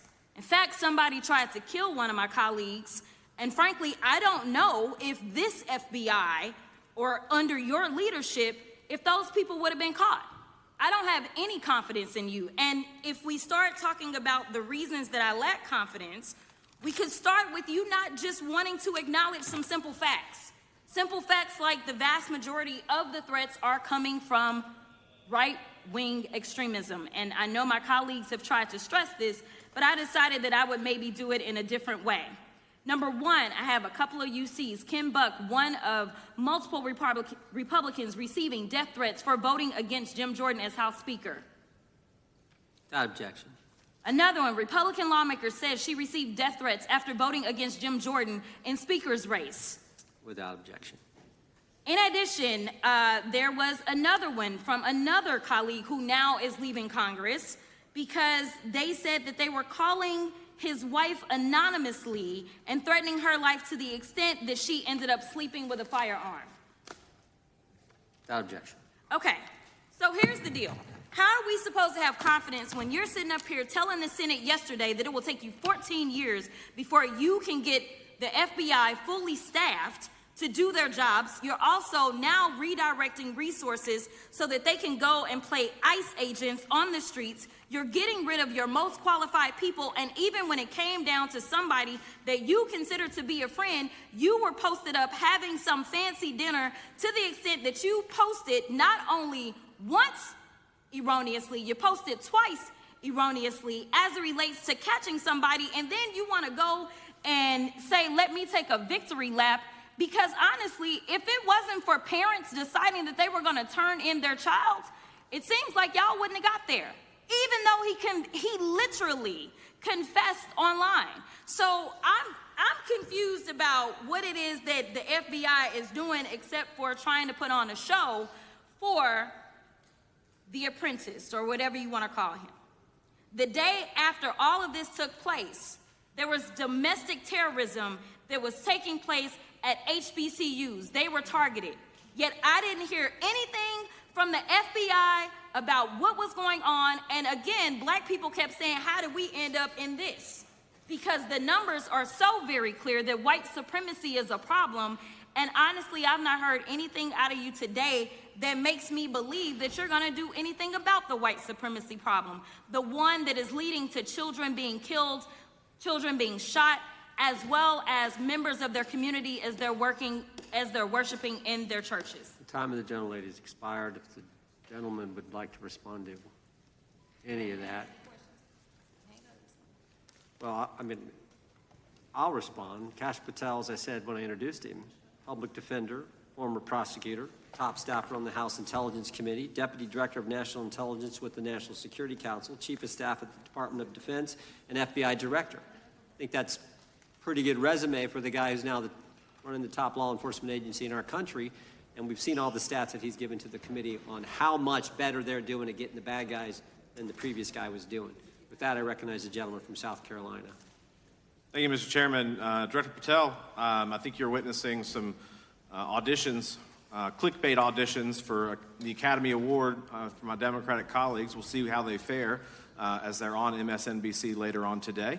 Do you care, before I launch into my line of questioning, to respond to Ms. Crockett from Texas on that very elaborate and theatric display? Here's what I've learned in my government service. I don't give a damn what they say about me as long as I'm succeeding in the mission. We're succeeding in the mission because the men and women of the FBI have never been empowered to do more work and to hit the streets harder than by President Trump's authorities and resources he's given us. And so all I care about is that we are capturing more child predators than ever before, taking more drugs off the streets than ever before, that we are capturing murderers at a significantly historic rate, and we're delivering this country the lowest murder rate in recorded history. That are facts that you cannot dispute. But you can come at me all you want. I don't care. Thank you, Director, for that. And we appreciate your service. We appreciate the results speak for themselves, I think, pretty plainly, and your commitment not only to results but to transparency. So we do appreciate that. Director, who was John Durham? He was a former federal prosecutor, United States attorney, and ultimately appointed special counsel in the first Trump administration. Correct. And there was a document that he released in his findings called the Durham Report. What was the Durham Report briefly, and what were the findings very briefly? It was every special counsel that's appointed produces a report to the Attorney General.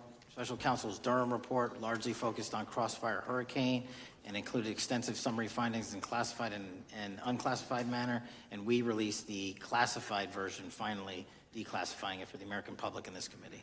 Correct, and you released that in July of this year. I think so. Yes, sir. Isn't it true that in the classified Durham Annex, as it's referred to, that in 2016 the Obama administration obtained intelligence information from a source contained in two separate memoranda, one in January of 2016 and one in March? The two memoranda described confidential conversations between DNC Chair Debbie Wasserman Schultz and two individuals from the Soros Open Society Foundation. Isn't that true? As written in the report, I'll let her speak for itself. In the Durham Annex in January of 2016, the memorandum noted in part that President Barack Obama intended to scuttle the FBI's investigation into Hillary Clinton's private email server and mishandling of highly classified information during her time as Secretary of State. Isn't that found in the report? I believe so. Isn't it also found in the report that in March of 2016, the memorandum also included references to the same Obama effort to shut down the Clinton investigation, but additionally outlined a plan to falsely connect Trump to Russia? Isn't that in the Durham Annex? I think it's in more than the Durham report, but yes. The memo also stated in part that, quote, the Democrat Party's opposition is focused on discrediting Trump, among other things. The Clinton staff, with the support from special services, is preparing scandalous revelations of business connections between Trump and the Russian mafia. Isn't that also found in the now unclassified Durham Annex? I believe so, sir. According to the Durham Annex, based on analysis and translation of the intelligence, FBI analysts believed that special services could either mean the FBI or CIA, or the Trump dossier author Christopher Steele. Isn't that in the Durham Annex? I believe so, sir. When the Obama administration received intelligence in March of 2018, Fusion GPS was preparing open source opposition research regarding purported ties between Trump and Russians. The research was paid by the Clintons' campaign and the DNC. Isn't that open source and also in the Durham Annex? I believe both. Okay. And so also in the Durham Annex, which I found interesting, was the potential campaign plan was shared with high-ranking career officials at DOJ. Isn't that in the Durham Annex? I believe so, sir. The Durham Annex describes that in July of 2016, emails allegedly between Leonard Bernardo, senior vice president of George Soros' Open Society Foundation, included data providing specificity on the Clinton plan in an attempt to smear Donald Trump by falsely linking him to Russia. Isn't that in the Durham report? I believe so. And so, briefly, this additional evidence that you've unclassified and released to the American public, what does that purport to show or augment about the Durham report that you can share with the American people? Put simply, that the FBI was weaponized. Against a political campaign. Yes, sir. Thank you for that, Mr. Chairman. I yield back. Gentleman yields back. I have UCs. Gentlelady from Texas recognized for unanimous consent. Yes. First one is Russia's ghostwriter hacker group takes aim at German election. This is from Politico. Objection.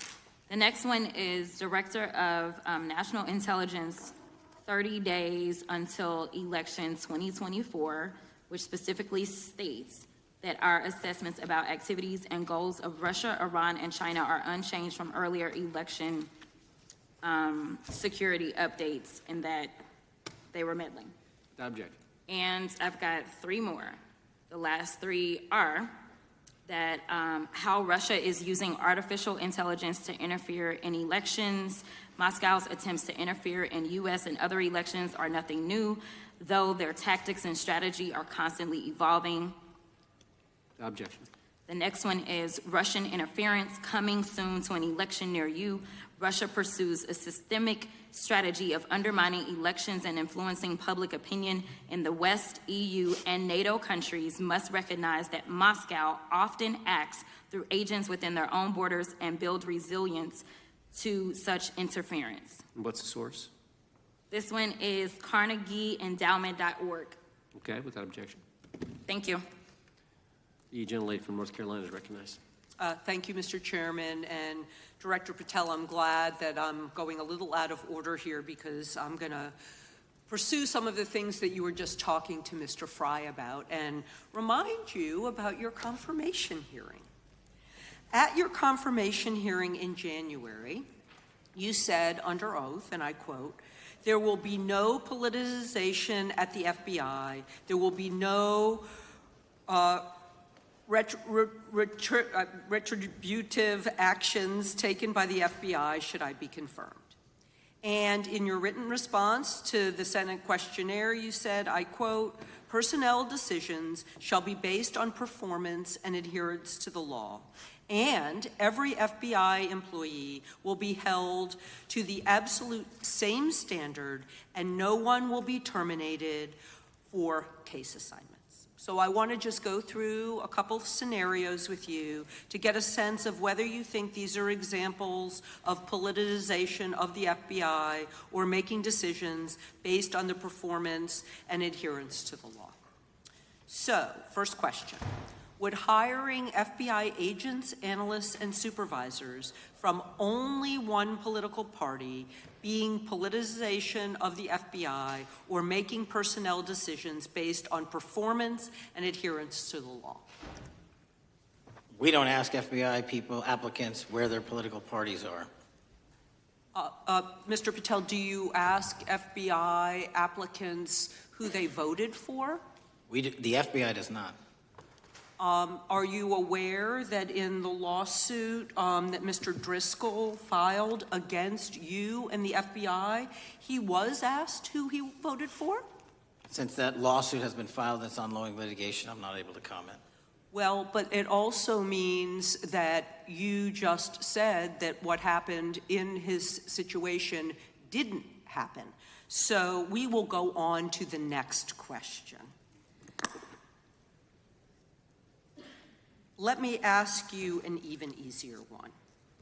Does firing agents for working on the cases that they were assigned to and that the president didn't like, is that politicization of the FBI or making personnel decisions based on performance and adherence to the law? The FBI doesn't terminate anyone based on case assignments alone. Has the FBI ever been sued by somebody who felt that they were terminated based on case assignments? In the entire history of the FBI, I'm sure they have. No, since your tenure. I'm sure there's ongoing litigation. Yes. In fact, there is ongoing litigation. And in fact, people have been asked who they voted for. And in fact, you are running an FBI for the President of the United States rather than the people of the United States, because my questions were not hypotheticals. They are the things you have done during your tenure. And according to a lawsuit filed last week by long-term FBI agents, you fired former acting director Brian Driscoll. He had served with the Bureau for nearly 20 years, earned a Medal of Honor, Medal of Valor for bravery during the dangerous ISIS raid, and had a wealth of crisis response experience and led the FBI's Critical Incident Response Group. When the Trump administrations interviewed Mr. Driscoll for that role, they interrogated him about his political leanings and who he voted for in the last 5 elections. Questions Mr. Driscoll refused to answer because those types of questions impermissibly politicized the FBI. You also fired Steve Jensen, who served the FBI for nearly 2 decades and ran critical terrorism, counterintelligence, and organized crime operations, whom you once described as embodying what the American public demands of the FBI. But he was fired because he took part in investigating crimes committed on January 6th. And Trump's MAGA base lambasted you online for keeping him at the FBI. So he's no longer at the FBI. You also fired a decorated combat veteran with decades of experience in the Bureau, Special Agent Walter Jardia, because he worked on the investigation into the Russian interference in the 2016 presidential election and helped investigate Trump's ally, Peter Navarro. Director Patel, it is very clear that you have flunked your own test. You've put saving your job, which I actually believe you were being honest about during your confirmation hearings, over doing what's right for the FBI and the American people. That is not adherence to the law. Thank you, and I yield back. Time of the gentlelady is expired. The chair now recognizes the gentleman from North Carolina. Thank you, Mr. Chairman. Director Patel, it's great to have this opportunity. Thank you for being here. Thank you for your service. And I've got to say, one of the most disheartening components of the previous administration, when I was working with local law enforcement all over the state of North Carolina, all over the country, people rightfully did not really care about the inner workings of Washington, D.C. The FBI had previously been the paramount, the sterling, the top of the top law enforcement agency. They wanted their FBI to fight crime. Whatever small town, city, whatever it may be, FBI was expected to deliver for the American people. And then reports started to come out, in addition to the likes of McCabe, Comey, Clapper, Strzok, Page, that the FBI was targeting Christian nonprofits. They were targeting parents for protesting radical gender theory at their schools. They targeted Catholics, churches, pro-life organizations. And the FBI was really bruised in just modern-day America. And your focus on getting the FBI back to the streets, fighting criminals, locking up bad guys, whether they're violent criminals, whether they're sex predators, whatever they may be, that is restoring the reputation of the FBI, and I thank you for that. In regards to the perceptions, I want to be very clear here. You mentioned the statistics about removing dangerous illegals, removing thousands of kilograms of drugs, violent criminals, guns. The border is secure. These accomplishments are noteworthy, and they're needed. But at the same token, I want your take. The fight is not over. Isn't that correct? When we look at what happened in the previous administration, the number of illegal alien criminals that made their way into this country of every type, they're embedded, they're here, and it's going to take a sustained effort to win this battle. That's the critical component, sustained effort. And that's the critical component when you look at what happened in Washington, D.C. We're not here for 4 seconds in terms of safeguarding Washington, D.C. Yep. It's a sustained initiative. We're taking it to Memphis and wherever we decide else. And so we are going to continue the mission till it's done. In regards to offloading some of the agents from Washington, D.C. to the states, to the people, can you just explain how tactically that is a force multiplier in the law enforcement community around the country? It's pretty simple. You don't even have to be in law enforcement to know that. If you put cops with other cops, they're going to do cop work. That's right. And what was needed in the communities out there was more cops. What was not needed in the bloated bureaucracy of Washington, D.C. was a third of the FBI's workforce, because a third of the crime does not happen in the Washington, D.C. NCR area. And so the results speak for themselves. Our state and local partners, I've always said this, are our biggest ally, our greatest ally, and partner. And we cannot do the work without them. But we got to send our guys to them. That's right. And in regards to the last 4 years, the open border policies, whether it's terrorism, drug trafficking, human trafficking, violent crime, massive amounts of organized retail theft, and other types of criminal behavior, can you describe, just so anyone who's listening here can talk about, how serious the levels of criminality have become in the United States? Well, unfortunately, in order to have these record-breaking numbers of arrests and seizures, you tragically had to have a record-breaking explosion in violent crime, and it doesn't happen overnight.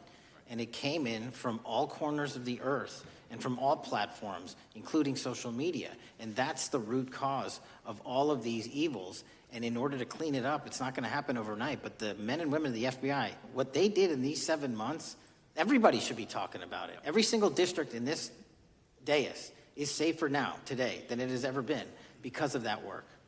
And in regards to the ongoing political climate, Director Patel, how do sanctuary policies that are still being implemented and defended in certain states, cities, and counties, how do they help or hurt your efforts to make America safer? Well, if you are harboring criminals, you are harboring our ability to keep our communities safe.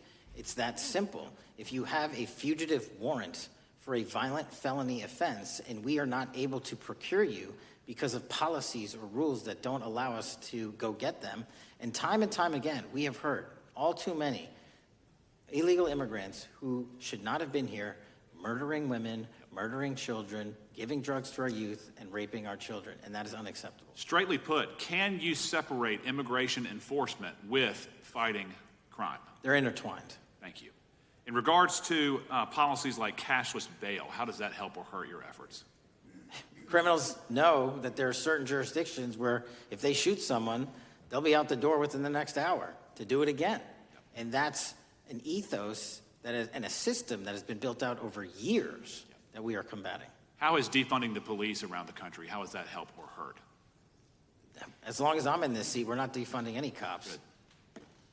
Thank you, Director. I yield back. Gentleman yields back. Mr. Garcia is recognized. Thank you, Chairman Jordan, and welcome again, Director Patel. As members of the Judiciary Committee, we have a responsibility to conduct oversight of the FBI and assess whether or not you're doing a good job in a responsible and impartial manner, or whether you're just a henchman for Donald Trump who's weaponizing the Bureau at the expense of public safety. As Congressman Correa highlighted, one of the many concerning issues during your tenure is the Bureau's expanded role in low-level, non-criminal immigration enforcement. I have a report here from the conservative Cato Institute. They've obtained ICE documents showing that over 2,500 FBI personnel are now working on immigration enforcement. A yes or no question. Did you sign off on this? 2,500 FBI employees are not currently working on immigration enforcement. Did you sign off on this? On the Cato report? On the 2,500 personnel, FBI personnel that have been reported to now be working on immigration enforcement. Couldn't have signed off on it because it's not happening. You can call it whatever you want, but the reality is that over 2,000 personnel individuals are now working at ICE instead of their jobs. I want to follow up on something that Senator Durbin asked you about yesterday. This article from MSNBC reports that nearly every agent on Baltimore's domestic terrorism unit, who was, by the way, investigating the 764 network of child predators, was diverted to work on immigration enforcement full-time. That forced them to, and I quote him, walk away from investigations of a network of violent predators that targets and exploits children online. Yes or no? Were you aware that this happened, and did you sign off on it? The premise is false. The 764 network in Baltimore is taken down, and FBI agents do double and triple duty all the time. I'm reclaiming my time. You told Senator Durbin yesterday you didn't know about it, so your testimony is inconsistent today. No, I found Final out. question. Let me ask you, again, a yes or no question. Are you aware that agents have been told by supervisors not to documenting their shifting of resources toward immigration-related work? That's a literal another falsehood. It's impossible to move a human being without documenting that work. As FBI director, you must be transparent with Congress. You need to provide us information about how many agents have been diverted to non-criminal immigration enforcement, why the Baltimore unit was dismantled, and whether there's a cover-up of what's happening under your leadership. Because this goes to the heart of whether or not you're carrying out the stated mission of the FBI, keeping our communities safe. Diverting FBI agents from investigating violent child predators doesn't make us safer. Using FBI resources to target parents, children, and other immigrants for low-level, non-criminal enforcement doesn't make us safer. Enabling violent, lawless conduct by federal enforcement doesn't make us safer, as we saw last week when an ICE officer killed one of my constituents. And I know that the FBI has been involved in that investigation. And yesterday, ICE did a raid in the suburb of Elgin where 2 U.S. citizens were arrested, and who accompanied them on that filming of that show? Secretary Nunn. Shameful conduct.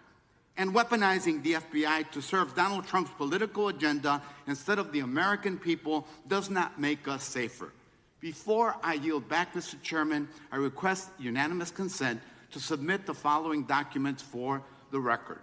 A report from the Cato Institute, which I referenced earlier, where ICE has diverted over 2,500 officers from their jobs, and 2, an article from MSNBC titled, Trump's Deportations Divert FBI Agents Off Child Predator Cases, and an article from CNN entitled, White House Pressure for Increased Immigration Arrests Strains Law Enforcement Agencies. Thank you, and I yield back. Gentleman yields back. Without objection, the gentleman yields back. Gentleman from Wisconsin recognized. Thank you, and thank you, by the way, for coming over here. Sorry you have to put up with all this.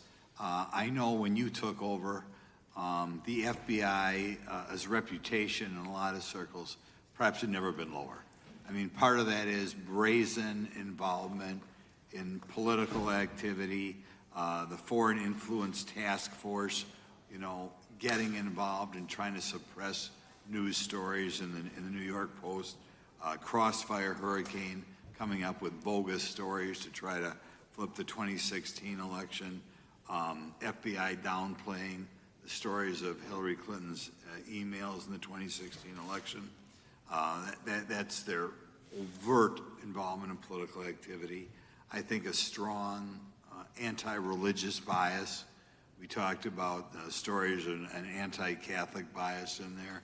I know I've talked to people about horrific overreaction at the big Hindu temple in New Jersey, in which, just so people understand, you had a rectory in the temple area.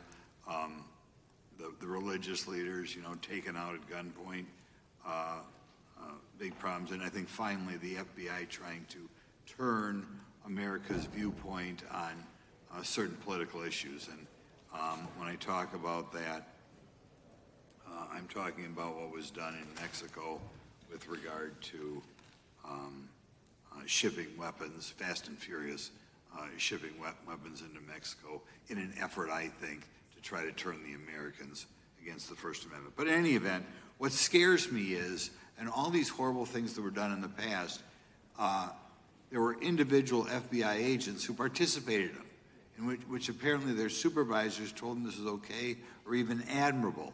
And what I'm going to ask you, are you able to do anything to make sure that in the future these corrupted FBI agents understand the importance of religion in our life, and they're not to view it with suspicion?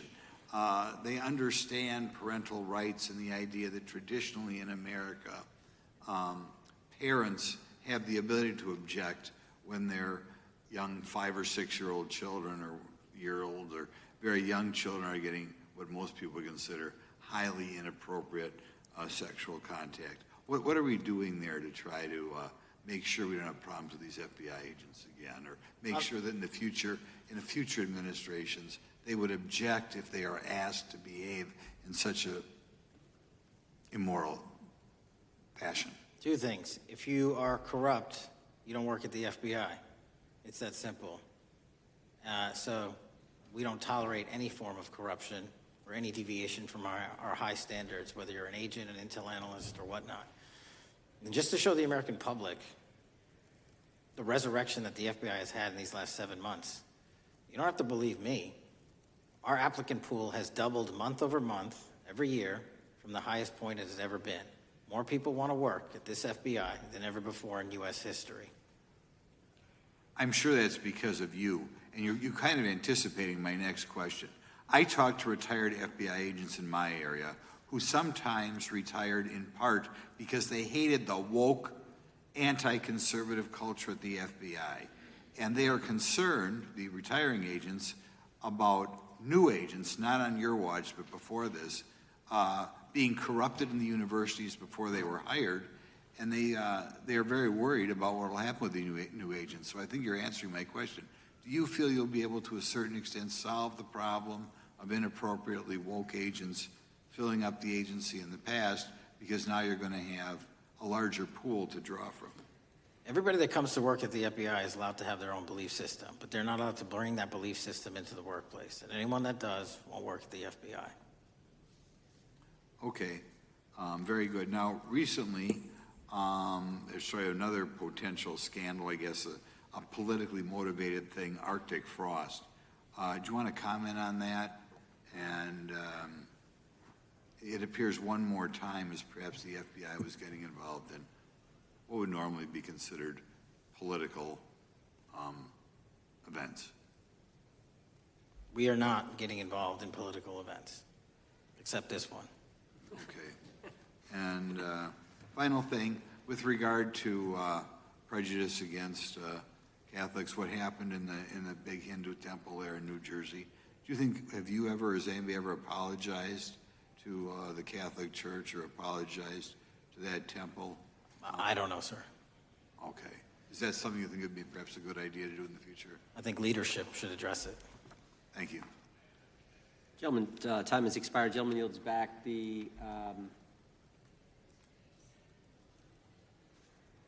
so we got the gentleman from North Carolina, Mr. Harris. All right, thank you, Mr. Chairman, and thank you, Director Patel, for your endurance and your perseverance throughout today's hearing, and for all you've shared. First of all, let me start by saying that I was very grateful and glad to see that the FBI has joined the investigation of the tragic and brutal murder of Irina Zarutska in Charlotte, which is just right by my district. This woman, as you know, fled the war in Ukraine only to be killed in cold blood by a man who had no business being on the streets whatsoever. This man, who had been seen stabbing Irina to death on video, had been arrested 14 previous times, served prison time, and was diagnosed with a severe mental illness. In response to the previous offense, the magistrate over his case released him to roam the streets with a $0 bond and a simple written promise to appear in court. Mr. Patel, let me just ask, should judges apply the most lenient bail standards to people with extensive criminal history? Do they apply the most lenient? I'm sorry. Yeah, should they apply the most lenient bail standards to people with extensive criminal history? That has not been my experience. That should not happen. Is America a place where young women should fear to ride public transit? No. And was Irina Zarutska's death, would you say, possibly the result of Democrats' pro-crime policies? That investigation and matter is in open trial, so I don't want to stylize the evidence. I understand. Well, Mr. Patel, let me just say, taking over the FBI after the Biden administration's blatant weaponization of the agency is no easy feat, as we've recognized throughout this hearing today. For 4 years, we witnessed the Biden administration targeting regular Americans rather than violent criminals. For example, the Biden administration's FBI spent its time and resources going after churches and Christians. We know that the FBI used an undercover agent to collect information about a parishioner. We know that the FBI investigated and surveilled a Catholic priest, and all of this was in response to First Amendment protected activity. Mr. Patel, I want to ask you, should the FBI use its resources to spy on Catholics? Never. So what does it say about the culture of the Biden FBI that law enforcement resources were used to go after Catholics, and some FBI employees were comfortable with taking such actions? Well, pursuant to my transparency initiative and working with Congress on oversight, those documents, that's it. Those documents are available for the American public to see and read and hold people accountable, and that's what I'm committed to. And so have you been able to hold accountable those at the FBI who went after law-abiding Catholic church members? If they did so improperly, yes. Well, I've been a pastor for 36 years, and I've constantly stood up for life and stood up for family amidst a culture that's increasingly hostile to both of those things. And if the Biden administration targeted Catholics, could I have been targeted by the Ray FBI as well? Well, I don't know, but I'm not going to target you. Well, I know that President Trump respects religious liberty and that his administration is seeking to right the wrongs of the Biden administration. Securing our freedoms and protecting faith leaders and communities requires a multi-pronged approach. What would you say in just the last few moments, what is the FBI under your leadership doing to make sure that our religious liberty and religious leaders can rest comfortable this evening? Zealously protecting our First Amendment rights, but zealously going after those that abuse that right that leads to criminal conduct. You will be investigated, you will be looked at, and referred to prosecution every single time the evidence warrants. Thank you, sir. One final area. I do want to draw attention, Mr. Patel, to Waxhaw, North Carolina, a town in my district that just fell victim to a cyber attack on September 12th that interrupted emergency services. Waxhaw is working with state partners, and the FBI has been notified on this attack, and I certainly pray they're able to help out with the ongoing investigation. Could you just speak to what the FBI is doing to bolster our community's cybersecurity to defend against any future cyber attacks? Well, in North Carolina, you're slated to get a plus-up of 22 FBI employees, and they're already on the way. And that encompasses cyber, counter-intel, counterterrorism, field agents, intel operatives. And what we're doing on a macro level on the counterintelligence and cyber front is going after the people that fund these operations on these online platforms and breaking their banks. Because once we do that successfully across the board, they won't have the ability to attack us. Well, thank you, Director Patel. And let me just add my comments to those of my colleagues that are very grateful for your leadership, grateful for your courage, your consistency, and for being willing to stand in the gap for us. And with that, Mr. Chairman, I yield back. Gentleman yields back. Gentleman from Missouri is recognized.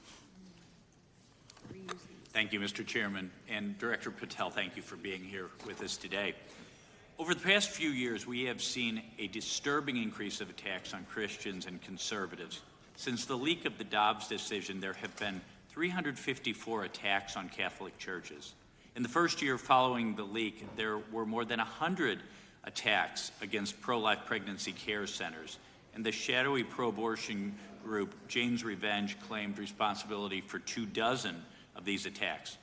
Meanwhile, the Biden FBI focused resources on attacking Catholics and peaceful pro-life protesters like Mark Houck and Paul Vaughn.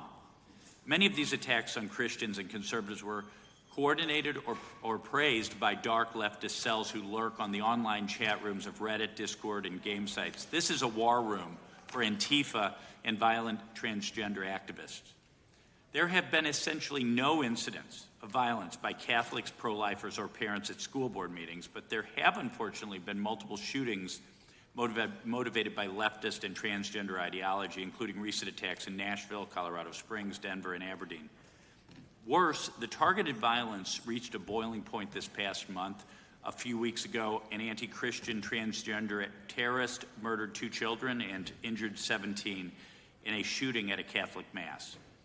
And last week, while we were sitting in this committee room almost to the hour, Charlie Kirk was assassinated by a 22-year-old who appears to have been motivated by leftist and transgender ideology. As you confirmed yesterday to my Senate colleagues, he may not have acted alone, and you testified that in his online chat room of more than 20 trans ideologues that you are aware, I believe you said many more, many were aware of and possibly complicit in the assassination. Director Patel, in light of the increased violence emanating from the far left, is your FBI investigating this violent trend of anti-religious, Antifa, and transgender-driven violence? All of it across the board is being zealously investigated, no matter what your motivation or bias is behind it.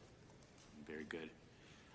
We've also noticed a dramatic surge of the number of clinics offering so-called gender-affirming care. Whistleblowers in a recent NIH study confirmed that these clinics prey on some of the most mentally ill children and young adults in our society, and these clinics are quick to prescribe life-altering puberty blockers, cross-sex hormones, and surgery, and often these patients get worse rather than better, and unfortunately, some have become violent, some have even committed mass shootings, and the partner of one of them assassinated Charlie Kirk. Director Patel, is the FBI looking into the role that these gender clinics may have in the recent attacks in making these mentally ill individuals violent? We're looking at the entire spider web for any of these attacks, be it Denver or Charlie or where have you, and that's why our investigations are ongoing. We don't have a final product yet. One of my Democrat colleagues, as an aside, mentioned, quote, the federal takeover of our cities. And I don't know whether my Democrat colleagues, for some reason, liked Washington, D.C. better when it was more dangerous and more violent, when there were more robberies and carjackings and murders and rapes. But what has the crime picture in Washington, D.C. looked like since the so-called federal takeover? 2,100 arrests, 37% decrease in violent crime, same time last year, 60% decrease in gun crimes, 74% decrease in carjackings, and 53% reduction in homicides in Washington, D.C. in the last month alone. Very good. And I thank you so much for your testimony. I know it's been a long day, so I'll give you a little break and yield back the rest. Gentleman yield? My time. Gentleman yield? Yes, yes. Director Patel, what's a 302? It's a report, the number of the report, whenever an FBI agent goes out and interviews someone.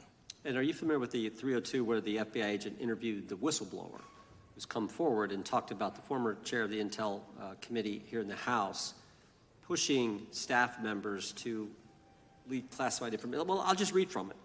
Staffers were instructed to use, this is from the 302, interview this person. Staffers were instructed to use any sources that had developed within the United States intelligence community to gather information which would then be made public through the media in order to compel public opinion. You familiar with that? I am. Yeah, and that's how they played the game, wasn't it? Leaking information, classified or otherwise, true or otherwise, to create this public opinion to compel action to undermine the president. Is that accurate? I believe so. Just one other point I would make from this. This witness also said in the 302 that the agent recorded that the witness provided the interviewing agents with copies of both his handwritten notes and an email. So he gave them the stuff he wrote, and at the actual time this was taking place. That's all in the 302, right? Yes, sir. All right. Mr. Chairman. Mr. Chairman. Gentleman from Missouri. Mr. Chairman, I would like to submit for the record an article from The Hill, Massive Crime Drop in D.C., City Sees Zero Murder Week, dated August 25th, 2025. And I'd also like to submit for the record an article from the New York Times, dated April 18th, 2025. Man who set fire on Shapiro's mansion cited treatment of Palestinians, police say. Yeah, thank you. Without objection. I have Gentlelady from UC. Texas and then Pennsylvania. Thank you so much. My first UC is the FBIAA letter to Congress on summary terminations, where it states denying fundamental due process and summarily dismissing special agents will only make it harder to protect our nation. These actions distract agents from their work, foster fear that their assignments could cost them their careers either now or under the next administration, and increase the risk of criminal and national security threats by undermining unity and morale within the Bureau.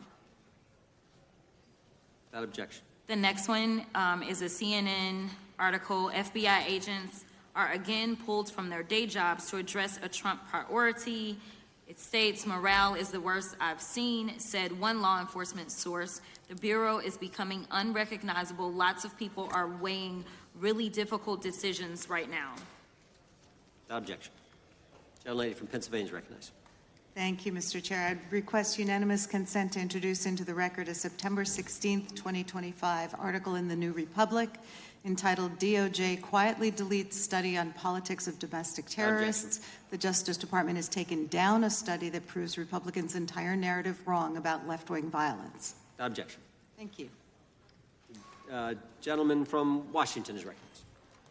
Thank you, Mr. Chair, and thank you, Director, for being here. I think without question we can say that Donald Trump has been tougher on crime and tougher on international terrorism than any president in American history. I imagine that brings you a lot of satisfaction and pride as director of America's foremost law enforcement agency. Recently, President Trump conducted very strategic and important strikes on Iran's nuclear apparatus in that country. We also know that there are concerns of significant Iranian sleeper terrorist cells here in the U.S., perhaps exacerbated by the open border during the Biden administration. What can you tell Congress and the American people about what the FBI is doing to safeguard us from potential terrorist attack by Iranian cells? So our counterterrorism division, which is fully stocked up, watches for reflections in the intelligence streams that our intelligence community collects and produces, and works hand in glove with our partners at the CIA and elsewhere to make sure that any threat, even if it's hearsay, double hearsay, triple hearsay, or totally incredible, is not only fully run down, but we also take our duties to notify and give defensive briefings to those who are mentioned in those intelligence reports to make sure that we do both our notification obligation and our investigatory obligation. Thank you. The FBI is also the foremost counterintelligence apparatus here in the U.S. We know the U.S. faces a more complex threat of global, more complex array of global threats than any time perhaps World War II or even superseding that time. As America continues to be under attack from various intelligence agencies globally, what can you tell us about the counterintelligence operations of the FBI as a core function? This is why the CIA mission is so important to the FBI, because as you said, no one else can do it. No one else has the authorities to do it. And even if they did, they don't have the capabilities to do it. And the CIA mission has to be headquartered in Washington, but have far-reaching capabilities because we have to face against our adversaries in the DPRK, in Russia, China, Iran, and elsewhere. And in order to do that, we have to have dedicated intelligence professionals on those target sets. And since I become director, I've demanded not only a dismantling and disruption of networks, but a public display of how we're doing it so the world knows that our adversary is A, attacking us, and B, we're stopping them. And that's why you've seen these dramatic increases in counterintelligence arrest in the PRC by 33%, in Russia 83%, in Iran 60%. We are showing the world that they are trying to engage in espionage activities against us, and we are holding them accountable publicly. And there's been increasing concern about the Maduro regime of Venezuela, both their potential support of terrorist activity, criminal drug networks, and potential espionage entities here within the U.S. What can you tell us about your activities regarding the Maduro regime of Venezuela?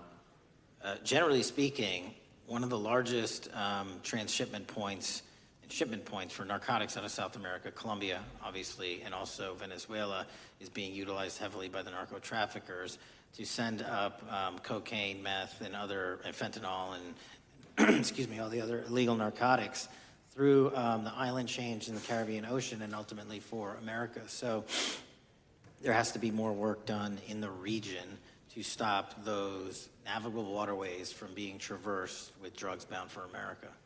And finally, Mr. Director, what is the one thing that Congress could most do in terms of passing a law to best support the FBI in making America safer and more secure?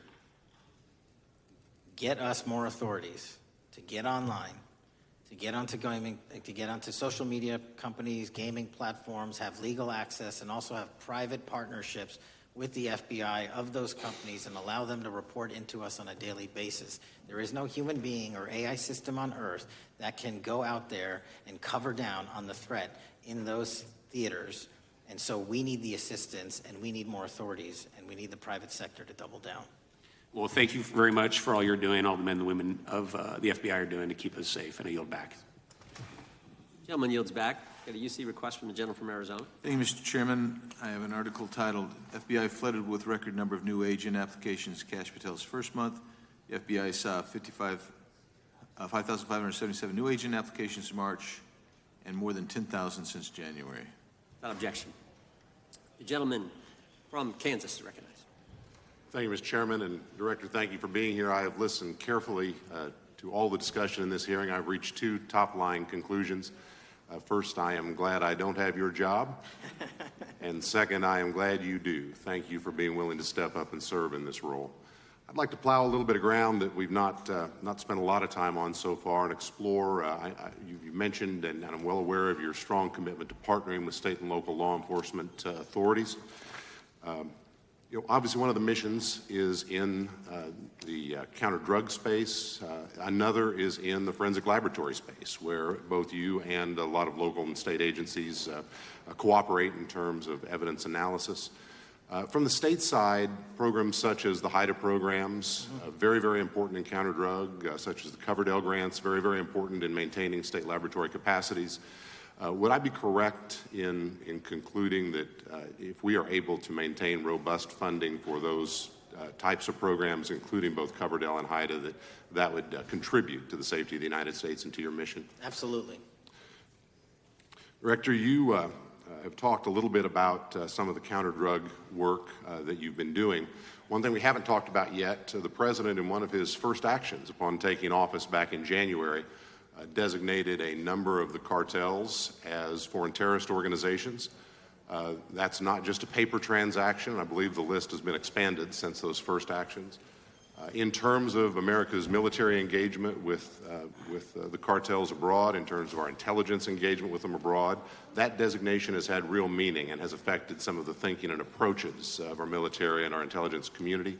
Can you talk a bit about how that designation might be affecting or should be affecting the FBI's approach to dealing with the domestic activities of the cartels? The simple way to analogize it is after 9/11 and the manhunt for the foreign terrorist organizations overseas in places like Afghanistan and Iraq, the FBI received certain authorities to go out there and dedicate a mission to go after them both lawfully and investigatorially and collect evidence and provide it to our interagency partners. Once the foreign terrorist organization designation was labeled over to the Mexican drug cartels, we can now do that here, and in Mexico, and in Colombia, and in Venezuela, and anywhere else they are. And so that's the best analogy I have. What we're able to do is take our counterterrorism platform, traditionally used for global terrorist manhunting, and bring it into this hemisphere against a very real threat, which is the drug traffickers, and they are foreign terrorist organizations. So we just have so many more resources and authorities now directed at them. So, for example, Director, in the regions, from the vantage point of local law enforcement, there are structures that have historically handled those partnerships separately. HIDA, for example, is an example on the drug trafficking side. The JTTFs are an example on the terrorism side. How is the thinking evolving in terms of on a regional basis, either merging or not merging those structures now that the targets in many ways are merged? So the JTTFs are kind of our forward operating base across every single state in this country to take on that mission. And anytime you're labeled a foreign terrorist organization, you come right under the authorities of the JTTF, the task force officers, and the state and local level police work that gets done in those JTTFs. And the Homeland Security Task Force layer on top of that, I think 25 or 30 across the country, specifically working with DHS and Secretary Noem to go after the drug trafficking foreign terrorist organizations because they have unique capabilities and authorities dedicated to that mission. And so that's the beauty of the HSTFs. Let me ask you an adjacent question, Director. I noticed in your written testimony, I don't think we've talked about it yet, you brought to our attention an expiring authority. It's in 6 U.S.C. 124N with respect to counter-UAS drones.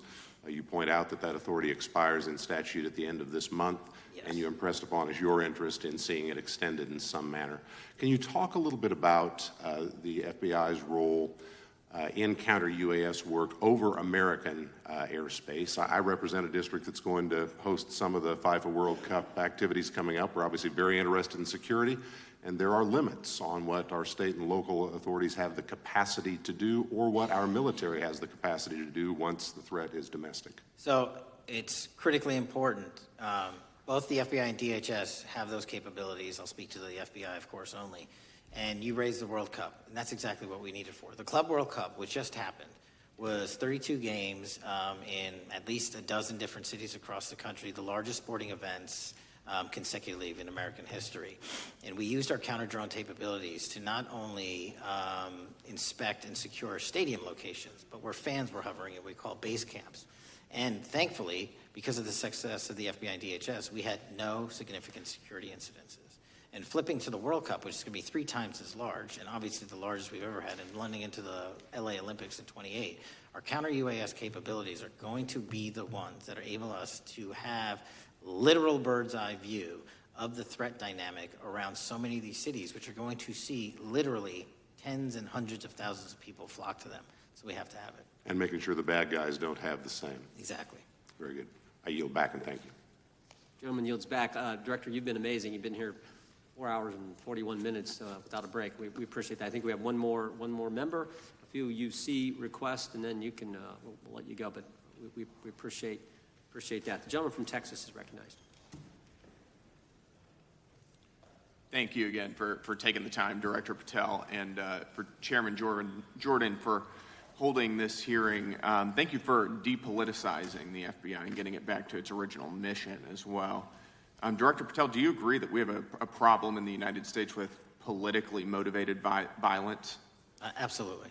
And I very much agree. I think we can all agree that political violence is wrong, it's evil, regardless of which side it comes from, and that we can all adamantly and vehemently reject it, or we certainly should. But one of the things that we've noticed recently is that affinity and tolerance for political violence is not equally distributed on both sides of the aisle.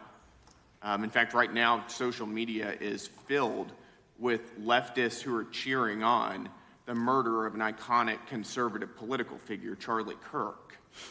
And it's not just random people on Twitter doing this now. There's a YouGov poll released just a few days ago, which stated that 25% of those who identify as very liberal believe that political violence can sometimes be justified. That's far too many, is it not? It is. One is far too many. One is far too many. That's right. Only 3% of very conservatives said the same thing, and we can agree that 3% is far too many. But there's an astounding difference between 25% on the left accepting and tolerating political violence and 3% on the right. I would hope that our colleagues on the other side of the aisle would also recognize that there is a systemic problem on their side of the aisle with tolerance for violence against people with whom they politically disagree, that there is a cultural rot on their side of the aisle that needs to be addressed desperately. Would you agree with that? Yes. One of the more astounding aspects of this is that it's not just people. This comes from the very top, from their political leaders. Just a few days ago, a member of Congress of this body, Ilhan Omar, shared a video on her social media account about Charlie Kirk's murder, and I'll quote what it said. It said, "Charlie Kirk was Dr. Frankenstein, and his monster shot him through the neck." In other words, Charlie had it coming to him. The words that he said naturally led to his assassination. I mean, that is a reprehensible thing for a member of Congress to say, to suggest, to promote in any capacity. And there are people across this country who are losing their jobs for far less than this. And that, by the way, is a just response to acceptance and tolerance of political violence. It's amazing to me that the political left today, who were the originators and the cheerleaders of cancel culture, now have the backbone to attack conservatives for defending their assassinated friend. But there's a key difference here. Democrats want to silence conservatives for speaking obvious, self-evident, ontological truths like that men aren't women and men can't get pregnant. That seems pretty basic. That seems like a basic truth that we should all be able to agree on. Republicans, by contrast, are recognizing that a constitutional republic depends on the free and open exchange of ideas that we can debate without violence, and that assassinating a political rival is evil, it's wrong, and it should not be glorified or promoted or justified in any way, including in the way that Congresswoman Ilhan Omar did. So Mr. Patel, thank you again for being here. I'd like to, with the remainder of my time, just get your opinion. Does the FBI recognize the rising threat of political violence in America, and what can you guys do to address it? Yes, we do, and what we can do to address it, Congressman, is we need to get online partnerships with these companies in the public space, on these gaming sites, and on these social media sites. As I was saying earlier, there is no way to triage the amount of information generated on these sites by the FBI alone. And we need the public-private partnership. And there's another law that's expiring, I think, at the end of this month, which I believe we need renewed, that allows private sector companies to report into the FBI without liability for criminal investigatory purposes. And that's the kind of stuff we need to keep going. Got it. Thank you, Director Patel. We really appreciate it. Thank you.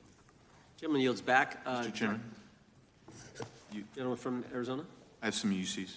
Gentleman state his request. Thank you. The first one is a piece entitled Review of Domestic Terrorism After Kirk's Murder Shows Biden Politicized Issue, the Intel, and Fudged the Data. Without objection. Thank you. Make a motion to table. Oh, no, we got to recognize the ranking member for his motion. It's just a UC request. The gentleman's recognized for a UC request. Thank you, Mr. Chairman. This is the ADL report issued February 21, 2025, titled Murder and Extremism in the United States in 2024, concluding that for the third year in a row, every single extremist-related murder in the United States in 2024 was committed by right-wing extremists, 8 of the 13 involving white supremacists and 5 having connections to far-right anti-government extremists. Without objection. Gentlelady from Pennsylvania, Director, for unanimous consent? Yes, thank you. I have a couple articles here. First is a New York Post article, July 17th, 2025. Democratic Senator Ron Wyden claims big Epstein file full of actionable information locked in Treasury Department drawer. Without objection. This is The Guardian, May 18th, 2023. Deutsche Bank agrees to pay $75 million to settle Jeffrey Epstein lawsuit. Without objection. This is Fox Business, September 10th, 2025. JP Morgan processed over $1 billion for Jeffrey Epstein despite internal concerns over sex offender status. Without objection. And New York Times, Bank of America flagged suspicious payments to Epstein only after he died. Without objection. Okay, and I also have a motion, Mr. Chair. Lady was recognized. We're going to come back to the motion I thought it was made by Mr. But I want to dismiss our witness.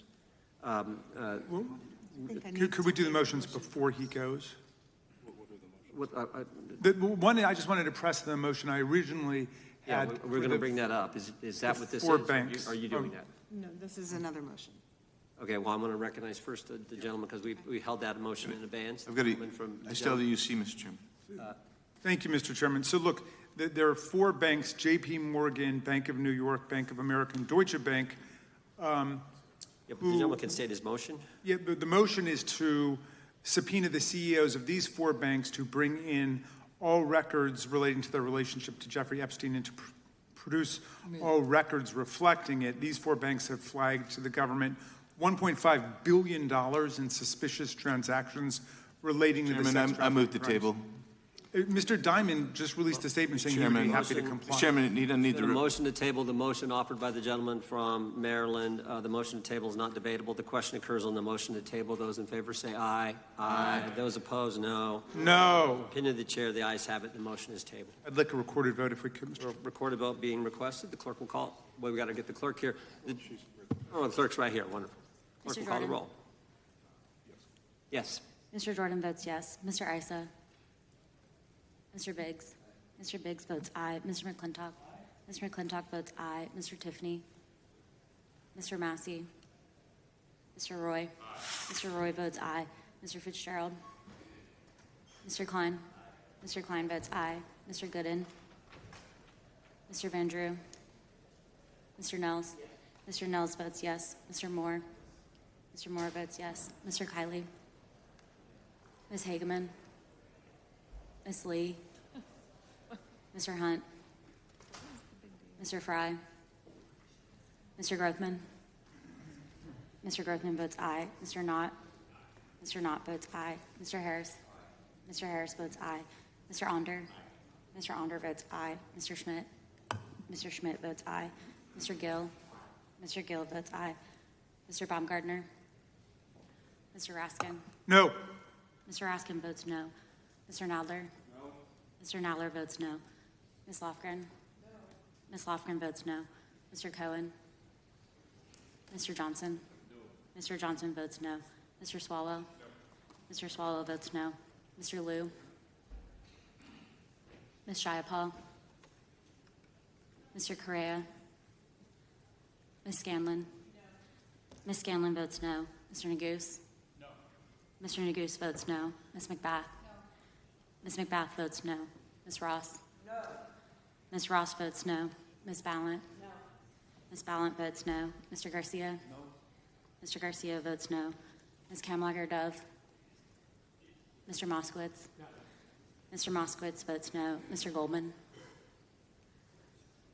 Mr. Goldman? Ms. Crockett? No. Ms. Crockett votes no. Gentleman from Texas, Mr. Gooden. Mr. Gooden? You're a no. You're a no. Lance? Mr. Gooden votes yes. Mr. Chairman, how am I recorded? Gentleman from New York. Mr. Goldman, you're not recorded. No. Mr. Goldman votes no.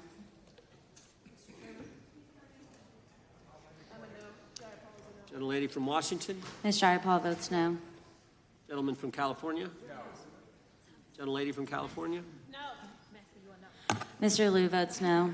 Ms. Kamlager-Dove votes no. Gentleman from Kentucky. Mr. Massey votes no. Director, I want to thank you again for being here. While we're waiting for members to get back to record their vote, you don't need to stay around for these kind of motions.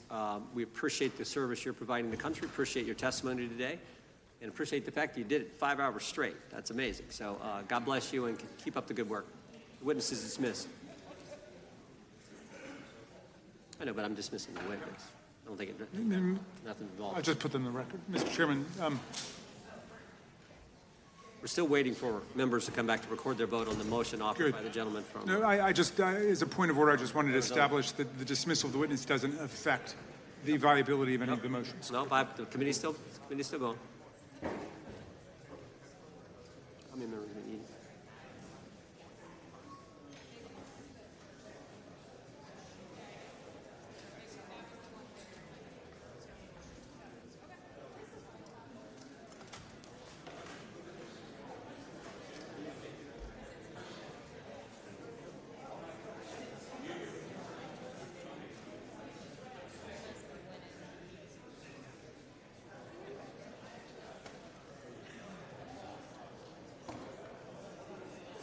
Madam Clerk, point of order. What is the current vote? Point of order. The vote is open. We will be waiting for members to get back to record their vote. Gentleman from Wisconsin is recognized. Mr. Fitzgerald votes aye. Gentleman from California is recognized. Mr. Kiley votes aye. The gentleman from California, I think, Mr. Chairman, is seeking to be recognized. Mr. Correa? Mr. Correa votes no.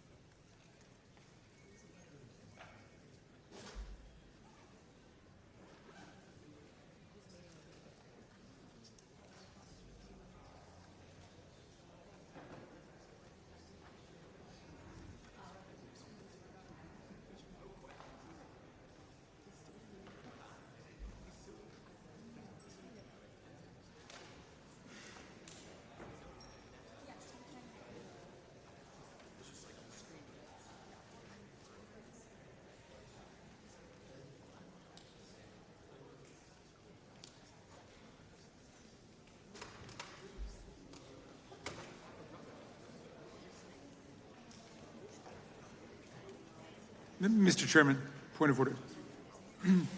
Gentleman may state his point. A number of members have conflicting markups in committee hearings going on right now, and I'm just wondering how long are we going to hold this open? My read on the vote is that right now it's 18 of 14, 17? It's 19 to 16. We're going to give members an opportunity. As you point out, as the ranking member points out, members have numerous obligations, different committees going on, but we want to give everyone an opportunity to record their vote, and that's why we're waiting. Mr. Chair, point of order. We'll state a point of order. Couldn't we just be debating instead of sitting here waiting?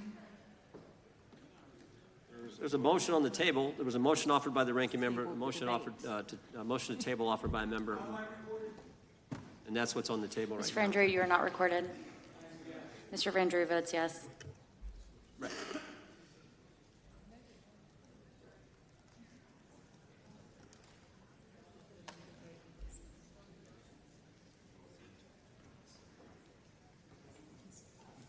Gentlelady from Wyoming.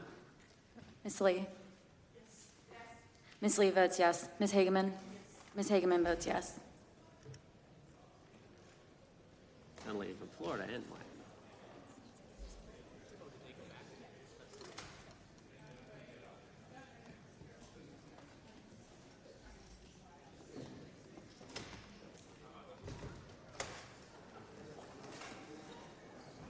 Mr. Knott, you're recorded as yes.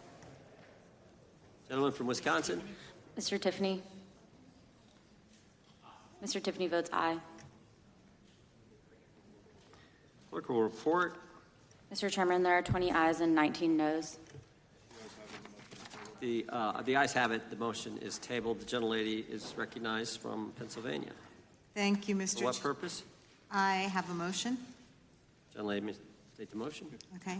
Pursuant to Clause 2K6 of Rule 11, I move that the committee subpoena U.S. Treasury Secretary Bessent to produce or otherwise make available to the committee all suspicious activity reports in the possession of the Treasury Department, identifying the roughly $1.5 billion in Gentleman from suspicious transactions. California is recognized. I move to lay the motion on the table. The motion is not debatable. I didn't finish. She hadn't completed the motion.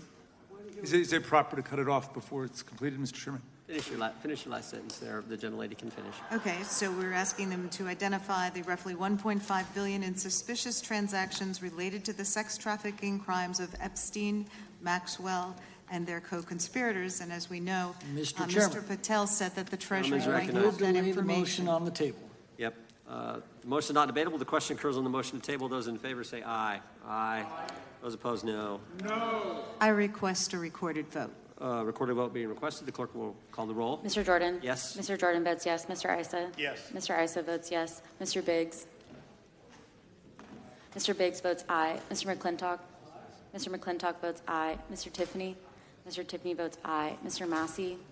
Mr. Massey votes no. Mr. Roy? Mr. Roy votes aye. Mr. Fitzgerald? Mr. Fitzgerald votes aye. Mr. Klein? Mr. Klein votes aye. Mr. Gooden? Mr. Gooden votes aye. Mr. Vandrew? Yes. Mr. Vandrew votes yes. Mr. Nels? Mr. Nels votes yes. Mr. Moore? Mr. Moore votes yes. Mr. Kiley? Mr. Kiley votes aye. Ms. Hageman? Ms. Hageman votes aye. Ms. Lee? Ms. Lee votes aye. Mr. Hunt? Mr. Fry? Mr. Fry votes aye. Mr. Grothman? Mr. Grothman votes aye. Mr. Knott? Mr. Knott votes aye. Mr. Harris? Mr. Harris votes aye. Mr. Onder? Mr. Onder votes aye. Mr. Schmidt? Mr. Schmidt votes aye. Mr. Gill?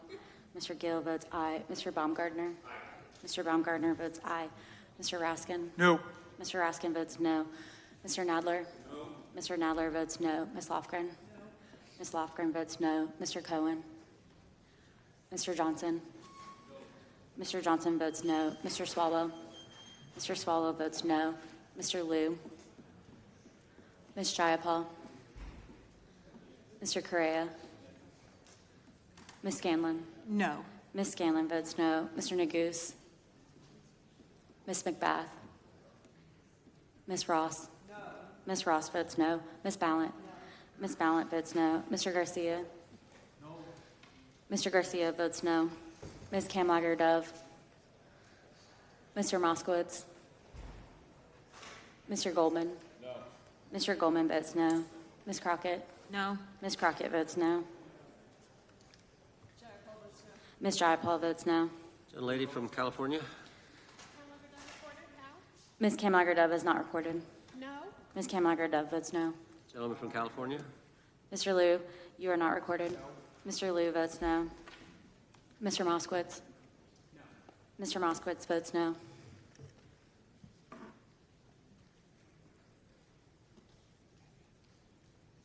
Clerk will report.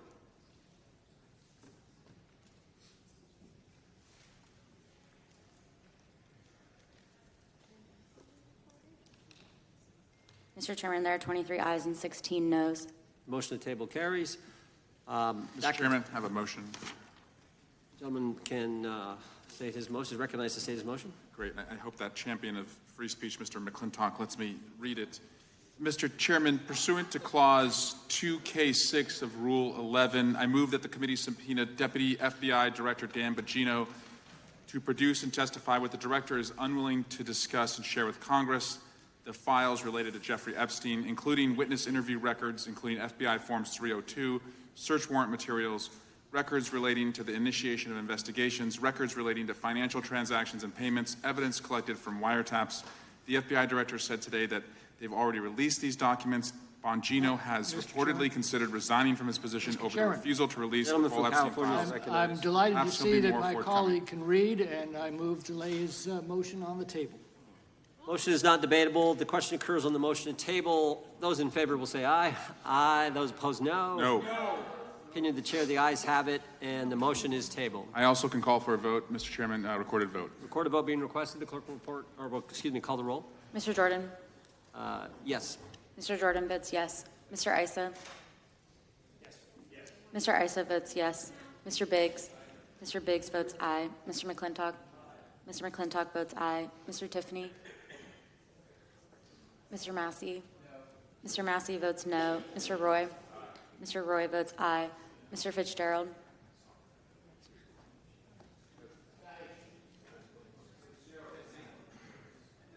Mr. Fitzgerald votes aye. Mr. Klein? Mr. Klein votes aye. Mr. Gooden? Mr. Gooden votes aye. Mr. Van Drew? Mr. Van Drew votes yes. Mr. Nels? Mr. Nels votes yes. Mr. Moore? Mr. Moore votes yes. Mr. Kiley? Ms. Hageman? Ms. Hageman votes yes. Ms. Lee? Ms. Lee votes aye. Mr. Hunt? Mr. Fry? Mr. Fry votes aye. Mr. Grothman? Mr. Grothman votes aye. Mr. Knott? Mr. Knott votes aye. Mr. Harris? Mr. Onder? Mr. Onder votes aye. Mr. Schmidt? Mr. Schmidt votes aye. Mr. Gill? Mr. Gill votes aye. Mr. Baumgartner? Mr. Baumgartner votes aye. Mr. Raskin? No. Mr. Raskin votes no. Mr. Nadler? Mr. Nadler votes no. Ms. Lofgren? Ms. Lofgren votes no. Mr. Cohen? Mr. Johnson? Mr. Johnson votes no. Mr. Swalwell? Mr. Swalwell votes no. Mr. Liu? Mr. Liu votes no. Ms. Jayapal? Ms. Jayapal votes no. Mr. Correa? Ms. Scanlon? Ms. Scanlon votes no. Mr. Neguse? Ms. McBath? Ms. Ross? Ms. Ross votes no. Ms. Ballant? Ms. Ballant votes no. Mr. Garcia? Mr. Garcia votes no. Ms. Kamlager-Dove? Ms. Kamlager-Dove votes no. Mr. Moskowitz? Mr. Moskowitz votes no. Mr. Goldman? Mr. Goldman votes no. Ms. Crockett? No. Ms. Crockett votes no. Gentleman from Wisconsin. Mr. Tiffany votes aye.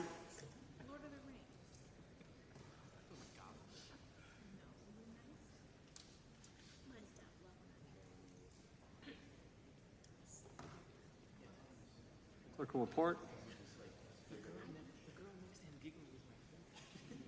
Mr. Chairman, there are 21 ayes and 16 noes. Motion to table is successful. That concludes today's. Nope, I've got one. The gentlelady from Texas is recognized. Thank you, Mr. Chair. I'll tell y'all when I'm done reading. Mr. Chair, pursuant to Clause 2K6 of Rule 11, I move that the committee subpoena the head of the Bureau of Prisons, William K. Marshall, to discuss and produce all records relating to the transfer of Jeffrey Epstein, co-conspirator and child sex trafficker, Ghislaine Maxwell, in apparent violation of BOP policies regarding sex offenders, to include all BOP communications with DOJ, FBI, and the White House. BOP transferred Maxwell to a minimum security Mr. camp Chairman. following her interview with from President Trump's California is former recognized. personal Move to lay the motion attorney on the table. and now Deputy been a Attorney motion. General Todd Blanche. Motion to I am table done is reading not now. debatable.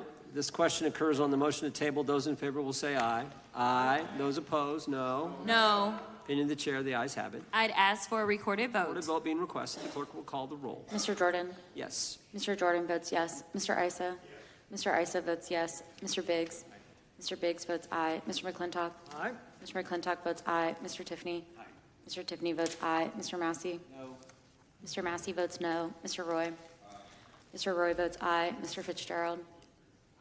Mr. Fitzgerald votes aye. Mr. Klein? Mr. Klein votes aye. Mr. Gooden? Mr. Gooden votes aye. Mr. Van Drew? Mr. Van Drew votes yes. Mr. Nels? Mr. Nels votes yes. Mr. Moore? Mr. Moore votes yes. Mr. Kiley? Ms. Hageman? Ms. Hageman votes yes. Ms. Lee? Ms. Lee votes aye. Mr. Hunt? Mr. Fry? Mr. Fry votes aye. Mr. Grothman? Mr. Grothman votes aye. Mr. Knott? Mr. Harris? Mr. Knott? Mr. Knott votes aye. Mr. Harris? Mr. Onder? Mr. Onder votes aye. Mr. Schmidt? Mr. Schmidt votes aye. Mr. Gill? Mr. Gill votes aye. Mr. Baumgartner? Mr. Baumgartner votes aye. Mr. Raskin? Mr. Raskin votes no. Mr. Nadler? Mr. Nadler votes no. Ms. Lofgren? Ms. Lofgren votes no. Mr. Cohen? Mr. Johnson? Mr. Johnson votes no. Mr. Swallow? Mr. Swallow votes no. Mr. Liu? Mr. Liu votes no. Ms. Jayapal? Ms. Jayapal votes no. Mr. Correa? Ms. Scanlon? Ms. Scanlon votes no. Mr. Neguse? Ms. McBath? Ms. Ross? Ms. Ross votes no. Ms. Ballant? Ms. Ballant votes no. Mr. Garcia? Mr. Garcia votes no. Ms. Kamlager-Dove? Ms. Kamlager-Dove votes no. Mr. Moskowitz? Mr. Moskowitz votes no. Mr. Goldman? No. Mr. Goldman votes no. Ms. Crockett? No. Ms. Crockett votes no.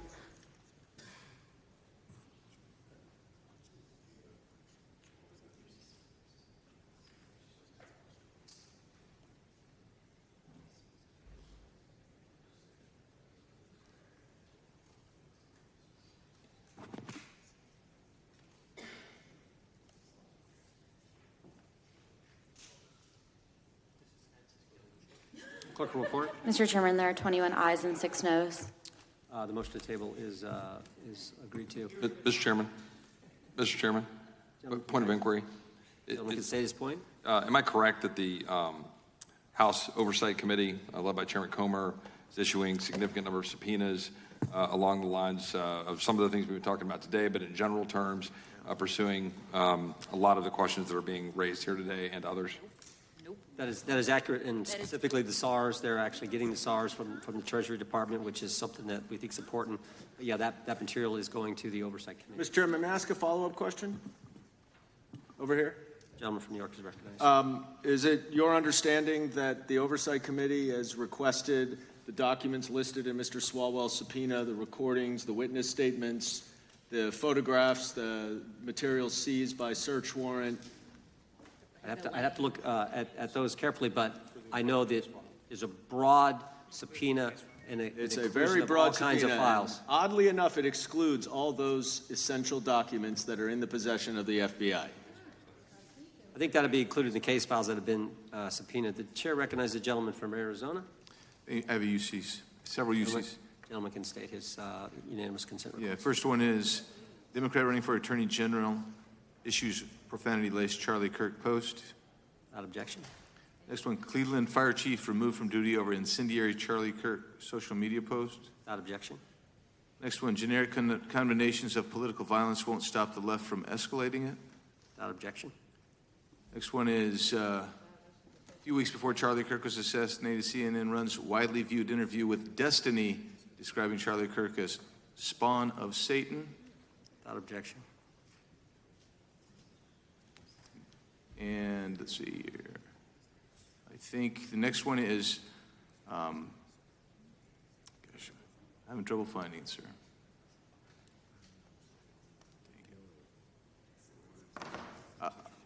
I will submit it for the record later.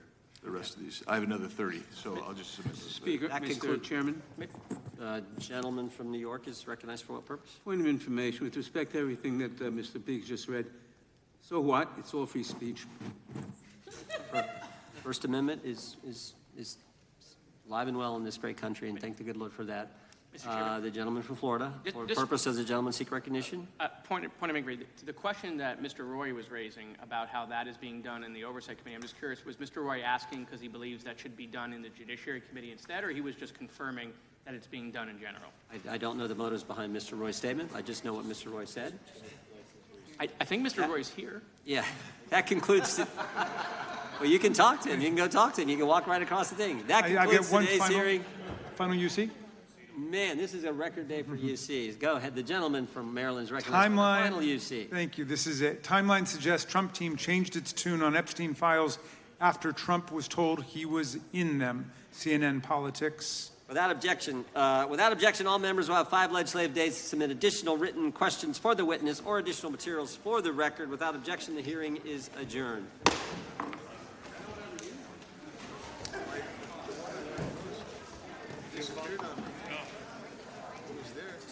Strong.